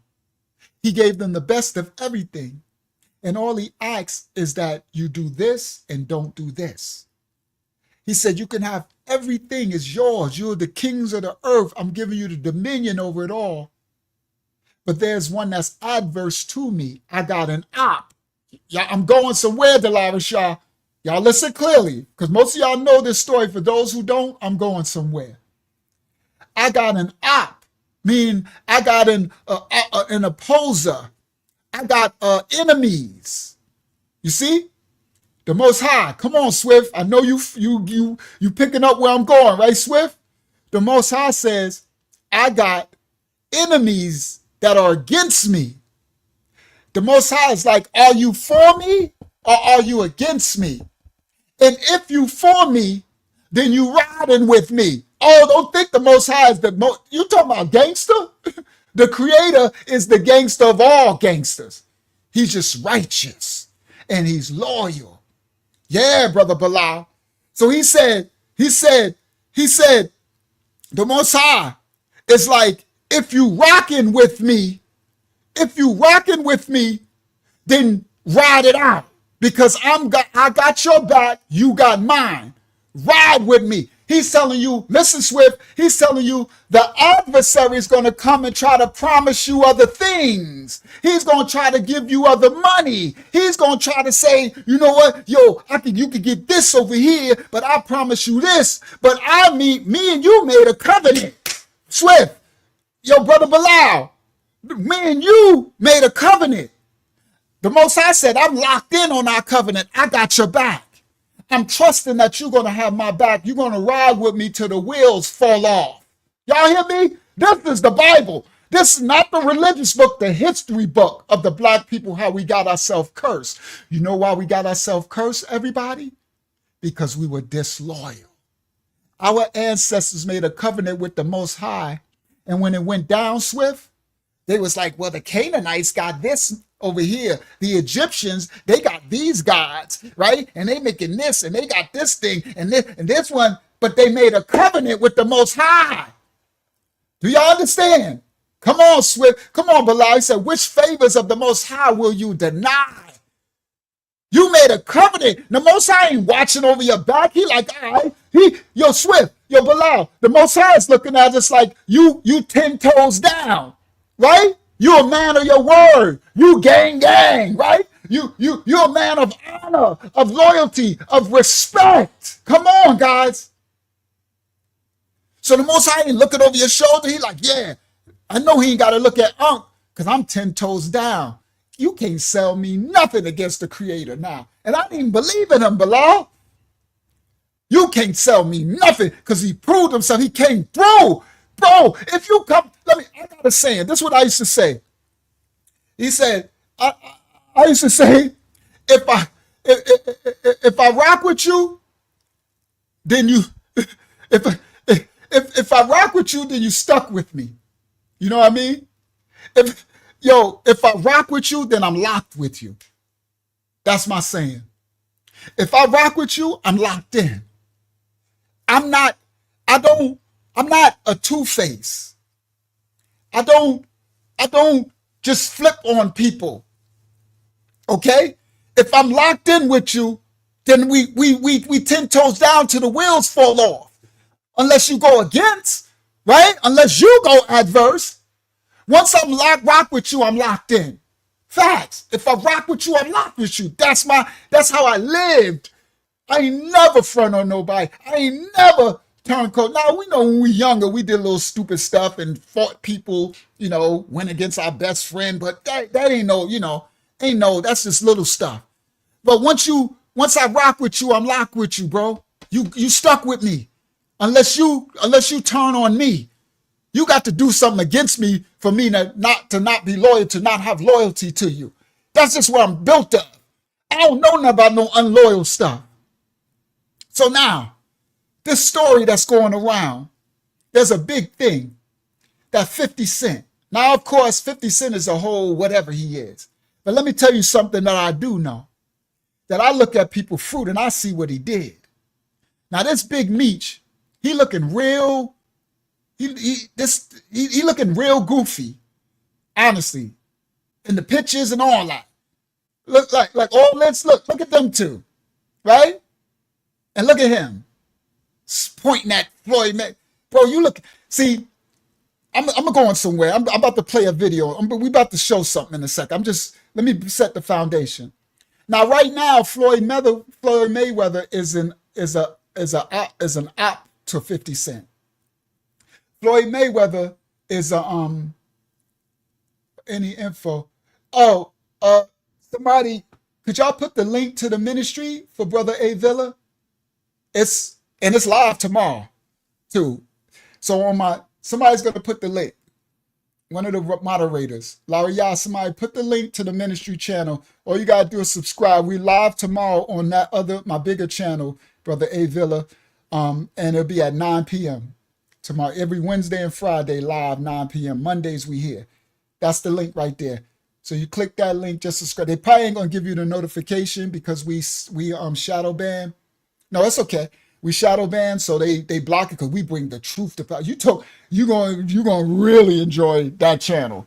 Same thing, I bring truth to power here, so they shadow ban us. So you're gonna have to know 9 p.m. They're not gonna notify you even though you subscribe. So just subscribe over there and turn on the notification. They ain't gonna tell you though, but anyway, 9 p.m. So for everybody, there's this whole thing about Big Meech, because this is the big drug dealer that came home, right? And this is his son, Little Meech, right? And 50 Cent gave Little Meech a job in his show about his dad's story, Big Meech, right? His drug dealer story from Atlanta and Detroit and all of that, right? And 50 Cent helped this little boy. When he went to jail, they gave him like 30 years. And his son was little when he left. And 50 Cent helped his son, and it's made his son a TV star. And he came home, and look who he's with. Floyd Mayweather is one of 50 Cent's ops right now, okay? Meaning his adverse. He's one of his, what they call them, I keep saying op. I'm looking for the other word of, op is the new word. I'm trying to look for the older people, another word. His, not adversary, his enemy. That's the word I'm looking for. That's one of his enemies right now.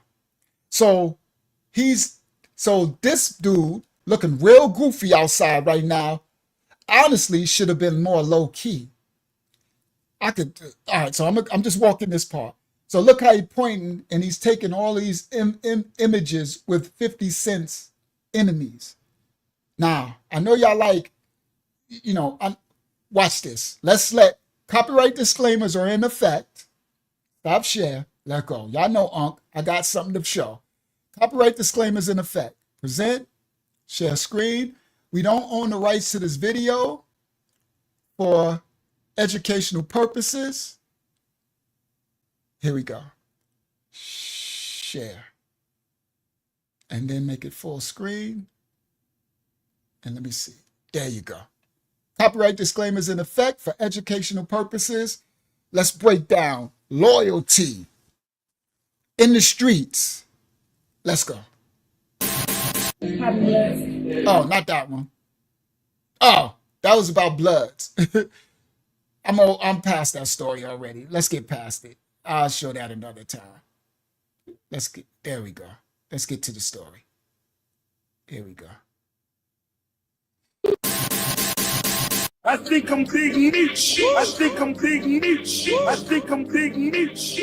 Larry Hoover. Demetrius Flannery, also known as Big Meech, is officially out of federal prison after serving nearly 20 years. Demetrius Flannery and his brother Terry Flannery ran one of the country's largest drug operations during the late 80s, 90s, and early 2000s. In 2006, the two brothers were indicted in a federal RICO case originating out of Georgia and ultimately convicted. In 2020, Terry Flannery was released from prison, but just this week, Big Meech was released as well. He will serve the remainder of his sentence at a halfway house in Miami.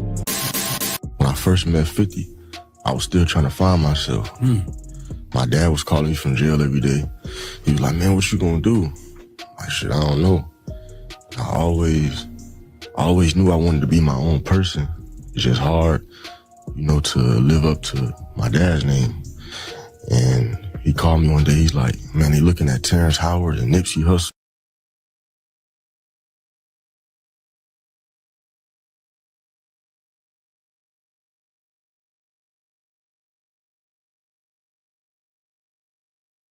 Sorry, I was muted. All right, copyright disclaimer. I said, let's bring some context here. I said, y'all know how we get down. I said, this is Lil Meech. I said, right? I think I'm Big Meech. Larry Hoover. This Lil Meech. Now, out of his own mouth, y'all hear what he said? He said, let me go back again, because I'm going to bring this context. We're going somewhere. Of his sentence at a halfway house in Miami. When I first met 50, I was still trying to find myself. My dad was calling me from jail every day. So when he first met 50 Cent, he was still trying to find himself. Y'all listen clearly.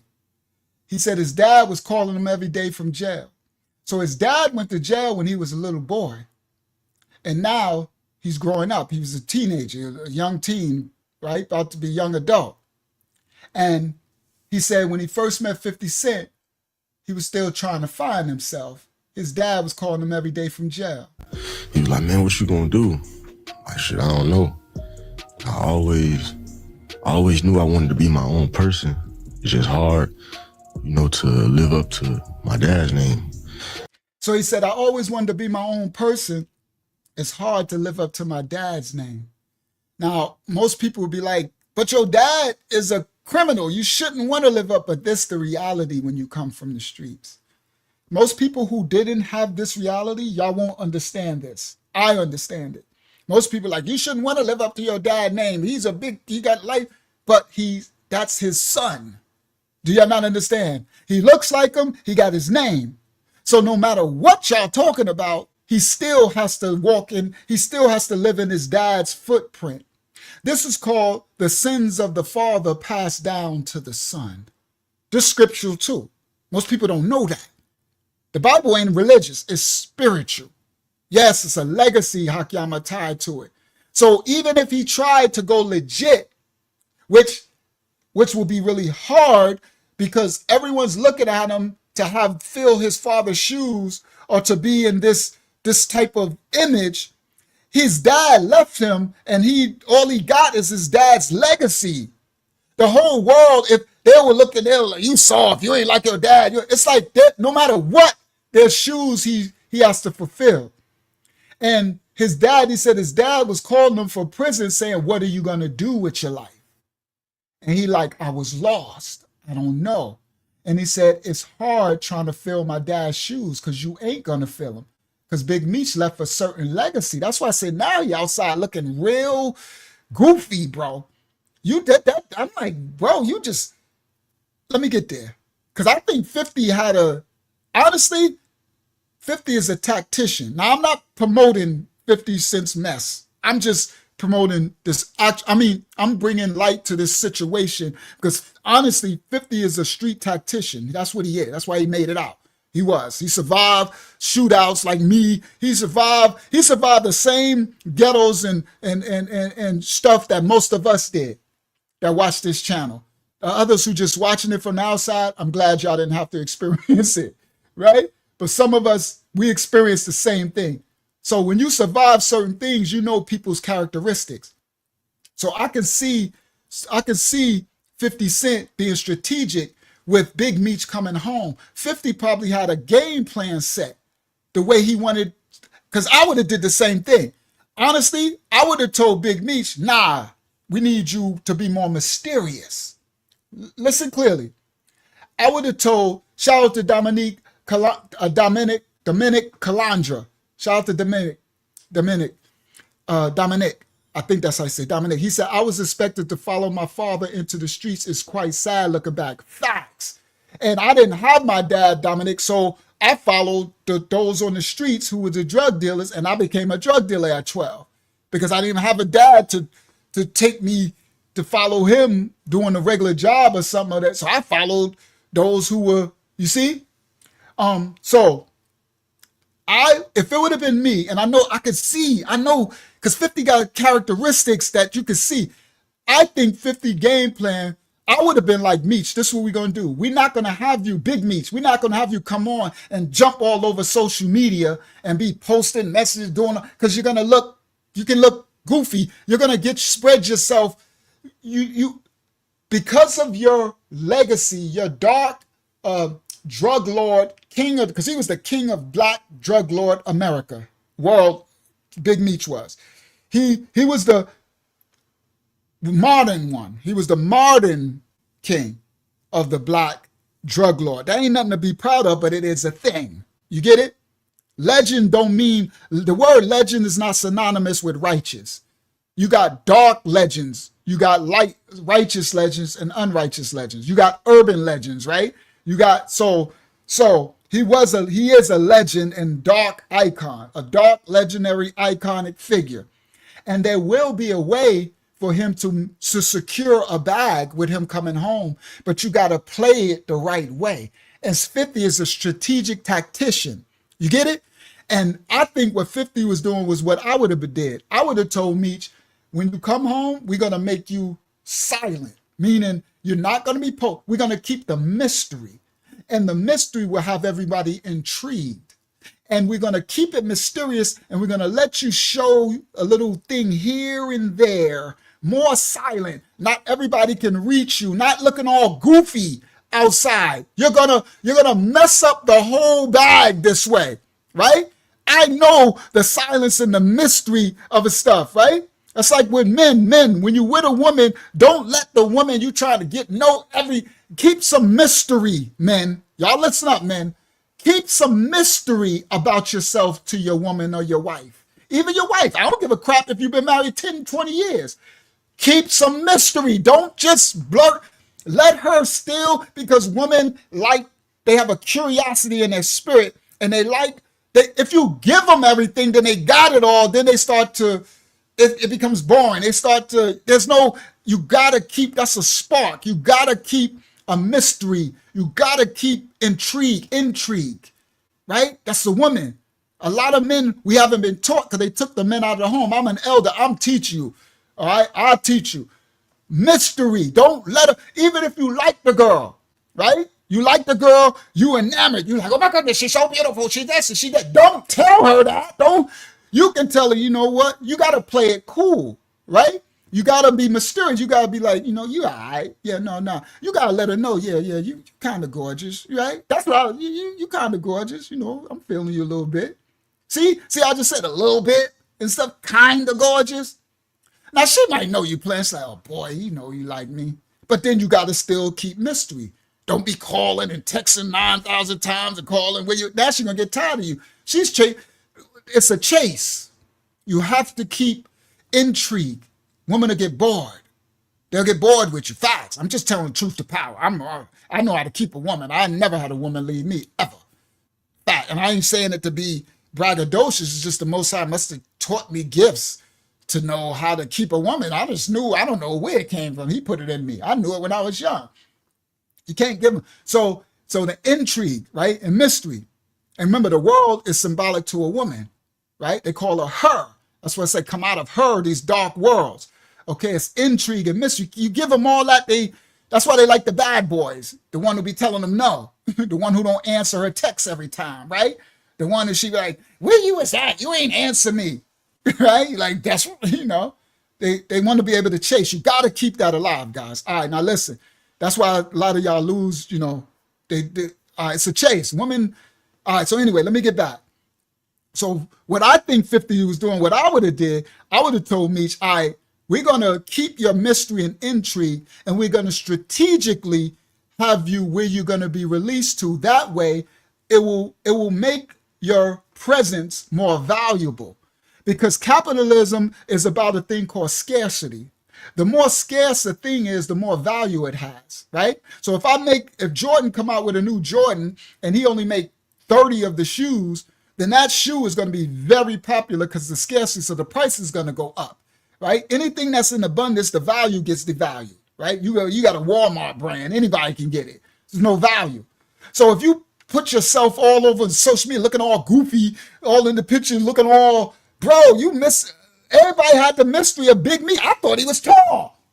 First of all, now I know you little. No disrespect to nobody, to my short brothers. Short brothers is no joke too. Short brothers is crazy. They got a Napoleon card. I'd rather fight a big dude than a short dude, honestly. A short, compact dude that know how to fight, I don't like fighting them. I fought them and I don't like it. Because they fast and they move. And I'm like, I can't. That's why I say if they compact and thick and heavy, now short, little dude like Floyd, I can just, your punches ain't gonna do, you too small. Your punches ain't gonna, I'm gonna just grab you. But a short dude that's like brolic and stuff that can move, oh my goodness, that's the worst fighter to fight. Honestly, because they center of gravity and they could be fast and sometimes you can't even see them. Like they hard to fight. I didn't like fight short dudes. You gonna get shot. Facts. But I'm not promoting that. Don't shoot nobody. Don't don't do, I ain't promoting that. I was just talking about that was my old life, right? All right. So now, yes, the less, the more is they want it. Yes, the less that there is. You can't. And so I think that's what 50 grand plan was. All right, so let me get back. I'm just doing this. So now his son said he was outside, right? And he said when he first met 50, when I first met 50, I was still trying to find myself. My dad was calling me from jail every day. He was like, man, what you gonna do? Like, shit, I don't know. I always knew I wanted to be my own person. It's just hard, to live up to my dad's name. And he called me one day, he's like, man, they looking at Terrence Howard and Nipsey Hussle. And I don't know if you're gonna be able to play me, but so his dad, Meech, called him from jail and said they got a TV show that's coming out during my life, BMF story, Black Mafia Family, and they looking at Terrence Howard and Nipsey Hussle to play me in the TV show. And his dad is like, I don't know if you're going to be able to do it. So his dad from jail, Big Meech, is trying to set his son up, which he should be doing. Because at this point, Big Meech got 30 years. He ain't coming on no time soon, right? This is years ago what this brother's talking about. A couple of years ago. So he ain't trying to, so he's like, no time soon, quick. So he's like, yo, his dad want him to try to play him so he could get a bag. They need money in their family, right? And he's like, they looking at Terrence Howard, Nipsey Hussle. I don't think you're gonna be able to play me, right? In the TV show. Looking at Terrence Howard and Nipsey Hussle, and I don't know if you're gonna be able to play me, but you gotta go to acting class so you can get ready. So I met 50. 50 put me in acting classes for 2 years in LA. Invested in me, paid for the acting classes. I had to go every day, 2 times. Did y'all hear that statement? See, this is the important part. He said, I met 50. 50 put me in acting. His dad said, you won't play the part. They're not going to let you play the part because you don't know how to act. This little boy ain't have no money. He was in the streets with his mom. His dad been locked up since 2006. His dad been locked at this point like almost 20 years or something. He out there just like us, just a regular kid in the street, but with the Meech name over him, right? So that's actually a harder burden he trying to live up. So he lost. That's what he said. When I met 50, I was lost, right? So his dad said, you got to go acting school, right? You need to learn what you're doing. They're not going to let you play me. So he said he met 50 and 50 put him in acting school. He said 50 Cent invested in me. So y'all hearing the words out of his own mouth. He invested in me. And he paid for the acting class. I had to go every day, 2 times a day. He paid for the acting class. 5 2 days years. In the morning. He had to go every day. What did he say? 2? Let me see. And he paid for the acting class. I had to go every day, 2 times a day, 5 days a week. He had to go every day into the acting class 2 times a day, 5 days a week. Guys, that's expensive, the acting classes and stuff. 50 put him in the top acting classes. Now, I want y'all to understand, this is when 50 Cent had the biggest show on Stars. He already had the biggest show. 50 was the #1 black TV show. He had already become the biggest black TV producer. Now, 50, as a businessman, as a tactician, as he's supposed to be, he's he got the rights to the, yes, he already had, yeah. No, not Empire. 50 ain't have Empire. 50 had the other one. I forgot what it's called. The other ones, not Empire. That's not his show. Now, 50 had 50, see, so 50 had already bought the rights. Yeah, he had power and stuff. Thank you. 50 had already bought the rights to the BMF story, right? Partner with, that cost millions, right? So he had already, now listen, guys, this is what people not telling. He had already made a deal with Big Meech in prison. Big Meech was in prison. 50 got with some other investors, white people or something, these TV people. And because, you know, everybody wanted to try to make a movie or something. So whoever got to it first. So 50 got with Big Meech and bought the rights from Big Meech to own, because 50 and his partners own the rights to their story. Okay. So that's the first bag he gave to their family. Listen clearly. This man is in jail. He been in there 20 years. Ain't nobody else bought him a bag. Y'all see where I'm going? I'm going somewhere. Loyalty. Listen clearly, bro. I don't play with loyalty. I'm telling everybody. If I rock with you, I'm locked in. That's why the Most High called me to do this work for him, because he know my loyalty is to death. Ain't nobody can turn me against the Creator. He gonna have to turn me. He gonna have to shoo me away. Listen, this is called loyalty. Ain't nobody gave Big Meech a bag when he was in jail. There is not one story that you can show on YouTube, internet. He ain't never tell it. Nobody tell it. Ain't nobody gave that man a bag when he was in jail. 50 Cent went and gave that man a bag in prison. He bought the rights. That probably came with, I don't know how much it is, maybe $1 million, maybe something, but I know it'd have to be at least probably over $500,000 or more. Now, when you're in prison and you've been in there for 20 years and you don't know when you're coming out, that bag is very important when your child, your baby mothers, and everything on the street and everybody just struggling because ain't nobody gave them no bag. You understand? Nobody. It ain't been documented this far. Now, to me, that right there, this is how I am. I've been in situations. I've been in prison. I had 25 to life and stuff. I know what I'm talking. I've been there. I ain't just talking. This is somebody who faced it. If this man would have bought my family to buy my story, because I got a story, and you're going to do it while I'm locked up, and you come to make this work out $1 million, and my life story, and I know that the money that you giving me to do my story, plus my story is about to be a TV show worldwide, that's setting me up for if I ever do come home as well. You get what I'm saying? That's setting me up to be, right? This going to run in reruns and stuff like that. He might have worked out something to get little points. Who knows? It could have just been upfront.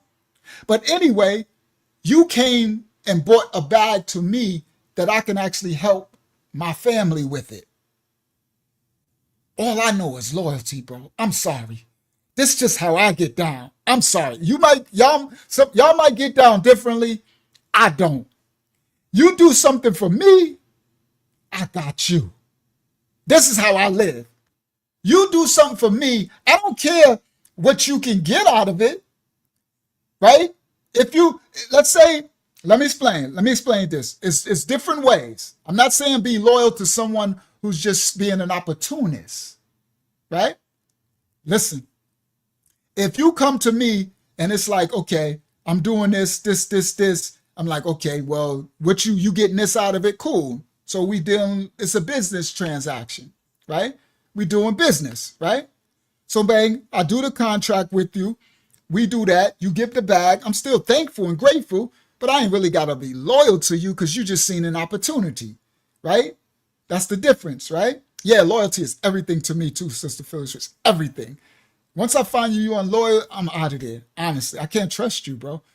That meant when it go down, you a turncoat. That means you're going to snitch on me, or you're going to tell the ops where I'm at, or you're going to run, you're going to bail out, you're going to not have my back. I can't do anything but loyalty, bro. So anyway, now I'm just pointing down the way that you look at it. Remember, the scripture says you know them by their fruit, meaning their actions. So you continue to watch, right? So I'll do the transaction. That forms a little relationship. That's a business relationship. First thing I'll be like, shout out to 50. You know what I mean? Cool, bro. Thank you for bringing me the business opportunity. Then I get to know the brother. If he don't want to have nothing to do with me, he like, yo, this is just a business opportunity. That's it.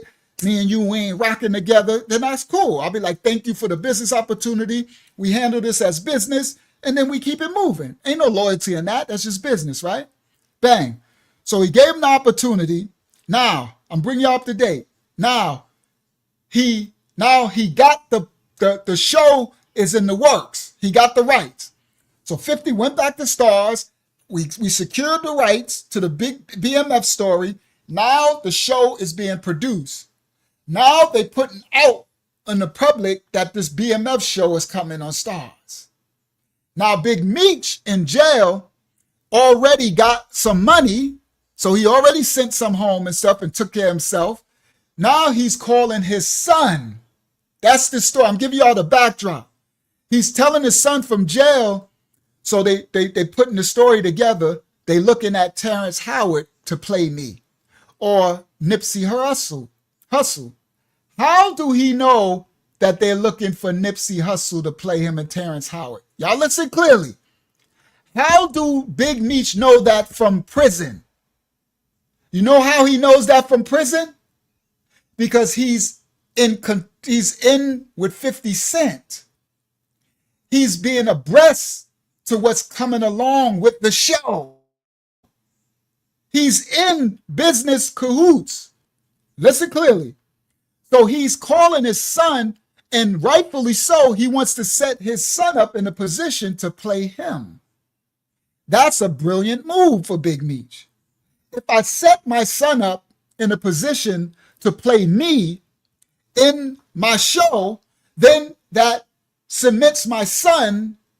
It gives him a business, a job. Remember when he said he called his son and he said, what do you want to do with your life? He's trying, which is good for Big Meech. He's trying to get his son set up in a position where he can become a star, right? Legitimate money, not drugs or nothing. Kudos, right?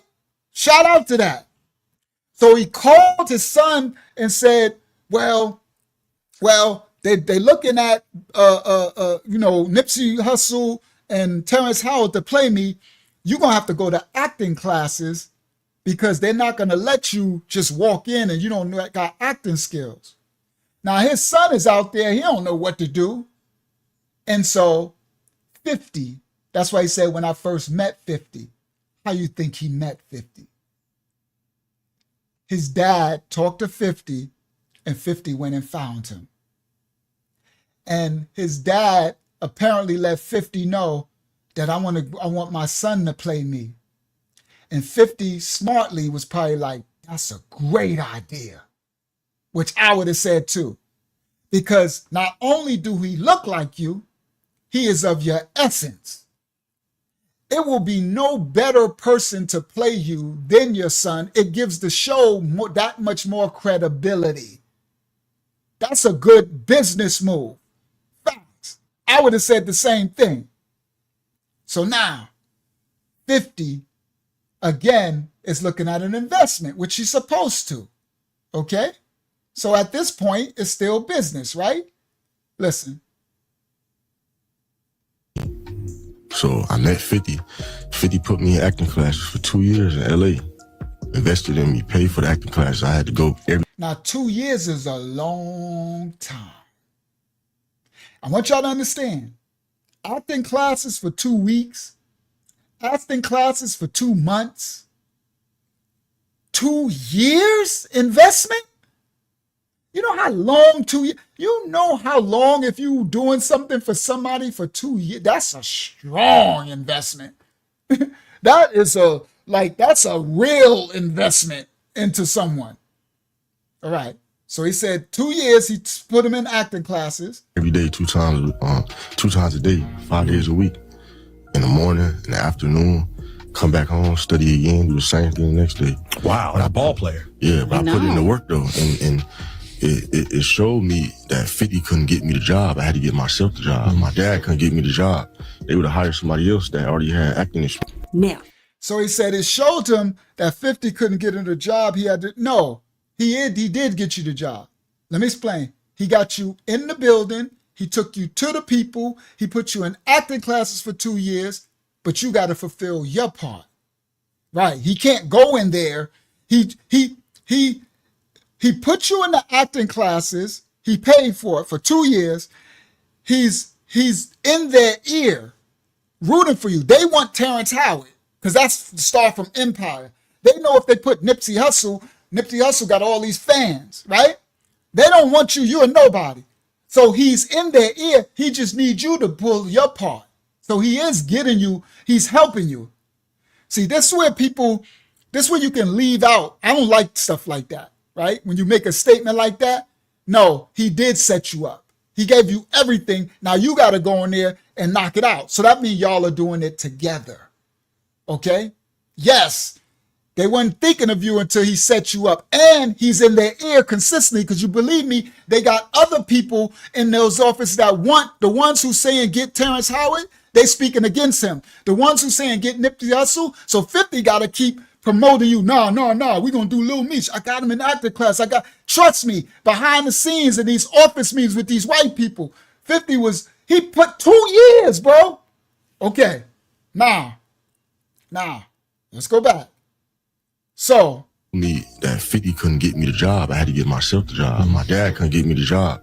They would have hired somebody else that already had acting experience. now, after 50 Cent put Little Meech on and Little Meech started to blow up because of the show, Little Meech and Big Meech used to correspond about the show behind the scenes. And one time, Big Meech wrote his son. Now look at him now.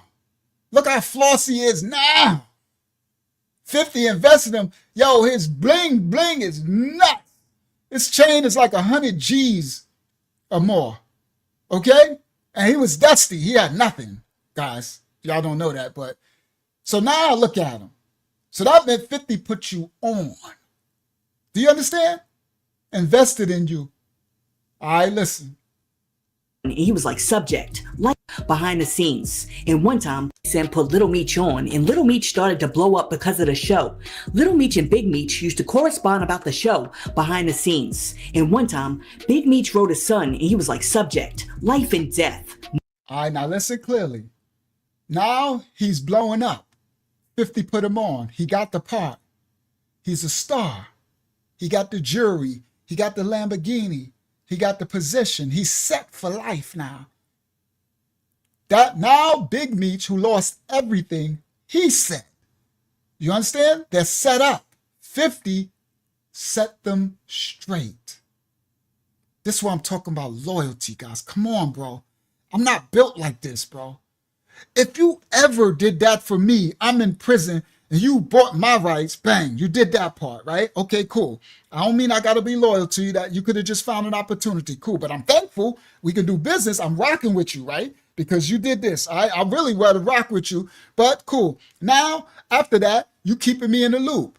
I tell you that I want my son to play the part and you like, okay, cool. Well, they're not going to give it to him. They looking, you telling me, I'm Big Meech in jail. You telling me they trying to get this actor. And I'm like, I'm saying like, man, I think, they like, and I tell you, they ain't going to give it to your son because he don't know how to act. He need to go to acting classes. Now you Big Meech, you ain't got no money. Well, maybe the money that you got that 50 gave you, you have to spend it out, right? So 50 took your son and put him in the acting classes for 2 years. He put him under his wing. That's different now. Now, here come the loyalty. It's one thing when you just do a contract with me, but now you're going above and beyond. Now you're seeing my dream and what I want, and you're trying to help enable, which could be beneficial to you, but it's beneficial to us both. So you're going above and beyond. You're going against some of the executives. You're doing all of this. You're investing your time, your energy, your labor, and everything. And it's like for 2 years, now we family, bro. See that See, it come a point, bro, where loyalty kick in. I can't do this, bro. I'm not no, that stuff kills me, bro. I can't do that sucker move, bro. Where's the loyalty, bro? Now look, this is 2021. Right now it's 2025. Listen clearly. This is in 2021. Big Meech is in prison. He's writing a letter to his son, a message to his son. He says the subject is called life and death. Now listen to this. He says, keep in touch so we can talk about the 3rd and 4th episode. So he's talking, his son is now a celebrity. He's in jail. The money's flowing in. His son is right. 50 set them up. They straight now. He's already trying to come home. Big Meech. They straight. His family, he's got money again. His son is straight. And now listen what he says in 2021 to his son. Message. Keep in touch so we can discuss about the 3rd and 4th episode and whatever you out there doing. All positive vibes. I really love 50 for helping us make all of this happen and put us on a 100% legitimate, successful path. And he never owed us ish, but gave us everything when almost all of the sports and entertainers I've known most of my life never spoke up or helped us get on the path to legitimacy. With from the horse's mouth. See, this is where a lot of people on the internet is all in their feelings. Meech don't owe him nothing. He don't owe him nothing. He don't owe 50 no loyalty. He don't know this. 50 just doing this. 50 just doing that. 50 just... I don't see that. I know 50 is 50. He let him do... But I see things, individual things that happen in life. Out of his mouth, he said, I really love 50 for helping us make all this happen for us. It's like he is the only one to sincerely come through and put us on 100% legitimate, successful path. And he never owed us ish. Y'all see it on the screen? Big Meech said this out of his mouth in 2021. He never owed us ish, but he gave us everything. When almost all the sports and entertainers, what's his name? Floyd Mayweather, where he looking real goofy, Dayad, right? Now he pointing at Floyd Mayweather with that stupid smile on his face, looking real goofy, okay? Come on, brother A. Villa, he said, to be wise as a serpent comes to mind, the enemy sure knows how to curry face. Yo, A. Villa, ain't this Hasatan? Yo, Hasatan know how to slide his little self in. He did it to Mashiach, the Messiah. He took him on the mount and he said, all this could be yours if you just turn against the Most High. See, guys, that's why I say that ain't no religious book. That's a history book. To tell you what to do, it's a book of instructions. He took the Son of the Most High on the mountain and said, I'll give you all this kingdom if you just break your loyalty to the Creator, your Father. You see? Ain't nothing new under the sun. So look at what Big Meech said. He said, all of the basketball play, all the sports and entertainers I've known most of my life, they never spoke up or helped us get on the path to legitimacy. Not Floyd Mayweather, not Rick Ross, not nobody who he's all buddying up with now. All of 50 Cent's enemies, his ops. Whoa, bro. Whoa, okay. He said, let me let her say it. 50 Cent is done for us, to me, is priceless. And it's nothing we, meaning you and I, won't do for him if ever needed. The words out of your mouth. He said 50 Cent, what 50 has done for us, to me, it is priceless. And there's nothing that we, meaning you, my son, and I, won't do for him if ever needed. See, this is the part people leaving out. They all the money. He don't owe 50 Cent no loyalty. He don't owe this. And 50 did. I ain't no pro nothing, pro 50. I'm pro truth. I'm pro truth and I'm pro loyalty over everything. Because if you're disloyal, that means you're a snake. You're a serpent. You snake a person in the back. I want you nowhere near me. He said, come on, you know we do receipts, Laria, in this house. He says, what he did is priceless, and nothing me and you, us, won't do for him if ever needed. I love you, my son, with all my heart. For life and death, your dad, the real Big Meech, BMF Immortal. You see? I love you, son, with all of my heart. For life and death, your dad, the real Big Meech, BMF Immortal. All right, so as you can see, when Big Meech was locked up and expecting to have to complete his full 30 behind bars, he seemed to be eternally grateful of 50 Cent for looking out for the family and putting them back in the spotlight. But as it turns out, 50 choosing Little Meech to play the part was a blessing and a curse for Curtis, because Little Meech came with a whole lot of baggage. Because even though 50 put him on a legitimate path, Little Meech wasn't quite ready to go legit. And 50, as well as other members of the BMF TV family, including Da Vinci, had to bail him out of jail when he continued to abuse drugs and kept doing stupid ish, like walking through. All right. So now this is the other story that people don't tell you. They just think, oh, well, 50 just seen an opportunity. There was more than that. For years, Lil Meech was a little dirt bomb in the street. He was running around. He wasn't ready. He was running around trying to live up his father's image. And he was strung out on drugs. Yeah, he was strung out on drugs. He was a drug addict, right? And so 50 had to bail him out of jail. 50 had to put him in drug programs. All of this stuff now is personal. That's no longer, right? You write a person off, be like, you know what, I can go get Terrence Howard. This is too much, right? This is too much, this is too much. It ain't worth it. I can just get a person to act and we still get this same money. I ain't got to be babysitting this man's child. See, they don't tell you this part. This is the part they don't tell you.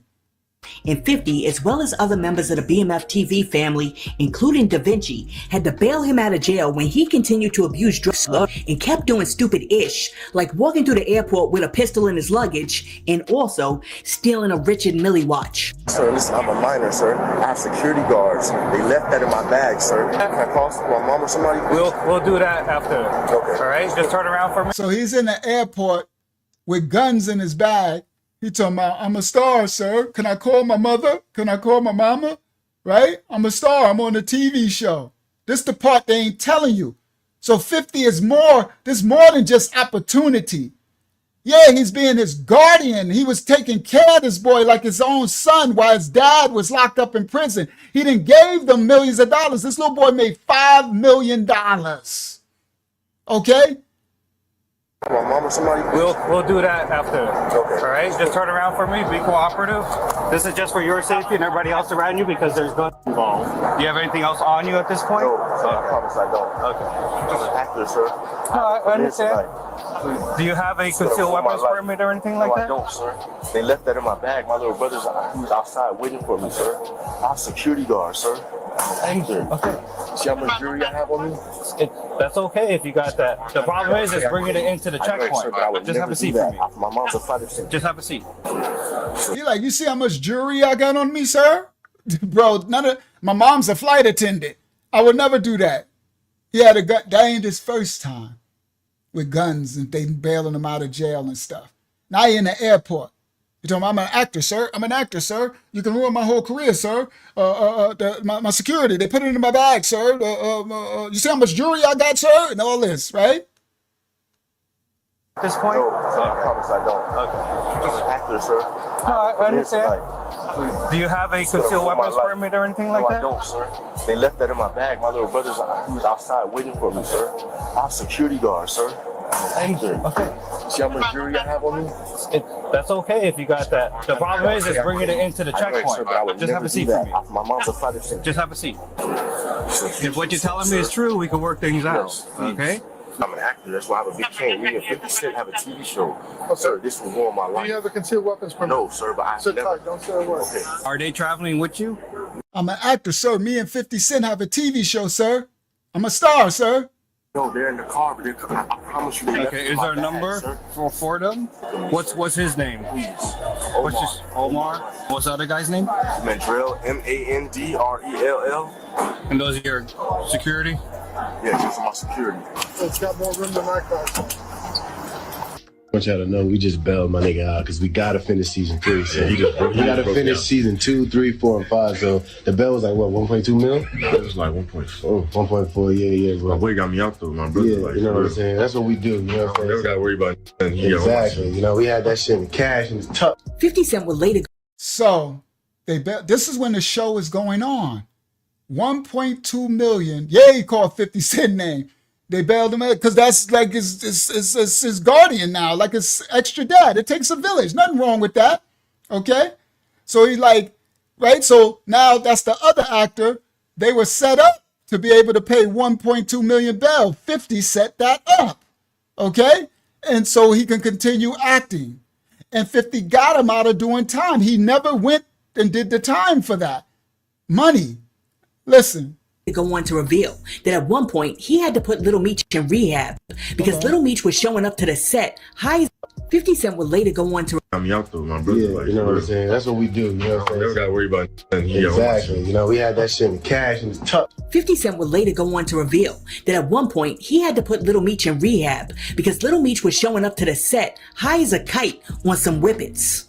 Alright, so after 50 Cent got the kid all cleaned up, things seemed to be going good and production for BMF was back on schedule. That is, until, out of nowhere, Big Meech was released from prison early and instead of linking up with 50 and saying good looking out, he immediately linked up with one of 50's biggest ops, Rick Ross. Gonna be iconic. Too many names to list, but let me salute some of the legends. Lil Baby, Boss Man D-Lo, 21 Savage, Sexy Red, Ricky Rose. Yo, this dude is looking real goofy.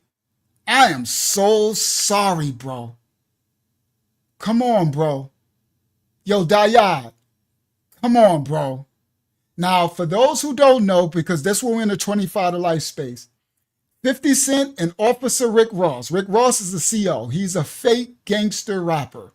Okay? He's a fake gangster. He was a CO, and nothing wrong with COs. Good job.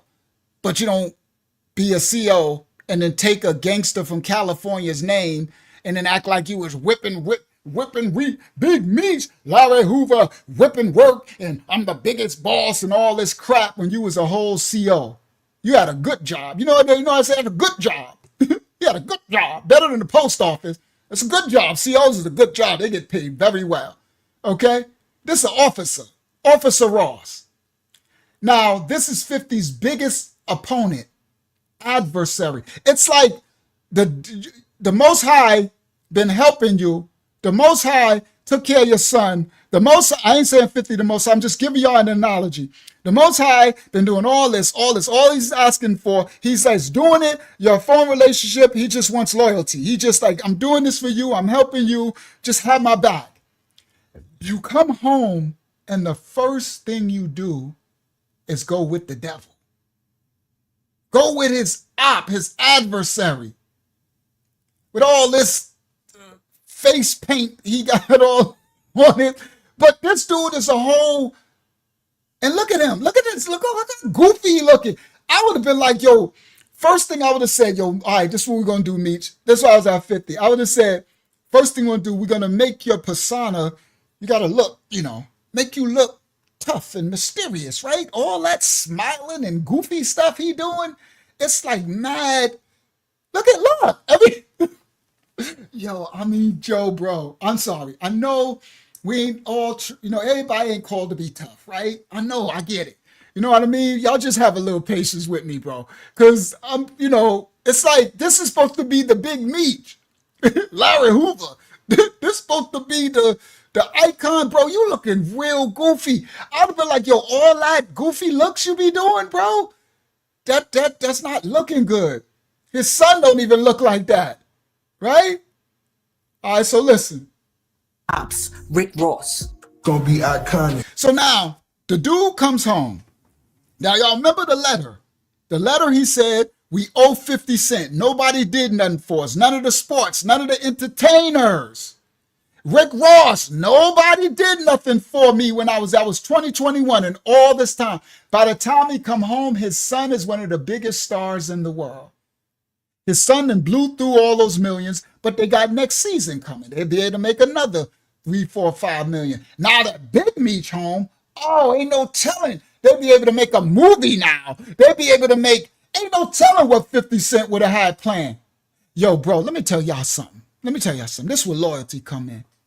Boy, I would have bought my little natural black butt home. First of all, I wouldn't have been all goofy like this. This is a whole, I ain't no Big Meech, bro. I thought you was, oh no, bro. I thought you was, bro, it's real crazy looking outside. So anyway, yo, I would have came home. I would have been like, first thing I would have said, of course, take me to my girl or take me to get situated. Next stop, I would have been like, take me to 50. Get me to my brother. You heard? This is how I get down. I would have got to 50. I would have said, thank you, my brother, for life. Whatever. Like he wrote in that letter. Remember what he wrote to his son? He said, forever, whatever he needs will be there for him. So that means he ain't a man of his word. Y'all see? Y'all see where I'm going? Loyalty. Loyalty. And they talking about he snitching now. I don't know whether he did, but this don't look too good. You trying to say you didn't snitch. This don't look too good because loyalty is everything. Come on, Zayana. Yo, I would have went to 50. I would have said, bro, let's go. I'm locked in. What do you need? What's next? What's the game plan?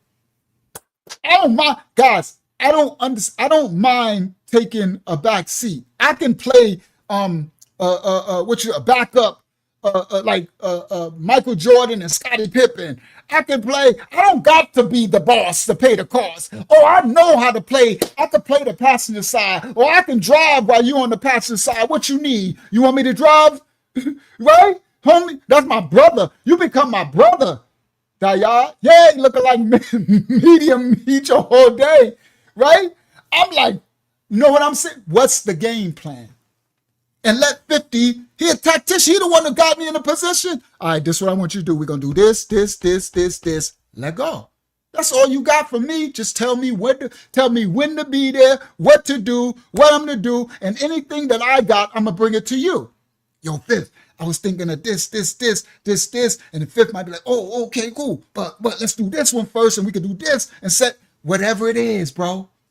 Whatever it is. Like he wrote in that letter. Loyalty, bro. Over this. Come on, bro. Where's the honor? Oh, I can't do it, bro. I can't. I'm not built like that. This that aluminum foil stuff, bro.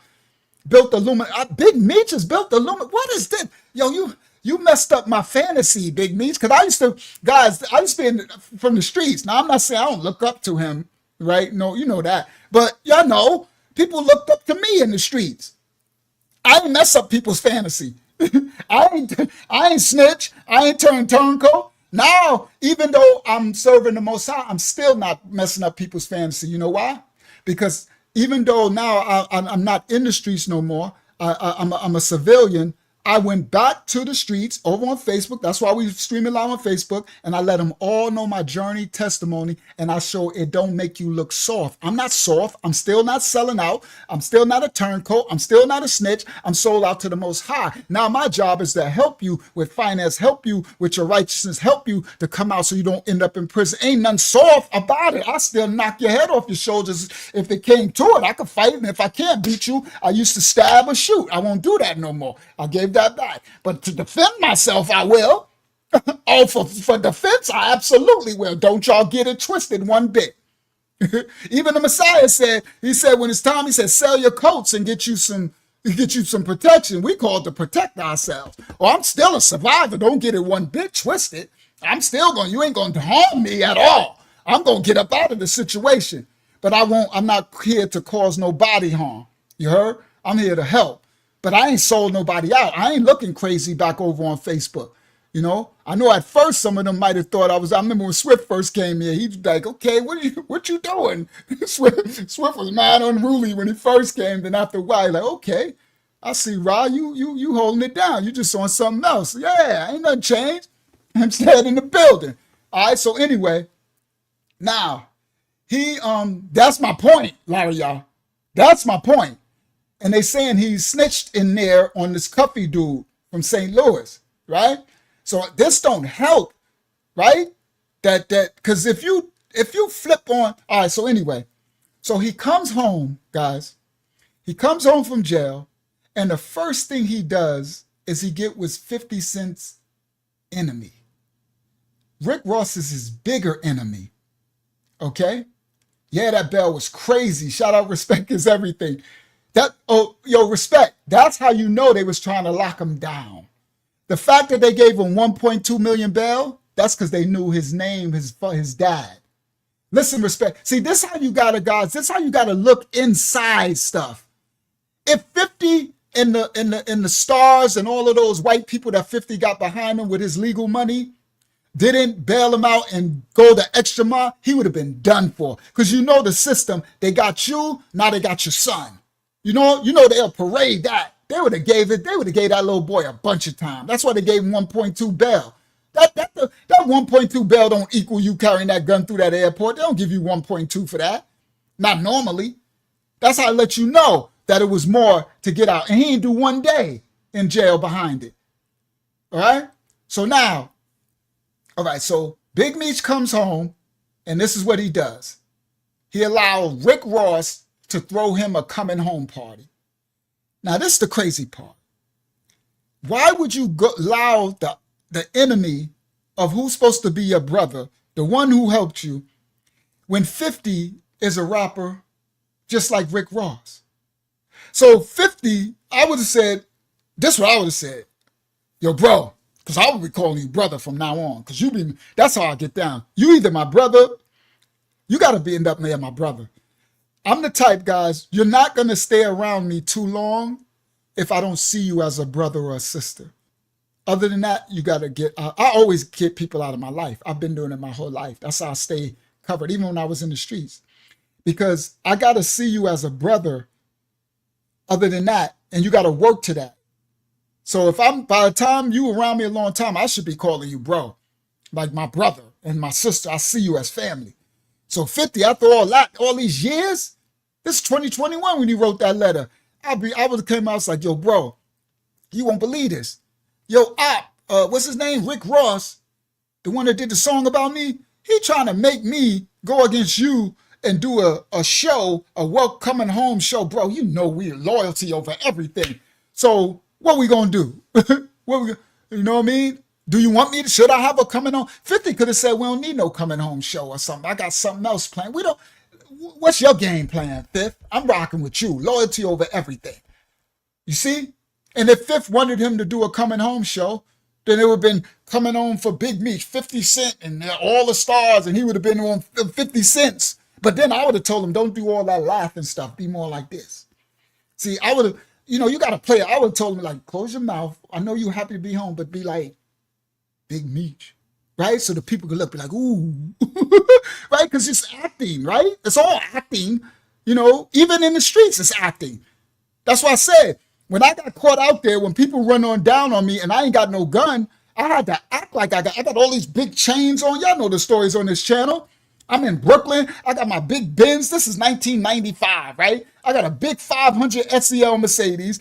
They done rain down on me. They done caught me out the car. I got all these wells on. I got to act like I got a gun. If I don't, I'm done. It's acting, bro. You better, like, what? And they run down, it's like, and it's like, you got to catch them enough. Sometimes you got to act just enough so you can get away, right? You got to make them second guess, right? Stop them in the tracks just enough so you can throw them off the game, and now you can pew, right? And be out or something. It's all sharp on the mind. So it's all acting. Anyway, real life and acting, it's a mixture. You better know how to carry yourself in all situations. You heard? So I would have been telling Big Meech, first of all, all that laughing and joking with people, nah. More silence. Bro, you just did 20 years. They got you as like the, nah. We're doing the persona thing. More in the background. You know, it's going to build the mystique. The bag will get bigger. You see, the more mystique you got, the bigger the bag. And let your son is you now. He doing the star. We're going to have you the executive. We might even have you playing something later if you want to, but you just got home. You green, you too fresh. You can't let people get familiar. They'll get too familiar with you. And now you mess up the bag that way. So anyway, he come home and let's go. Let's continue. 50 and saying good looking out, he immediately linked up with one of 50's biggest ops, Rick Ross. Gonna be iconic. Too many names to list, but let me salute some of the legends. Lil Baby, Boss Man D-Lo, 21 Savage, Sexy Red, Ricky Rose. Now, this the first time it's ever been done. Me performing BMF with the icon himself. This shit gonna be special, epic. Get your tickets right now. I'm back. Loyalty is everything. I'm back. You looking mad goofy, bro. I'm back. Bro. All right, let's continue. I'm just in my feelings a little bit. All right, I apologize. I'm in my feelings because I do not like disloyal people. So I need to get my feelings under control because it's not personal, right? But I take disloyalty personal. I just don't like disloyalty. All right. You see how excited he was for Red? That's all, yo, Dominique. I'm like, he's like, in Sexy Red. And he probably say, yeah, it's looking real zesty.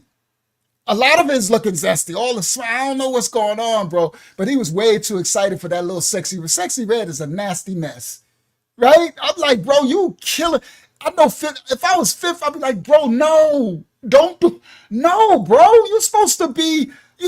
Sexy Red is supposed to be saying that about you, right? Big Meat, you over there, Sexy Red. He sounded like he a fan, right? He sounded like he fanboy. I'm like, come on, bro, this not a good look, bro. And Rick Ross, oh man. But anyway, all right, let's continue. With the icon himself, this shit gonna be special, epic. Get your tickets right now. I'm back. Loyalty is everything. Big Meech was disloyal. He was disloyal to the point the way that even with your son moving disloyal, running around with soul bucks, but you got your son fired on his day off. And when you sit back and you analyze that, it's like, did you really think about your son? Big Meech, did you really think about how your son was gonna feel? When 50 Cent helped him fulfill his dreams and turned that little dirty boy that was nobody into somebody, something that his father didn't even do. Big Meech, you didn't do nothing for your son. You left him in the streets to the wolves. Okay, so after seeing that Big Meech was standing next to Officer Ricky, 50 Cent immediately went into protect mode and unfollowed Little Meech on social media, which prompted Little Meech to contact 50 and say, they just told me you unfollow me off of Instagram. All right, let me tell you what's happening now. This is what Little Meech, this is what all y'all need to know. I know 50 because certain street things, there's certain characteristics that replicate. And the Most High does this. I'm not saying 50 ain't got nothing to do with the Most High. Y'all listen. Loyalty. There's a thing called test. The Most High does not tempt anyone. He tests you all the time. The Most High will give you tests. That's where you get the story of testimony and testament. That's why this is Testimony TV. The Most High never tempts you, but he consistently tests you. He'll test your loyalty. He'll test. What Lil Meech didn't know was when Big Meech, his dad, did this, 50 Cent threw him a test. Watch this. Most people won't even see this. I know because this is how I am. This is how I get down, right? So after Big Meech came home and basically pooped on 50 Cent and went to his adverse, took money from Rick Ross, went to his biggest enemy and did this little goofy looking gay. This thing looked real zesty. This goofy, zesty video with Rick Ross showing his allegiance with his enemy while your son is on the off season, just finished the episode. The new season's coming up. You home. This what you do to me? So what 50 Cent did was exactly what I would have did. This is street. This is called chess. Chess and checkers. 50 Cent immediately unfollowed Little Meech on Instagram. Guys, y'all listen clearly. This is a test. They used to do it in the streets, in the drug world. I was deep in the drug world. That's how I got 25 to life. Y'all go watch the channel. Kilos, everything. I got drug kingpin charge. I was a multimillionaire, all of that. Went to prison for it, all of this stuff. This is my story, testimony. Did the time for it. I repent for all that. You get tested along the way of everything. When you meet a new connect, when I was in the streets and I was dealing with kilos, the most dangerous thing you can do is to try to get a connect, because they don't know if you a snitch. You don't know if the connect is a snitch. You don't know if they're going to rob you because you're trying to buy 2 kilos, which is $50,000, or 3 and 4 kilos, 100 G's. You coming there, 10 G's, they coming to rob you, get your hand cut off in the streets, right? So it's the amount of danger is insane. So whenever you get connects, it's always a test. You always have to realize you're being tested they're watching everything. Now, what people don't realize, I peeped it right off the rip. When I heard this, I said, oh, this is a test. So when Daddy Meech came home and basically stabbed 50 Cent in the back with his adversary, the first thing 50 Cent did was unfollow his son. You know why he did that? Because your son is the one who is employed. He is like a son to me, right? Because I've been taking care of him for all these years now.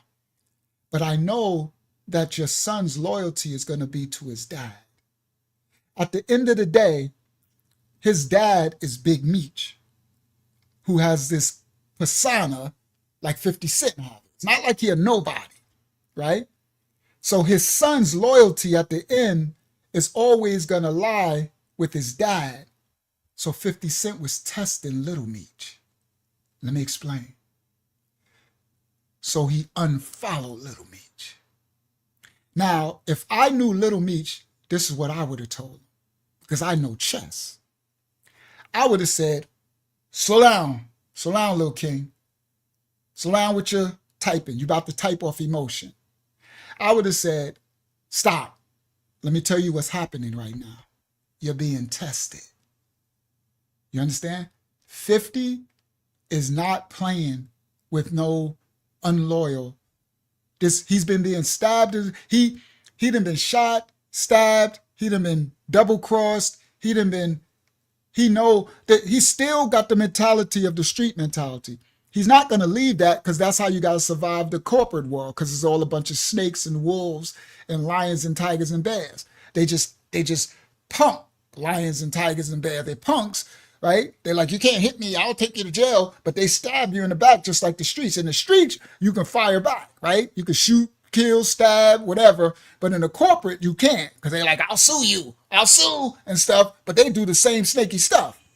So 50 is still playing with that mindset. That's why he's successful in corporate America. That's why he's still successful, right? And how he moves. That's why he separated himself from all the gangs. He's like, if you're doing anything with gangs, you ain't coming around me. Anytime anybody backdoor him, he cut him off. He still don't messing with Lloyd Banks. That was his day one. He still ain't messing with Lloyd Banks all this time. But he's still messing with the other little dude around him, right? Now, I'm not pro 50, I'm pro loyalty. Let me explain. So I would have told the little dude, Mitch, I would have said, if I was around, I said, slow down. 50's testing you. You know what I would have told him to write, 50? I would have told him, do not write nothing on social media. I would say, do not play that game. He unfollowed you, go see him. And when you go see him, you tell him that that's my dad. He's making a mistake. I'm not with it. You're like my other dad, or you're like my guardian, or I respect what you've done for my family. My dad said it in 2021, but I don't know what he's doing. I don't know what's going on, but I'm not with it. I don't co-sign it. I'm riding with you. I'll still support my dad. But how do you want me to handle this? What do you want me to do? Because you have provided my dad. Listen, guys, my dad got my family in this mess. Y'all listen clearly. My dad, with his decisions in the street with the drugs, got himself 30 years in prison, got his brother, and he could have been, if he was smart, he could have been way out. I know his story. Stupid. At what point? Look, Big Me's story is stupid. Sorry for all those who think, oh, he's Big Meat. Big Meats was an idiot juice. You know why? Because he had multi-million, and he was just putting billboards up. He was just showing. He could have owned a. He ain't never have to do one day in prison. They didn't even know who he was or nothing. They had hundreds and hundreds, almost $1 billion. At what point but he wanted to go to the club and the strip club and make it rain and rappers and do all that. He wanted to, but selling drugs, bro. What kind of, that's stupid, bro. That's not even common sense. Come on, I'm sorry. Not sorry, bro. So as his son, I would have coached him. You go tell 50, I love my dad, but my dad don't make the right decisions. Look where he at. Look where he coming from. Look what he did to our family. Look where he left me. I'm following you. Look what you came from. Look where you at. Look what you did. You just helped him and me. I'm not going to let him come home and destroy everything that you helped me build. You see? Y'all see the difference? This is called loyalty. Y'all listen clearly.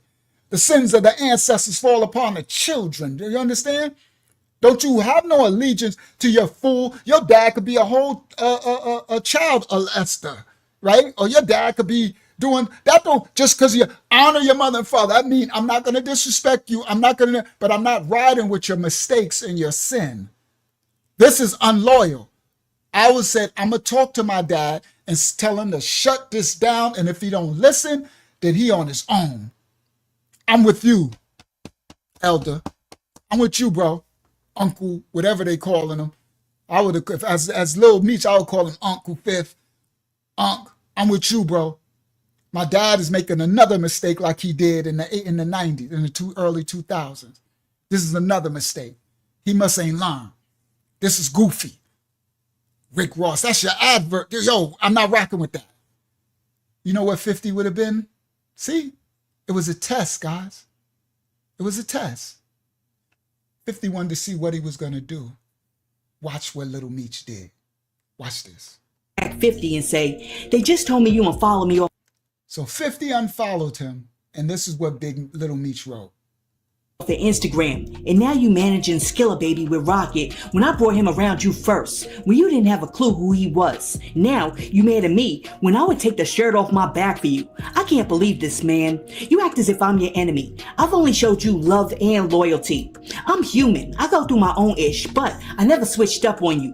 Cuff Rick Ross, but he gave my dad some bread so he can afford to pay his bills until our next season starts. This internet ish is throwing me off, man. You know me in real life. Wrong spirit, wrong words, wrong energy, wrong everything. Failed the test. 50, guys, is sensitive because he's been stabbed a bunch of times. So he's like shell-shocked, right? He's used to people stabbing him, and he got to watch his circle before they hurt you. So you got to watch. Your dad is a legend in the streets, and he's siding with the enemy. He went immediately to his enemies. So that means your dad is being an op. So you're his son. So that means I'm going to op in my circle. So 50 just unfollowed him. He didn't write nothing. He didn't do nothing. He tested him. He unfollowed him. And he wrote, they just told me you unfollowed me off Instagram, and now you managing Skilla Baby with Rocket when I brought him around. So now he's 50 is managing an artist, that little young boys that he brought around him. He said when you don't have a clue who he was. So he's already, Dominique, like he's like, you're emotional, you're triggered. Like you're kind of like, if anything, you should say, yo, Fifth, what happened? Why did you unfollow me? Right? Or that's what 50 was testing. He was testing to see how are you going to react to this. Guys, if you never test a person, people will tell you they got your back all day. But when it go down, they'll be the one to turn on you. That's what testing is about. That's why the Most High tests. He never tempts. He tests us all the time. You're being tested. You just don't know it. I'd be knowing. That's why anything the Most High allowed to happen to me, I try to see what point are you trying to make? What am I supposed to learn from this? I ain't turning against you, no matter what happened to me, to the Creator, because of what He did for me. I ain't turning against you. I just need to know, what are you trying to teach me in this situation? Y'all hear me? This is a test. You know, that thing you said, come on TV, this is a test. This is only a test. Okay? Now, he jumps out the window. This is what you call jumping out the window. He says, you took me off, you unfollow me on Instagram. Now you managing Skiller with Rocket, who I brought him around you first when you didn't have a clue who they was. Now you mad at me when I would take my shirt off my back for you. Wow. Like, this would have rubbed me the wrong way too. He says, I can't believe this, man. You act as if I'm your enemy. I've only showed you love and loyalty and human. I'm human. I go through my own ish, but I never switched up on you. But look how you're reacting when all I did was unfollow you. Guys, this is how you tell. I did one little move. I didn't say anything. I didn't do anything. So if that one little thing got you going off the hook with me like this, imagine if I really did something. You see? Even a fool is considered wise if he keeps saying, come on, brother A. Villa. The wisdom is in the stillness and being silent. What to say? Real gangsters move in what, A. Villa? Silence. All that emotion? You mean emotionally triggered and you just went off the... Look, he says, I've only showed you love and loyalty. I'm human. I go through my own ish, but I never switched up on you. F. Ross. But he gave my dad some bread so he can afford to pay his bills until our next season starts. So that right there is letting me know that you still don't even see. So you think it's okay for your dad to go to my enemy and let my enemy give him money when my enemy is against me? And I'm going to keep you in my family when your dad is with my enemy? Come on, that let me know you're a fool. Or he's still doing drugs, guys. He's smoking all the time and you're not clear-headed, right? 50 don't even drink or smoke, right? It's like, you're not clear. You're not a real G. So you don't even see this. You think that's okay. 50 was looking for loyalty. He was looking for what I was said. I would have went to him and be like, I'm not with this. This is disloyal, and this is not. I'm gonna talk to my dad, but if he can't get down with us, I'm not down. If he can't, I'm riding with. But he said, F. Ross, but he gave my dad. So the devil. That's like telling the Most High, you told me don't mess with the devil. That's your op. That's your that's your enemy.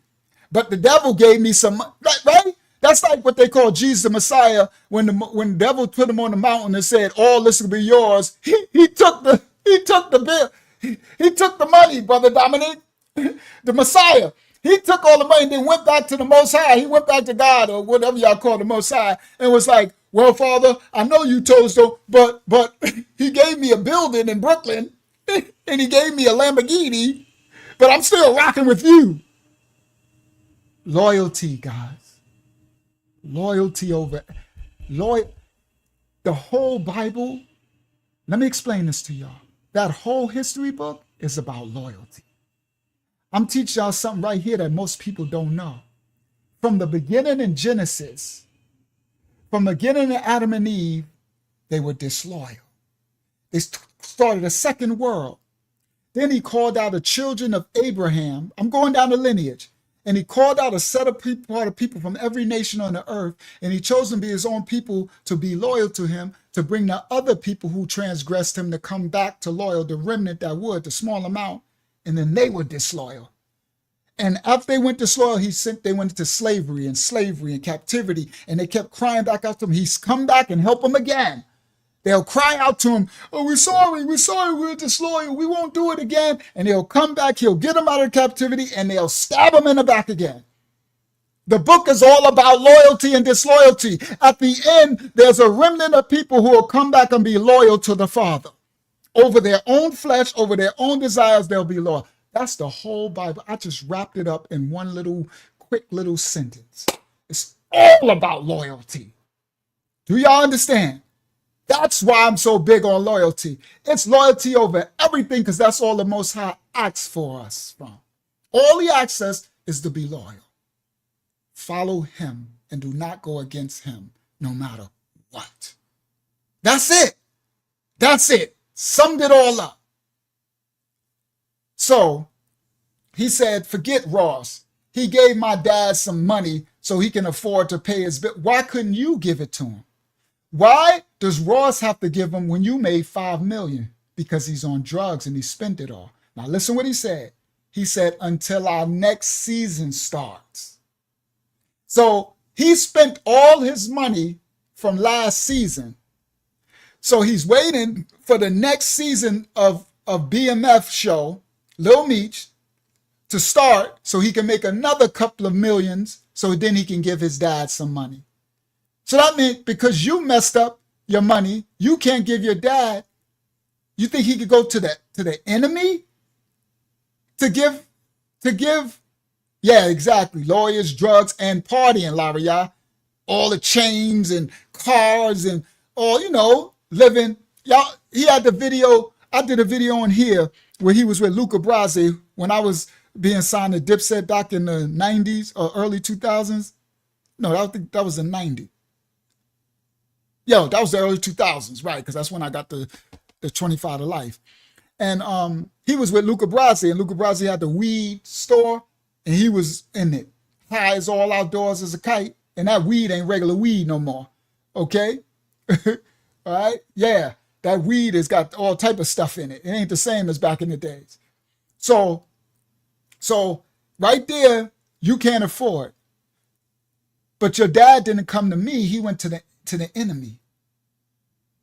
So he wrote, F. Rick Ross, but he gave my dad some bread so he can afford to pay his bills until our next season starts. This internet is throwing me off, man. You know me in real life. So you real, see, this how I am. I'm sorry.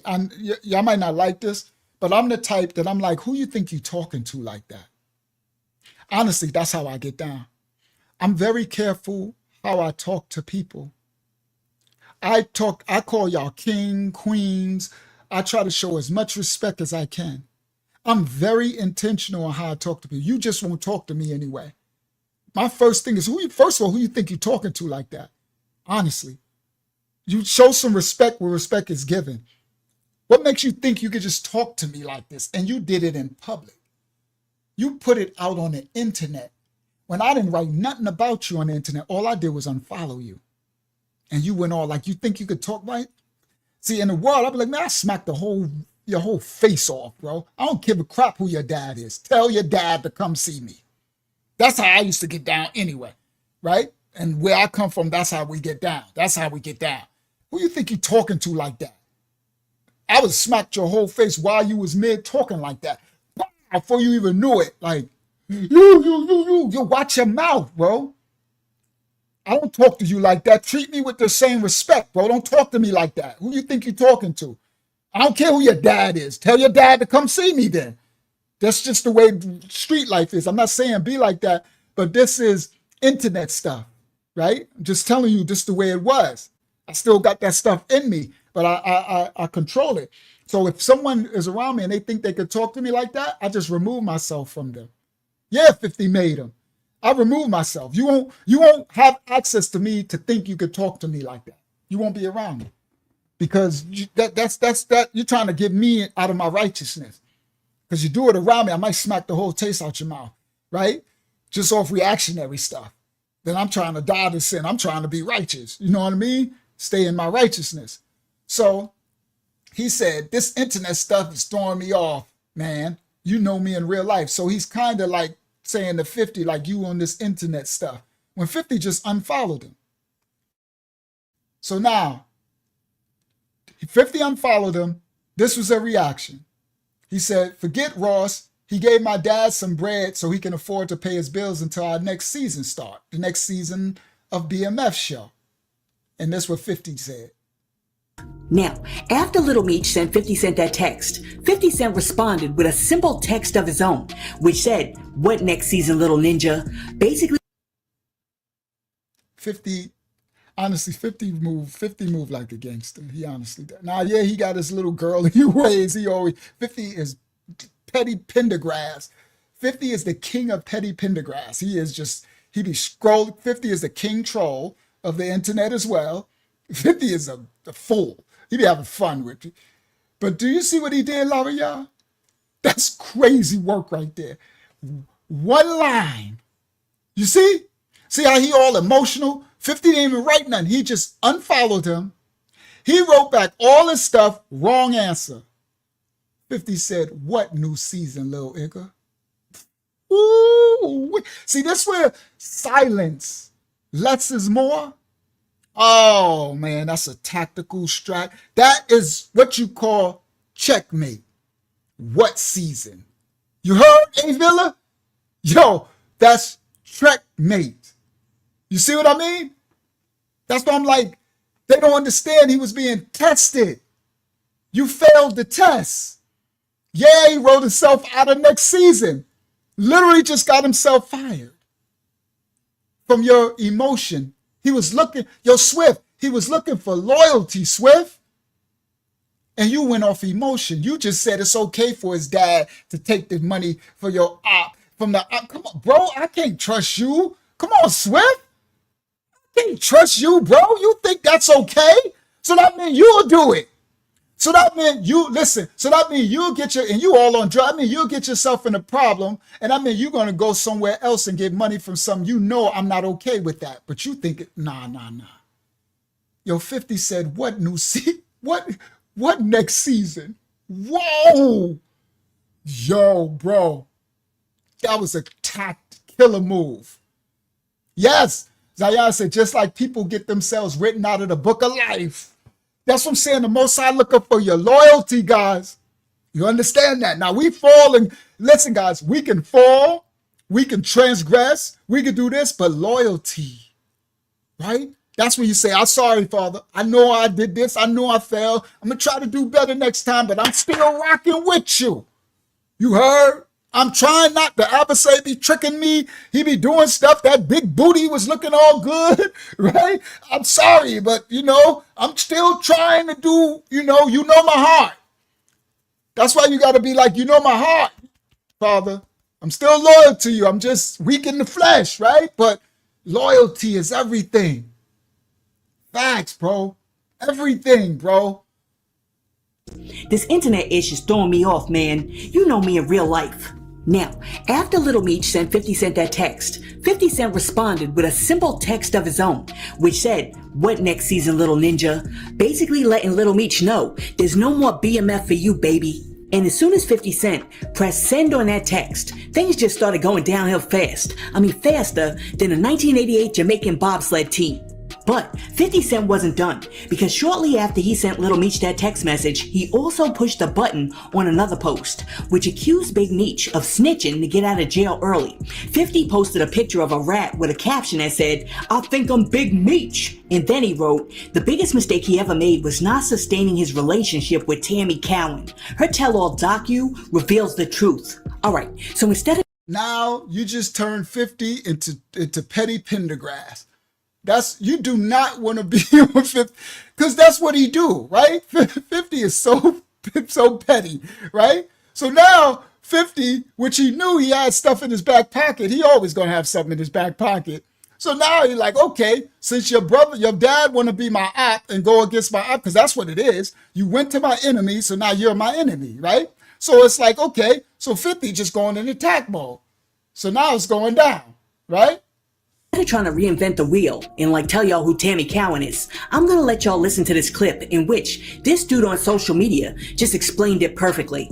Be sure to hit that like and subscribe button, and shout out to Culture Decoded for this breakdown. You may not know who Tammy Cohen's is, but she's definitely an important figure in all of this. She's CEO of BMF Entertainment, Big Meech's company. She had power of attorney for Big Meech when he was in jail, and she's one of the executive producers of the BMF series on Star. So here's where it gets crazy, because Tammy has been accused of working with Big Meech to set up other members of BMF to get his sentence reduced. So it seems to me that 50 Cent is setting up to do an expose documentary on how Big Meech set up other members of BMF to get out of jail early. But how is that possible? Because technically, Big Meech served his entire sentence. Well, let me explain. There's a man named Dion Cuffy Gatlin. He's the former head of the St. Louis chapter of BMF and a crucial member of the team. He's currently serving a 27-year sentence for 2 murders and drug trafficking. He claims that Big Meech is the reason he's behind bars. Cuffy and Meech's relationship go back to the 90s. At one point, Cuffy paid $250,000 for rights to the BMF entertainment arm. That's movies, that's television, and all of that. That's when Cuffy and 50 Cent's relationship started. So the question is, where did everything go wrong? Well, Cuffy claims Meech introduced him to Tammy Cohen's, who eventually convinced him to buy 100 kilos of cocaine from a source that Meech recommended. Yeah, Meech was still moving coke while he was locked up. He alleges that Tammy was an informant and Meech was aware of this, and the deal went south and he was eventually arrested. He alleges that this deal would have got Meech out of jail several years ago, but the evidence from this arrest became inadmissible in court because Tammy was having an affair with the DEA agent Keith. Now, this is the story surrounding Meech and him supposed to be a snitch. This woman, she says that Meech didn't do it, but she did it for him to get him out. And Meech would have got out early, but she was smashing the FBI informant. So the girl was having sex, so they had to throw the whole thing out. And so Meech didn't, for Meech to get out. But Meech is saying he ain't had nothing to do with it. I don't know, but I know this disloyal thing you just did with 50. You see? That's what I'm talking about. That disloyalty says more to me than anything else. The fact that you wrote that in 2021, that no matter what, you owe everything to 50, you'll do anything for him, all this, and now you come home and that thing you wrote mean nothing. That means you ain't a man of your word. See, you know them by their fruit, right? Shout out to, it's okay, who was that? Larry, I said, no cussing, Dominic, it's okay. He knew, guys, so, but she didn't mean to yell it. It's just I'll try not to cuss, right? I try not to, right? It's hard to do, but thank you for trying to abide. It's okay if they slip. It's okay, guys. We're in the 25 to life space, but yeah. All right, but thank y'all for trying to correct the young king. All right, so, because, we get new people like, what's my boy name? He always said, take up a mother effing seat and pull up a seat. What's his name? My boy who always come at the beginning, you like pick up a stick, sit down and listen out there, Jim Pop, Connecticut. I forgot my boy name. Sorry. So anyway, exactly. So what Big Meech is doing now, I don't care what this paperwork, loyalty, everything. You see? So if you're disloyal like that to someone that did so much to you, what makes me think you loyal to anybody? Right? You know people by their fruit. Keith Cromer handling the investigation, so the evidence was thrown out. And if that's true, it means that Big Meech set up his brother and didn't even get out of jail for it. Side note, Rick Ross is definitely a chess player. Even after 50 Cent made millions for Lil Meech and his family and he set them up for a career in TV and film, Rick Ross was still able to slide in and make his presence known. We don't understand the ins and outs of it. That's the devil. Yo, Rick Ross did some nasty work with this. Rick Ross and 50 Cent been going at it forever. Rick Ross made the song, it's Big Meech, Larry Hoover. So he did a chess move. He 50 spent all that money. He got the rights. He got Lil Meech. He's doing all that. I'm going to grab his dad. I'm going to give his dad a little bag. And that's some serpent stuff. He slid right in. That, and he knew what he was doing. He could care less about. He ain't give Big Meech no money when he was in prison. He ain't give him no money. He ain't give his son no money. He ain't put his son in. He ain't give his son a record deal. He ain't give his son a modeling contract. He ain't put his son under his arm and give him a job in his businesses. He ain't didn't. He left Big Meech's son in the hood. He'd be drugged out in jail somewhere. But now all of a sudden, that's some snake serpent. And Big Meech, you can't see that? That means you a fool, a disloyal fool. Idiot juice. That's honestly, that's what it is. Idiot juice. That's why you didn't even, your whole kingdom, bro, all that money is no way. All that stuff, he could have been gone for years and years. He just kept driving Lamborghini, 50 Lamborghinis in a line and buy out the whole airport and reserve airlines. And, you might as well just call the FBI and say, look at me. I'm the guy that got billboards all over the highway. I'm a drug dealer. I'm the biggest drug. I'm the new Pablo Escobar. You might as well just call. He put a billboard and said, I'm the new Pablo. Come get me. Come on, bro. Exactly why it played out like this, but I can assure you money is at the heart of it. Now, as you know, if we're going to give you a receipt, we're going to give you the real receipt. So here's Cuffy saying what happened between him and Big Meech for himself. This call is from a federal prison. You know, a lot of people, man, is thinking that this thing is made up or this thing is fake or that I have an axe to grind. You feel me? Right. But I'm in here with a 27-year sentence based on Demetrius Flannery, as you all know as Big Meech, and Tammy Cowens, known in the paperwork as CS1. Right. Confidential Source 1. So what Big Meech did was call a third-party cooperation. So Tammy Cowens signed up to be a DEA informant to give Demetrius Flannery a time cut, plain and simple. Now, after 50 Cent dropped Tammy Cowan's name and people started hearing about Cuffy's story, a whole bunch of people started searching through the paperwork and they were like, wait a minute, let me find out this ninja Big Meech is a snitch. So, after looking through the paperwork, the results were 50-50. Some people walked away like, nah, this ninja ain't no snitch, while other people were like, yo, this paperwork looked mad sus. Alright, so after 50 Cent basically said that Big Meech snitched to get that time cut, Big Meech jumped online and he was like, nah, I would never. I wasn't going to address this because I'm not trying to let nobody trick me off the streets. But I never folded, never told, never will. Death before dishonor, always with me. Death before dishonor, but you were unloyal to 50.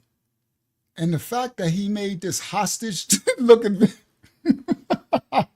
yo, this is like a hostage. You know, they make those hostage take videos. I'm like, yo, bro, where you at? Yo, bro, looking real crazy. Yo, how you drop the bag, bro? Your son, that's his billboards that he had all over Atlanta. Black Mafia family, the world is his. This is when he got locked up in 2000s. Drug dealer putting billboards up, like, come get me, basically. They didn't even know who he was. That's what I'm saying. The feds and stuff, they didn't even know who it was. You put billboards and stuff all over trying to be a rapper and stuff, trying to have music. He in Rick Ross' house. Yo, he looking like a whole hostage, you know? Never. I wasn't going to address this because I'm not trying to let nobody trick me off the streets. But I never folded, never told, never will. Death before dishonor, always with me. The Welcome Back concert that he was throwing with Rick Ross in Miami got canceled the day it was supposed to go down. And a lot of people believe that the reason why the concert got canceled is... Now let me tell you how crafty and petty 50 is. Once you go against him, you as op, you getting all 50 smoke. You better be ready for that 50 smoke. 50 is powerful and he's relentless. He's very petty Pendergrass, like very. He don't even care about it. He don't care about looking a kind of way. He don't care about it looking whatever you want to say, feminine. He just gonna go to work. So Big Meech did the thing with Rick Ross. We gonna have Sexy Red, right? He was all Sexy Red gonna be at my coming home party. We're gonna have 21 Savage, everybody. And guess what 50 did? Shut it down. Ain't no party. So you just crossed me for nothing. You did all that. You got your son fired. You just stopped all your paper, and Rick Ross and them ain't even rocking with you like that. They was just using you as a pawn, chess move. They were using you, bro. Rick Ross yeah, what he doing to Ja Rule, same thing. Rick Ross just used you, and now you're done. Rick Ross ain't giving you nothing, right? Beside that little bit.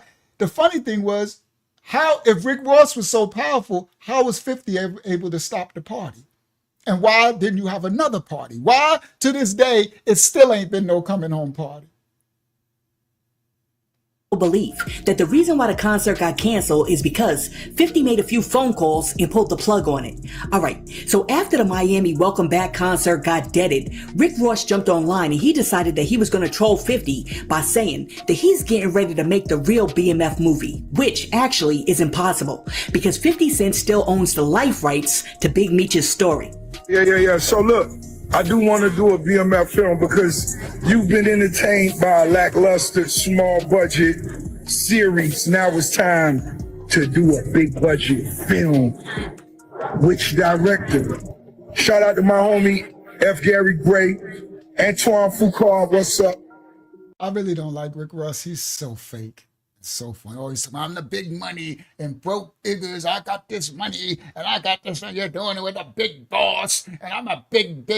You a big Diddy. You a big to the butthole. Sorry, not sorry. I just don't like these braggadocious, fake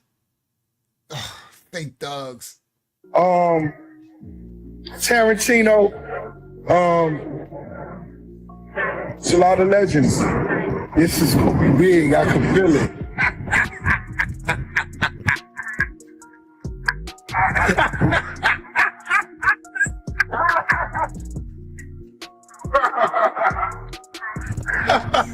Rick Ross is annoying.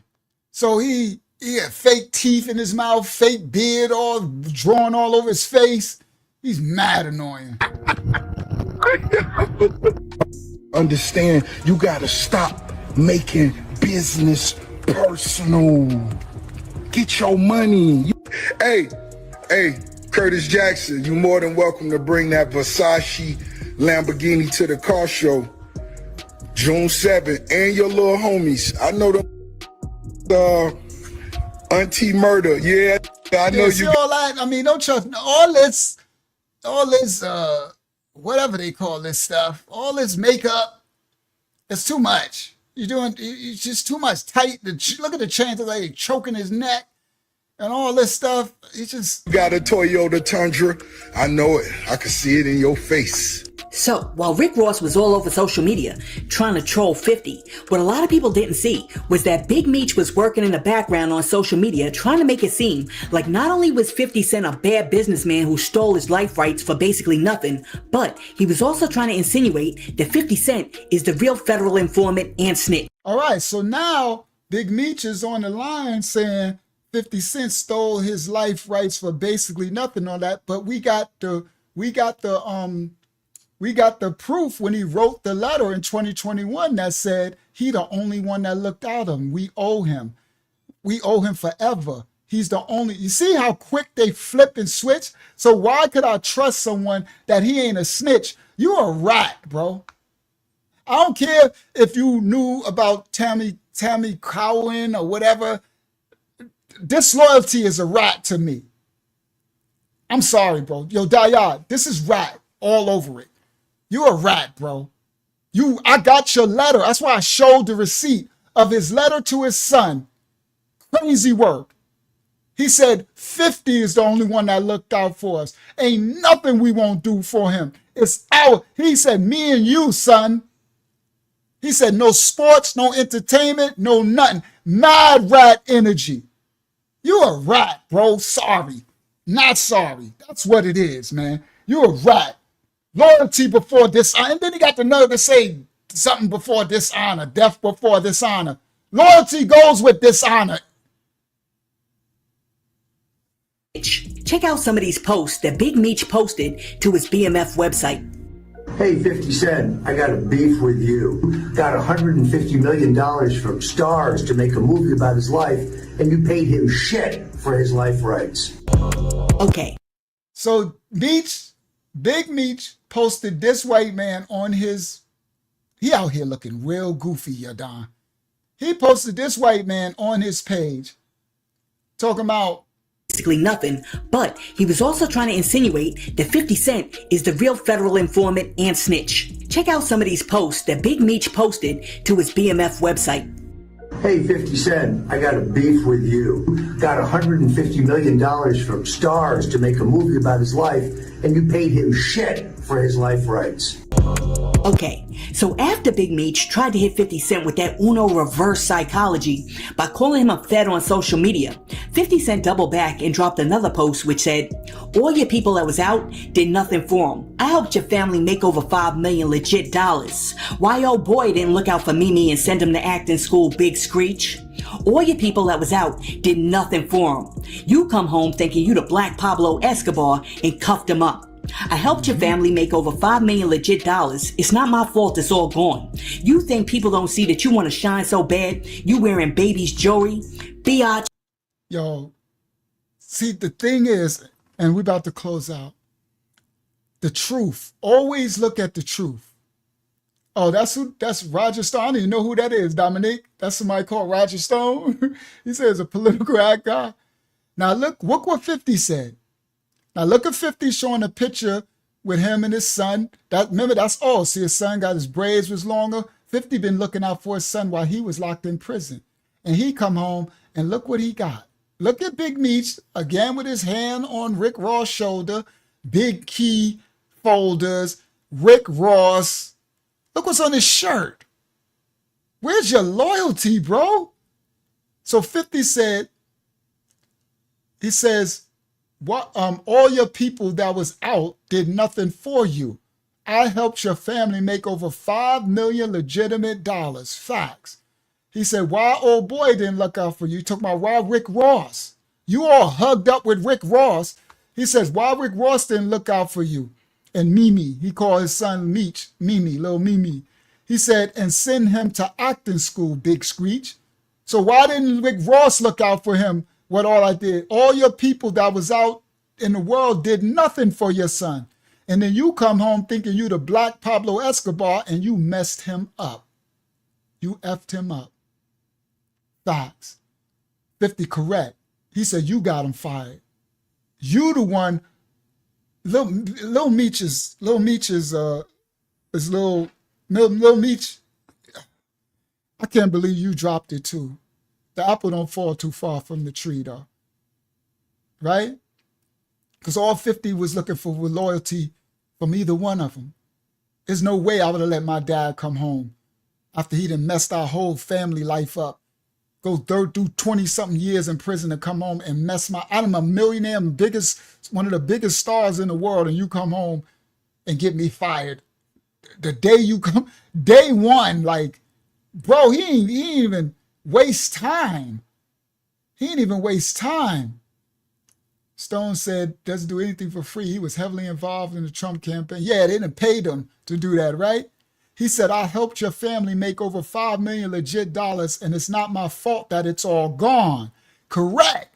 50 is like, yo, you can't blame me because I set you up. And because now if you just chill out next season, you're going to make another set of millions, and then you can make whatever money you want. But now, Dayad, right? Now it's what next season? Bro, he says, you think people don't see you want to shine so bad that you wearing your little Meech's chains, jewelry? Give the baby back his jewelry. That's 50, right? Yo, this dude came home and messed the bag. Talk about messing up the bag. I mean, this is the biggest fumble. Yo, Bilal said he set the bag on fire. Yo, Bilal. Yo, I ain't never seen nobody mess up a bag. Yeah, Stuart Little. There you go. That's what I was trying to think of, Jada. Big Rat and Stuart Little. Yo, Bilal, I ain't never seen nobody mess a bag up. He just poof, flame on. He came home and just poof. just destroyed a whole empire. Yo, real fast, bro. Real fast. All right?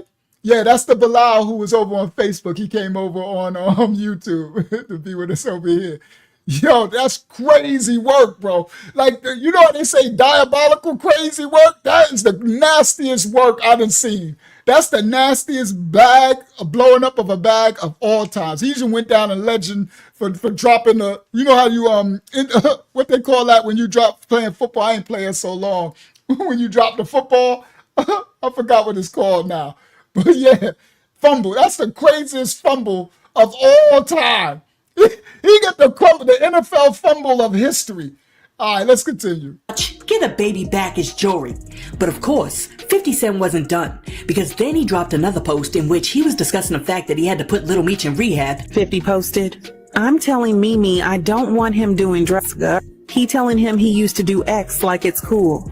People don't know I had to send Mimi to rehab. According to 50, fellow BMF actor Russell Hornsby noticed that Lil Meech was high on set, even throwing up during a weapons test. And then after that, he posted a GoFundMe. So 50 is like, yo, bro, you know how much I did? Yeah, the most legendary L of all times, Daya. 50 is like, you know what I did for your son? Your son was throwing up on drugs on set. Put them in rehab after rehab, bailing him out of jail. It wasn't like he didn't care. It was easy. And still, this is what you do? For Big Meech and his entire family. And then after that, he posted a GoFundMe for Big Meech and his entire family. In the caption, 50 Cent wrote, "Help Big Meech pay his bills." Big Meech, who co-founded the notorious organization Black Mafia Family, was released from the Federal Bureau of Prisons last year in 2024. When Meech came home, he had a big homecoming concert planned to make some money and celebrate his release. Unfortunately, due to unforeseen circumstances, the concert was canceled. Meech currently needs help paying his bills. Any help will be much appreciated. Shortly after that, new videos started popping up all over. 50 is so petty Pendergrass. So I'm like, you got to be, yeah, he raised him, Brother Bilal, while he was in locked up, bro. Cleaned him up and all that. Yo, your Don said he got out and said, I hate money, right? He just got out of jail and said, I hate money. Let me just destroy it all. Let me just burn any chance. All right. Social media with Little Meech chilling with 50 Cent's ops. Another video with Little Meech all over his bills. Any help will be much appreciated. Shortly after that, new videos started popping up all over social media with Little Meech chilling with 50 Cent's ops. Another video also showed Little Meech chilling in 50 Cent's old hood. So that boy Lil Meech done took it upon his. Now look, now his dad. Now look at Lil Stuart Little, Yadon. Now you got Lil Meech, Lil Stuart Little, with Floyd Mayweather and Rick Ross. Yo, this is nasty work, bro. It's the nastiest lack of loyalty I ever seen. I couldn't, Lil Meech, I couldn't even did this. You know why? Because I would have been like, you know what? This is enough. 50, even if you never forgive me, bro, I'm not going out like this. You did too much for me. I am too appreciative of it. I'm a rock with my dad, but I love you and I thank you for everything that you did for me. And I will never be with none of I will never do no business with your adversaries. Guys, that's bad business. Even when you sign in the corporate America world, when you sign a business contract, in the contract, it states, there's clauses in the contract that states that you have an agreement that you will not go with the competing businesses. This is contractual law. For those I own businesses, bro. This is business, so you can get out of personal. Let's take it to corporate America. When you sign something in corporate America, there's clauses that say you will not go to the competing company and do work for them while we're employing you over here. And he was employed, Lil Meech was employed by 50 Cent for BMF series. You cannot go over to the other, that's a clause. They also got another clause in contractual law that's called the, what do they call it? It's in the law realm too. Conflict of interest as well. That this is a conflict of interest. You cannot, bro, forget the streets loyalty. Just business sense. It's unloyal. It's unloyal. So now Little Meech went to Queens to film something, and now he's posting pictures with him and Floyd Mayweather. Itself to get in a flicky flick with both of 50 ops. This right here is non-compete clause. Thank you, Dominique. That's what it's called. Thank you. And the conflict of interest clause. Fact. There's a non-compete clause that's in your contract when you do these deals. Facts. So you're going to go right? Bro, it's bad. It's bad. It's bad. It's bad business, bro. All the way around. Meech done took it upon himself to get in a flicky flick with both of 50 ops. This right here is crazy work. Look, now Lil Meech is with Rick Ross linked up. I know that. Honestly, let me tell y'all this. Because 50 can act as tough as he want. This stuff hurts. This hurts. I know, because it happened to me before. Tough as you want to be, it hurts when your children, whoever, your family members, your homies, when they stab you in the back like that after you done labored and did all that work, it hurts. You get that tough as you want. That's why 50, Lil Meech and them, they better be prepared because 50 is not going to let up. You know why? Because he's hurt. And 50, is 50 a Gemini? 50, whatever 50 zodiac sign, 50, like, he got a lot of emotions and he play off his emotions. That's why you really don't want to be on his bad side. Because he's relentless. He doesn't stop, right? Where others will stop, fall back, 50 keep going. Petty Pendergrass, he ain't gonna stop because I know he hurt from what Little Meech did. The fact, his dad is one thing, right? Because his dad, he was with his dad all those years, building his dad and doing all this stuff. He was doing that to you, Lil Stewart, Lil Meech. Now you over there with Rick Ross, you over there with Floyd Mayweather. That's bad, bro. He had cancer, and that's emotional zodiac sign. I knew it had to be something tied because those zodiac stuff have celestial things. Some of those things are true. Like a lot of it has true in your in some of the characteristics. But we don't believe in zodiacs. But I understand what the 12 zodiacs and the 12 tribes and the astrological and astronomical, the sciences. I understand the sciences. All right. The building, hey, be real in building. You already know. In the town. Big Queen shit. Okay, so now you want to go to Queens, talking about Big Queen. Boy, you in a shopping center. You ain't in the projects. You ain't in the hood. You in, I don't know where you at in Queens, in some shopping center. They kill me when they do that. We in 50 Cent hood. So he posts some stuff, I'm in 50 Cent hood. You want to shop, I don't know where you at. You probably ain't even on Jamaica Avenue. I don't know where you at, right? But that ain't just hood. And 50 Cent don't live there no more anyway. 50 live in Jersey, bro.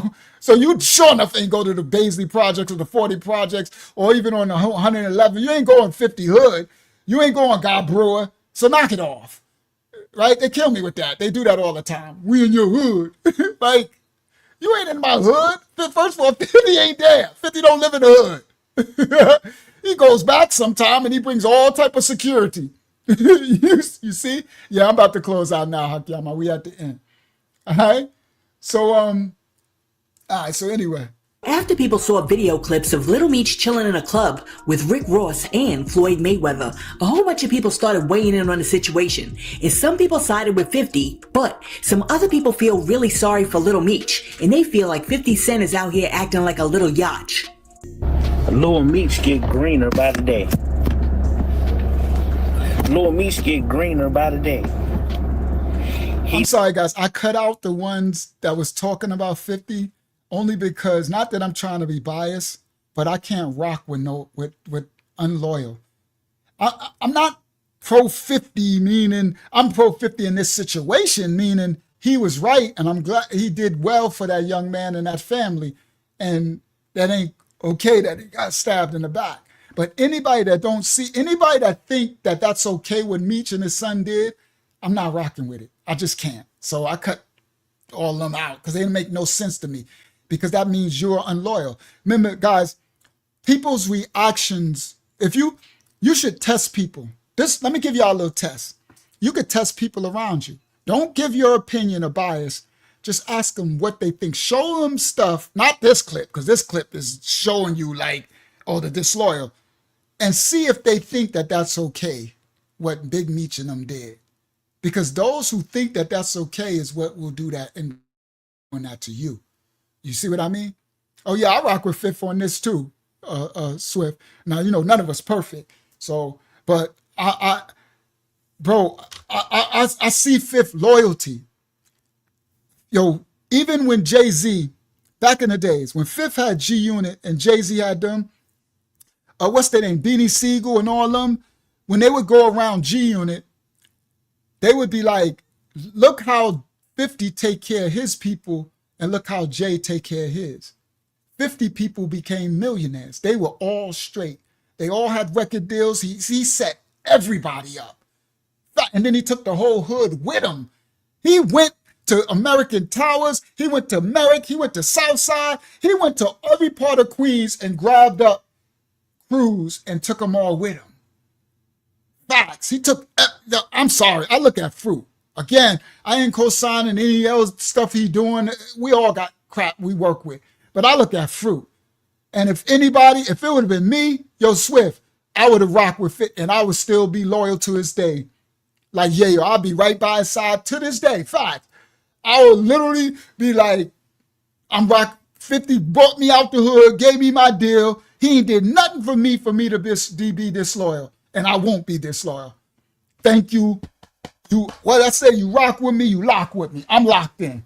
I just don't get down with disloyalty, bro. So I cut those clips out. He done went light green, dark green, forest green, collard greens. He just all green. He said Lil Meech went light green, dark green, forest green, collard green. That's actually pretty funny. He said Lil Meech been green and green about a day. Green light, yellow light, red light. He just green. He don't got no yellow light, no red light, nothing. Just straight green. Why would you go over to that side, bro? A lot of people hate 50, but 50 be handing out lessons. See, when you look at all the shit that Big Meech and Lil Meech going through right now, all of this shit could have been prevented. You know 50 don't fuck with Ross. You know 50 is paying you. You don't fuck with Ross. It's simple. And then look how it play out. You know how you know shit is crazy with 50? Game even jumped in it. Game even jumped in inside it with 50. And you know him and 50 been beefing for forever. Made up, beefing again, made up, beefing again. They stay beefing, but he sided with him. Meech, what are you doing? Texting 50. Talking about, yo, it ain't got nothing to do with me. Bro, your dad is Big Meech. But if you look at it, you can even understand that. 50 been feeding him. 50 put money in his pocket, not his father. 50. But now here's the lesson. 50 will teach you a lesson, bro. The lesson is loyalty, man. Look, he don't even talk to Lloyd Banks no more. I agree with that. That's why I said 50, you got to have the chess player mindset to understand how 50 move.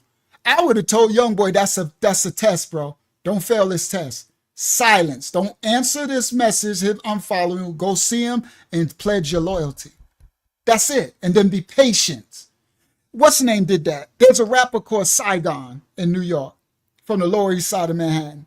And he had when 50 G-Unit was first blowing up, Saigon had got an opportunity to meet 50. This when 50 had the #1 wankster and stuff, when he was the biggest thing in the world. So Saigon was coming up. He had just came out of jail, right? And he was street tough, dude. And Saigon got introduced to 50, and 50 ended up liking him. And so Saigon talked to 50, and 50 was like, all right, I'm going to put you on. 50 told him, I'm going to put you on. So Saigon was like, yes. He was straight. So then Saigon went, back to Harlem, and 50 was doing this thing. He had just got his deal with Eminem, and that's when he was blowing up, right? Many Men and all that. And Saigon got impatient. And so Saigon started, he said, I had his personal phone number, and he said, I used to text him, and he would answer the text. What's good, big homie? He would answer. I would call him, he'll answer the phone. He said, so then he was blowing up doing this thing, and he said, Saigon said, he said, I always get in my own way. My stupid butt, in my emotions, I was drunk, I was high one day in the hood, and I'm like, man, 50, he said, I saw him on TV, and the man gave me his word, he gonna put me on, he coming to get me. And he said, I text him and said, you said you was gonna come get me. You did this, you like what Meech did. He texted him one of those messages. Like, yo, are you a man of your word or not? Do you honor your... And he said the message came back. This is the funny part.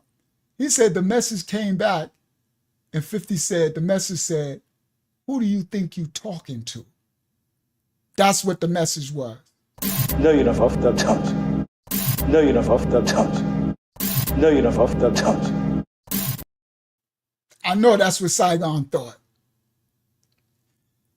50's message back was, who do you think you talking to?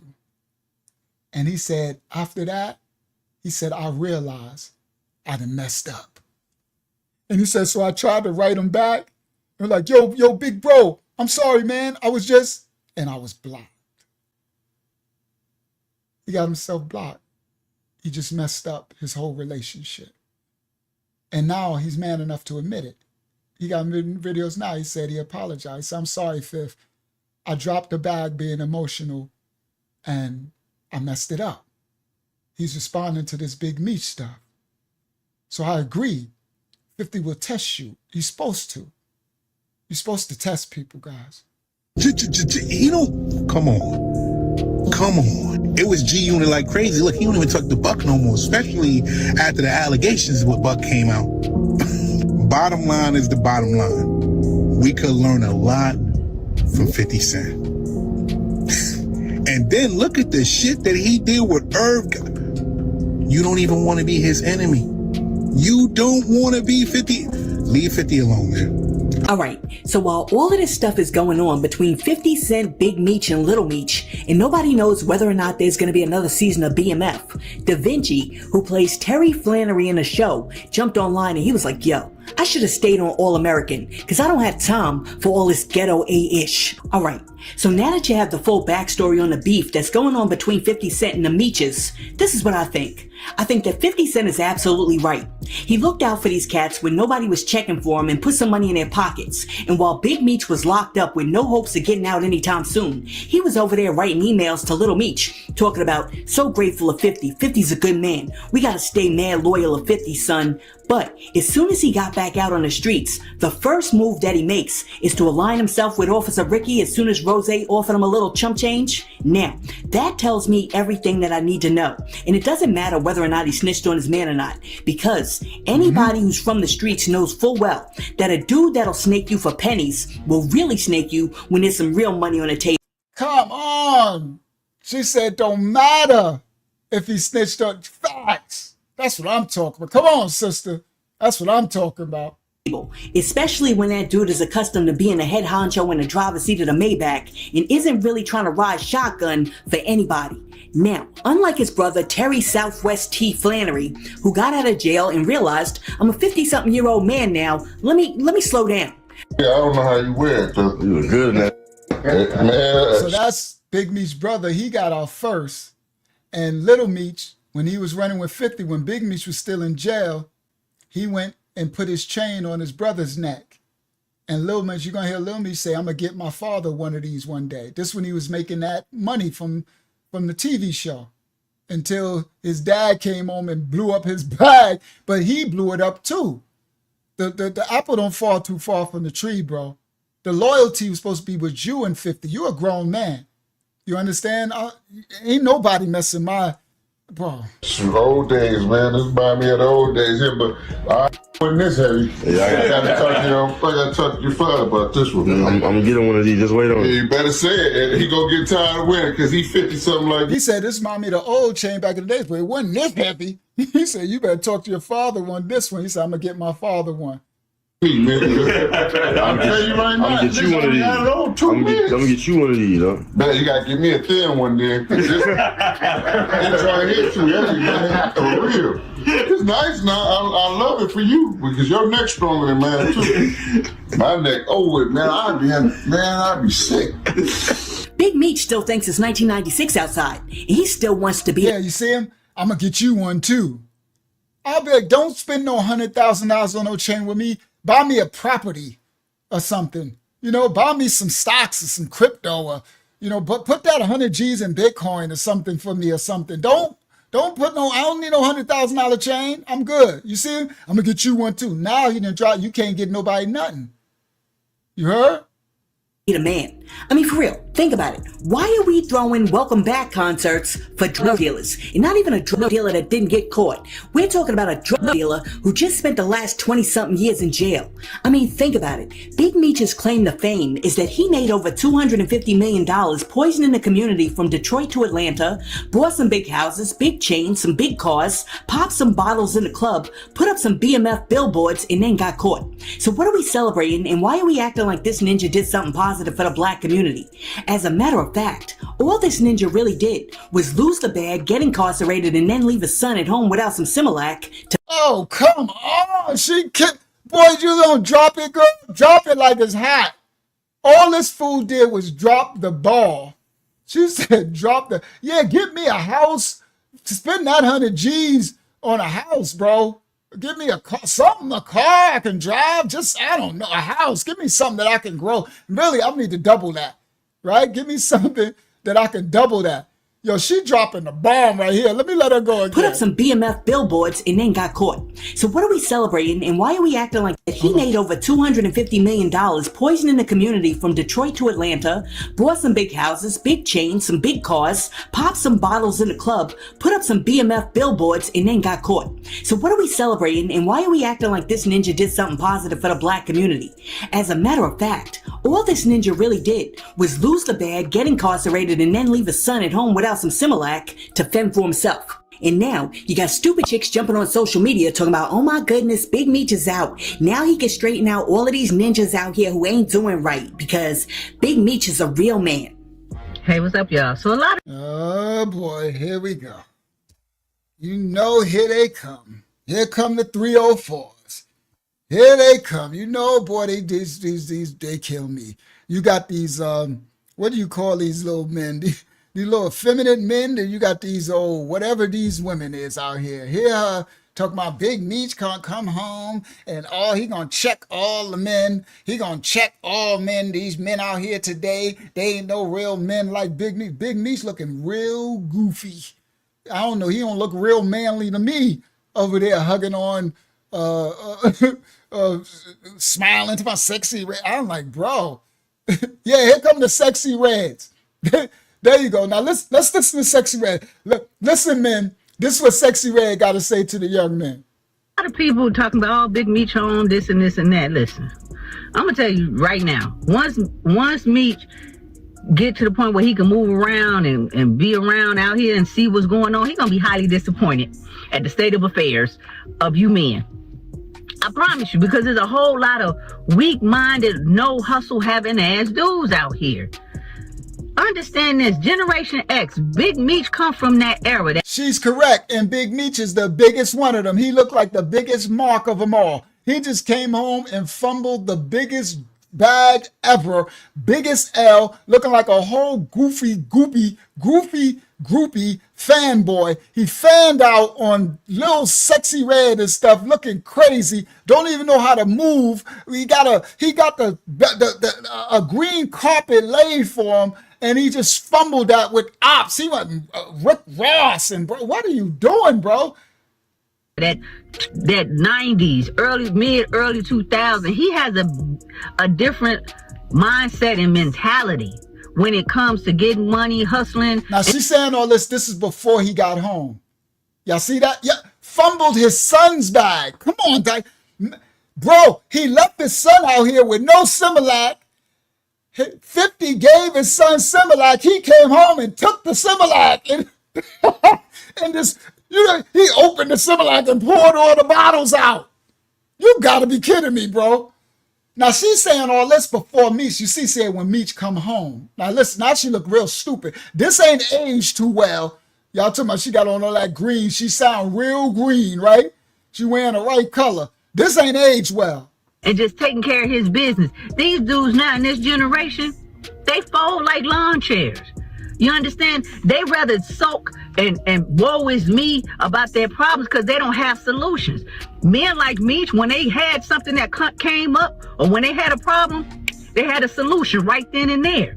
They didn't cry and complain.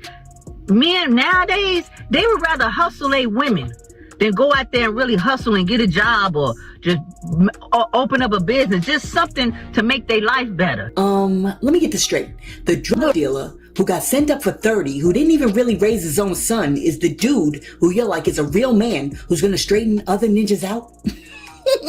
Now, if Big Meech would have came home on chill mode, there wouldn't be any issues. Little Meech would still have a job and BMF would be back for another season. But because Big Meech came home and he wants to pick up where he left off, this poses a problem for 50 because being someone who took 9 slugs and had a brush with death in the past, 50 knows that Big Meech isn't comfortable being a lieutenant. He wants to lead the army and he's a street strategist. So he'll use pawns like Rick Ross to help cake up until he can make a move to try to knock 50 off the throne. See, as long as Big Meech was behind bars, he was contained. But now that he's out, it's a whole different story.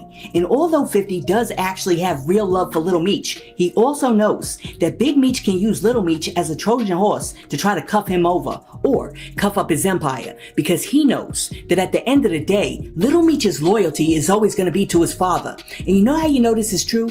It only took 3 days of 50 Cent egging Little Meech for Little Meech to run to the ops. Now, a whole lot of people think that 50 Cent's being petty because they believe that this whole thing is over Big Meech doing a video with Rick Ross and the two of them doing a concert. But that's not it. 50 Cent has been watching how ninjas have been moving. He saw that Big Meech's older brother, Terry Flannery, linked up with Kenneth Supreme McGriff's son. Then, Supreme's son linked up with Jay Prince and Rick Ross. And now, Rick Ross is rocking with Big Meech and Little Meech. Alright, so if you've connected the dots, then you realize that's not a good situation for 50, because now all his ops are out here connecting together like Voltron. So I had clips. I ain't want it would have made it too long. Kenneth Supreme McGriff's son went and linked up and gave Rick Ross and Jay Prince the Supreme 10 coats and linked up with Terry Flannery, Meech's brother. So that's Supreme linked up with Meech and them. That's Floyd Mayweather and Rick Ross. 50 seeing all this. 50 ain't no fool. 50 like, nah, it's a wrap. They keep showing up next to niggas that I don't fuck with. The dots, then you realize that's not a good situation for 50, because now all his ops are out here connecting together like Voltron. When the niggas keep showing up next to niggas that I don't fuck with, that's an indication to me he might have some feelings towards me. That is just everywhere I got an issue. He show up around me. So I mean, you know, nigga, forget music. Because music ain't usually my motivation. My morals come off the curb. So if you see a nigga... See, I like, that's what I'm talking about. He said, forget music. That ain't my motivation. My morals come off the curb. You're talking about the street outside. That's how I live. I'm a man of the Most High. My morals come off the curb. It's the grassroots. Remember, when the Messiah, whatever they call Jesus, when he came, where did he go to? He went to the hood. Did he or not? He went to Samaria. He went to the poor, the lepers, the downtrodden, the prostitutes, the drug addicts, the criminals. That's who he went to. He went to the curb. Y'all hear me? He went to the street. My morals never leave the curb. That's why I said all I know is loyalty. That's all I know. I can't do nothing else. The minute that you outside of that, You outside of me. I don't speak that language. That's rat language to me. It froze for a second. Thank you. I'm back, Daya. That's rat language. I said, for those if I might have missed it, I said when the Messiah came, he went to the street. He went straight to the hood. Even the Pharisees, the religious ones, they was like, you congregate with the criminals, with the prostitutes, with the sinners. You congregate with the lower. He went straight to the street, bro. You heard? Oh, I'm back. So that's where my morals come from, the curb too, from the street. I never lose my street sense, common sense, never, because that's the measure, how I measure. That's that. You know how people can have book knowledge and stuff, but they don't got common sense or street knowledge. It take you a long way, especially if you learn how to balance it. But you get someone with no street knowledge, they're not gonna go far. So 50 correct. He like, my morals come from the street. Loyalty is everything. Music, because music ain't usually my motivation. My morals come off the curb. So if you see niggas keep being around niggas, when you come around, how your antennas go. Now, I personally believe that 50 Cent's decision to drop Little Meech and potentially dead the next season of BMF is also partly due to the fact that he's aware that now that Big Meech is out, he's going to expect and want a bigger slice of the pie from BMF, especially after he posted the clip of the dude saying that 50 Cent screwed him over, which really isn't the case because Big Meech agreed to the terms. But y'all know as well as I do that the deals that you're willing to take when you're doing 30 aren't the same deals that you want when you're a free man. All right. So I left this part because this is real goofy. I was going to ask y'all what y'all think, but I already know what y'all think. Let me stop share. I already know what y'all think. Pardon me. Wow. We did 5 hours. I can't believe I did 5 hours. That's because I did my intro, but then I did the story at the end when they tried to lock me up for the bodies because I didn't want to leave that hanging. And this is 2 videos. I was going to stop it and just do this on another video. That's probably what I should have did. But a lot of y'all hung in there with me. I did not want to do 5 hours. But because this could have been another video, right? I could have just next week or whatever did this as a whole separate video because we did like 2 hours. But it's done now, but y'all hung in there with me. So at the end, I was leaving that empty to say, like, what do y'all think? Loyalty is, are they wrong? Right? But I already know that y'all agree. Come on, after you see this video, Swift said it's all good. You riding out. It's like, come on, bro. Loyalty over everything. I'm going to end out with this. The Most High, it goes all the way back to our Father, the Creator. He wants loyalty over everything. All through that scripture is how they were unloyal to him over and over again. That's called stabbing you in the back. When you stab somebody in the back, when you stab the Most High in the back, this is what you get. No, you don't have to, don't you? No, don't you? No, you don't have to. No, you don't have to, don't you? That's what you get. Don't be stabbing nobody in the back. Loyalty is everything. Loyalty is everything, guys. And test people. Test everyone. Test everyone. Because at the end, it's either they're going to be on your side or they're going to be against you. They're either going to stand or they're going to fold. And you need to know, because you need to get those who are going to fold away from you. Because remember, this world is going to get crazy in a little while. People are going to be hungry and scouring. And those who are fold, they're going to turn you in, or they're going to scheme on what you got. They're going to bring in the ops to you. Clear out your circle. Always send little tests. Because if a person folds on you for something real small, imagine what they'll do when it's a big thing. Right? A little test. Sometimes a person can fail, but they'll come back. Be like, you know what, my apology, man. I apologize, bro. I was in my emotions. I was there. And you just watch. You look for fruit. Thank y'all. Another one down. Uncle Yahshua, 25 to Life Testimony TV family. Y'all know what the motto is. Keep it functional. I love y'all all. Thank y'all for joining me.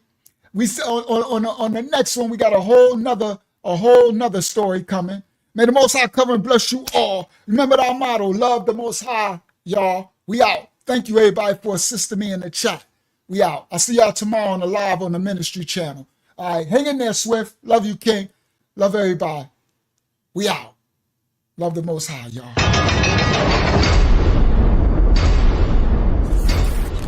This is 25 to Life with Uncle Yahshua. You wanna know why they call me Lucky Lucha? They call me Lucha cause I like to tuck that Tucci. All the time on the grind, getting that Duce.